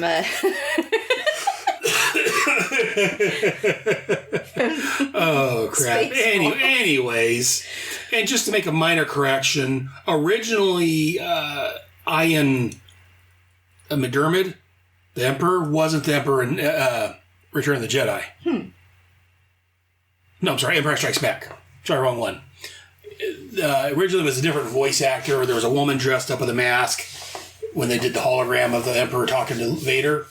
And it was another actor that did the voice of the Emperor. But in Return of the Jedi, that's where the same actor played it. And then in the re-release, the special edition or whatever, they went back and they redubbed in The Empire Strikes Back. They redubbed, had Ian, I took his name, McDermott, come in and redub the line. So now he is in all of them that he's in. I think you told me this when we were in the car one day, yeah. But yeah, originally it was a different actor.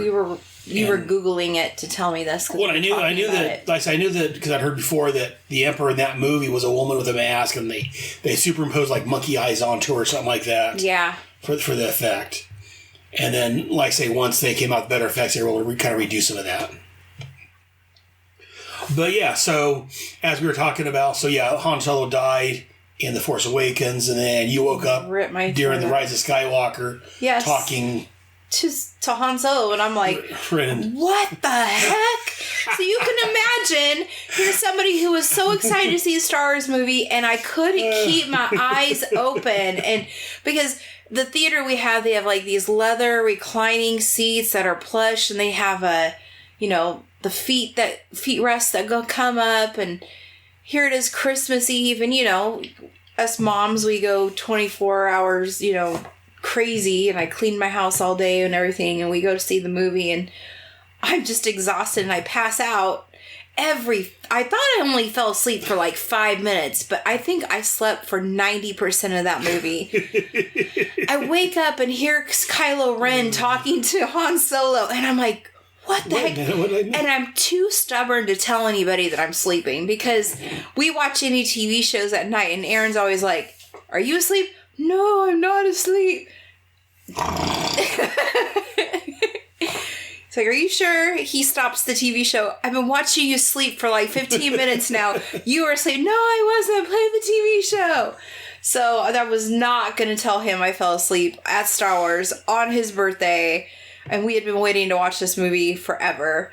But yeah, I woke up and he's talking and I was confused. So I figured I could figure it out, because I was like, oh, I can figure this out. Never figured it out the whole rest of the movie. So when he's like, hey, I was like, you want to go watch Star Wars again? He's like, yeah, sure, let's go. Twice. And we went to go watch it, and I was like, oh, so that's what happened. That makes more sense. Wow, I slept all through this part to get to this point? Yeah. Man, that was like a 30-minute chunk. Yeah, Rise of the Skywalker. That was great. A lot of people didn't care. I heard some people, I don't know if they didn't care, but a lot of people complained about at the very end when Rey took on the Skywalker name. Really? Yeah, people didn't care for that, and they had fun even making fun of that. I'm like, well, it's again, she was trained, what little train she had by Leia. Luke was her master. It was just a way to honor the Skywalker family to take on that name, because her actual last name is Palpatine, so that's a dreaded name. So.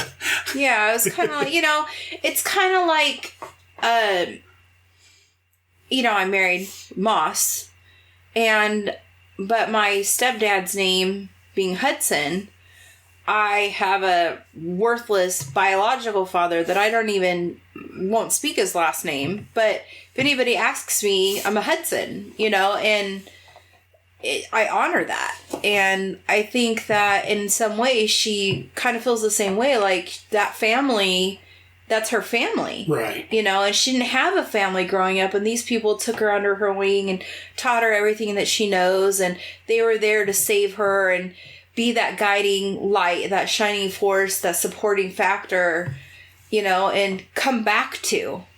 And I think that's a lot of it. But I really liked the last movie. Oh, so I think out of all of them, Rise of Skywalker was really good.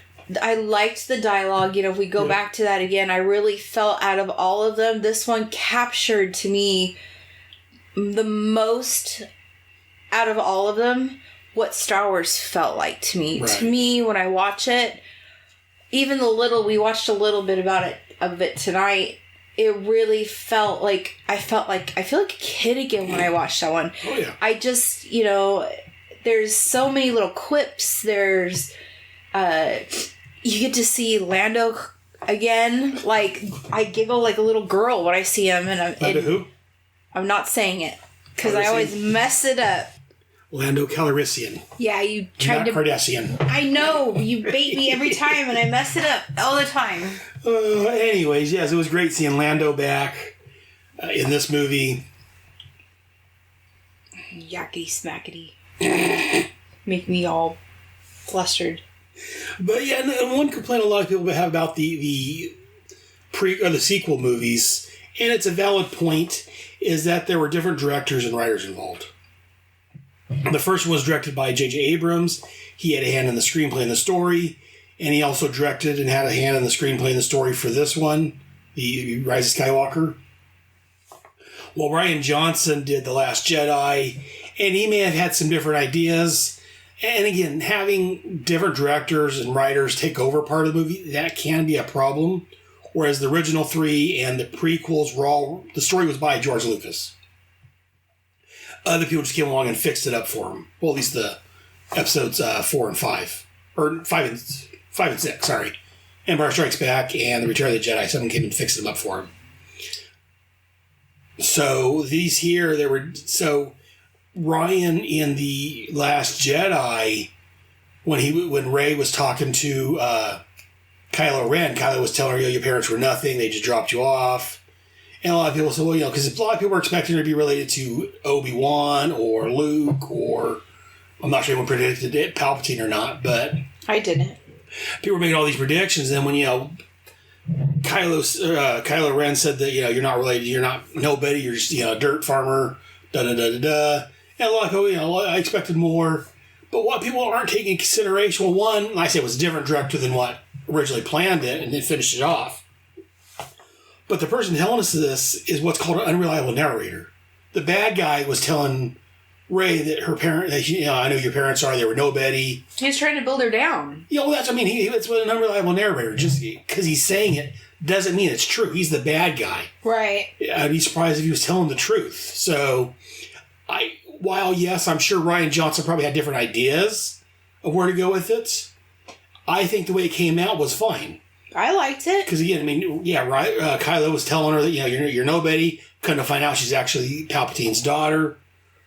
And again, even though it was a different director, different writer, and they had different ideas, I think the way they did it, it came out perfectly fine. I enjoyed it. Like I said, I've enjoyed all the movies. I've read, like I say, most of the Legends in print books now. I've enjoyed all of them for the most part. There was some that was better than others, of course. But yeah, and like I saw a meme on Facebook today. I love the prequels, I love the originals, and I love the sequels. I just love all the Star Wars movies, even Solo. But it's just I was going to say some quick thoughts. We've been talking for an hour and a half, so maybe not quick. But do you have any other thoughts on Star Wars you want to share? Well, we really didn't get into talk about Leia's death. Yeah, we can talk about that if you want to. That was in the last one. A lot of people... Well, not the last one, but the Last Jedi, she died. Yeah, a lot of people... Oh, no, hang on. No, she died in this. She died in the Rise of Skywalker. Yeah. Yeah, she died after the... Yeah, okay, never mind. You're talking about the actual actress. But, yeah. But no, I'm talking about the actual movie's death. We had a conversation about that, and you were like, oh, wow, I never thought of it that way. And... a lot of people had issues with the fact that she didn't just go with the Force right away. But she went with the Force when actual Kylo Ren died. Right. But the way I saw it is she had put herself into him, and that's why she didn't leave, because they were connected. Right. And I really truly believe that was her mother's love, and I really do believe that that's kind of what kept him alive too, was that mother's love and that connection. And I think that's kind of where you see that little bit of hope and that love come through. Would you say A New Hope? Yeah, A New Hope. A mother's hope, but and I think that's kind of And if you think about it, and I didn't think of this until after you talked about Luke spanning planets or whatever, Right. and her spanning out Right. to get to Kylo Ren, and that's probably what killed her. Because I was like, what? How could she have died? You know what I Right. mean? Like, I didn't understand that until I put two and two together. I'm like, well, if it killed Luke, it probably Right. killed Leia. And I think that, really, to be honest with you, them being twins and them having to die the same way, I think that they both... It was very poetic. Yeah, it was very poetic, and they almost died in the same aspect, in Right. different forms but they both spanned out very long distances. They both gave themselves away via mind level, Right. and they both died doing that in some form of a love Right. to do what they did, and they didn't do it via body. They did it via soul, I Right, guess their you could spirit, if say, you will. in a spirit. No, that's a very good point. That's, yeah. Do you have any other thoughts on Star Wars that you want to... I know you've read hardly in the books because you're not a big reader, but Yeah, no, unlike me, who reads unfortunately, everything. I wish I could But- be. Just in general, growing up, to me, Star Wars meant childhood. And it meant growing up with it. It started off as my childhood. It went into my college years, because Right. that's where it was. And it actually moved into my family life.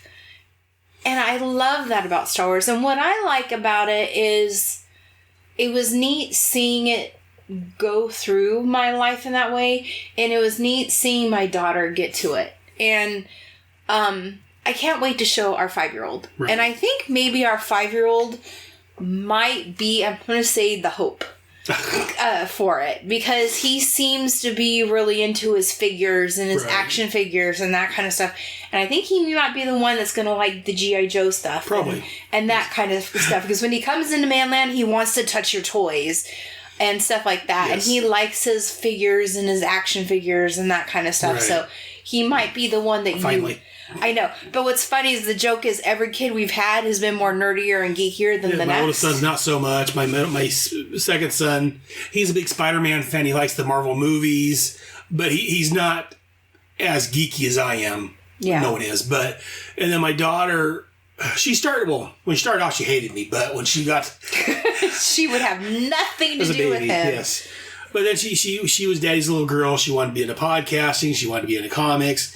Now, unfortunately, I say unfortunately, she's moving into the teenage year. She's 12. She likes anime. And she's going on 16, I think. Yes. Yeah, she's into anime. She's got away from the superheroes more, not so much into podcasting. Now she's into YouTube and... Wants to be an influencer. Yeah, wants to be an influencer. And anyways.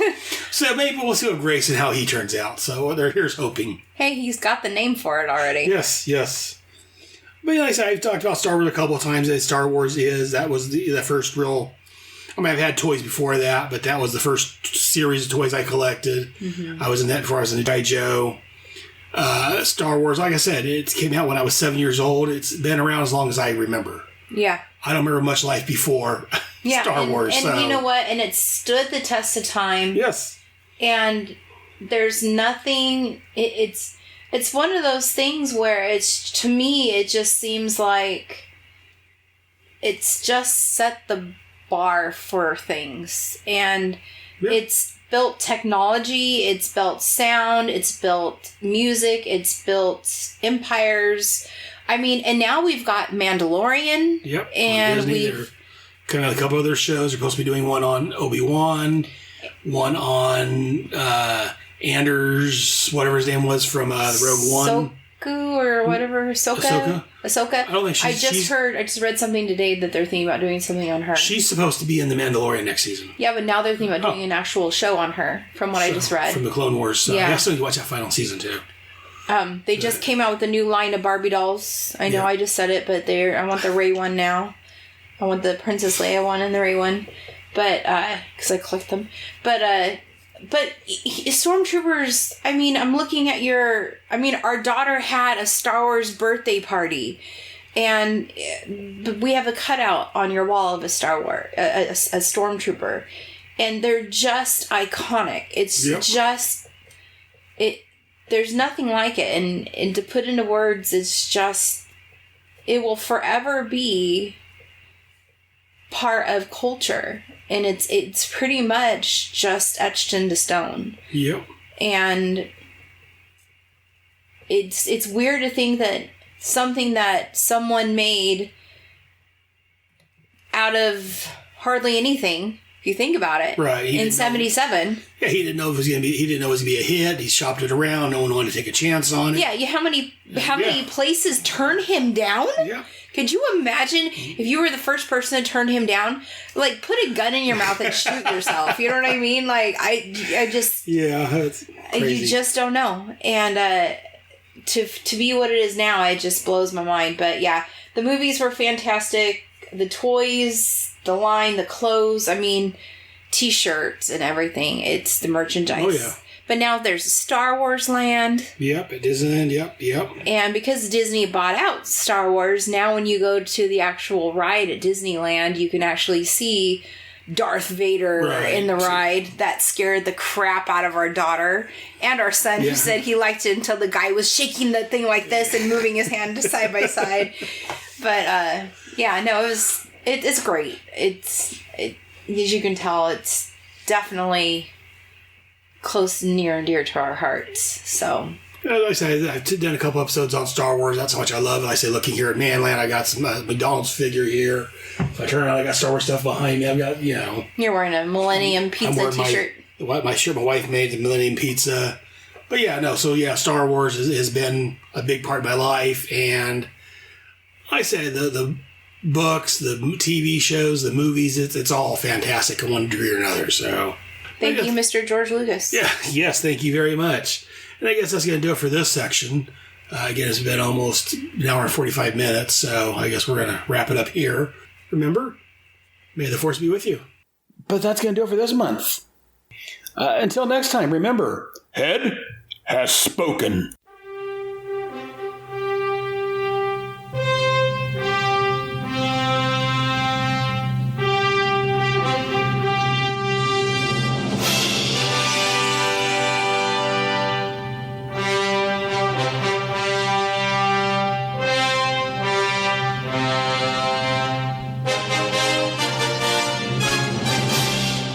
Thank you for listening to another fantastic episode of Head Speaks. Hope you enjoyed it. If so, let me know.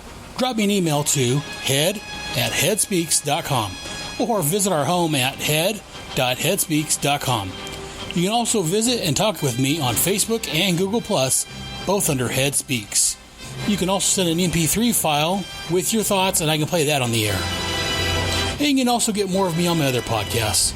Be sure to listen to Task Force X, where monthly I look at John Ossinger's Suicide Squad and Paul Kuppenberg's Checkmate comics from the 80s and early 90s. Also, over on G.I. Joe, A Real American Headcast, my podcasting friends Ryan Daly and Kyle Benning, along with myself, are looking at all of the G.I. Joe, A Real American Hero comics and related titles from Marvel and IDW. All of my headcasts are available on iTunes and Stitcher, along with the respective blogs and my main page at headspeaks.com. All comments, thoughts, and opinions expressed on Head Speaks are owned wholly by the speaker of said comments and do not express the opinions of Head Speaks, unless, of course, I'm the one making the comments. Head Speaks, Task Force X, and G.I. Joe, A Real American Headcast are all part of the Headcast family. So join us next month, another wonderful episode of Head Speaks. Until then, I'll see you in the funny pages. Good night.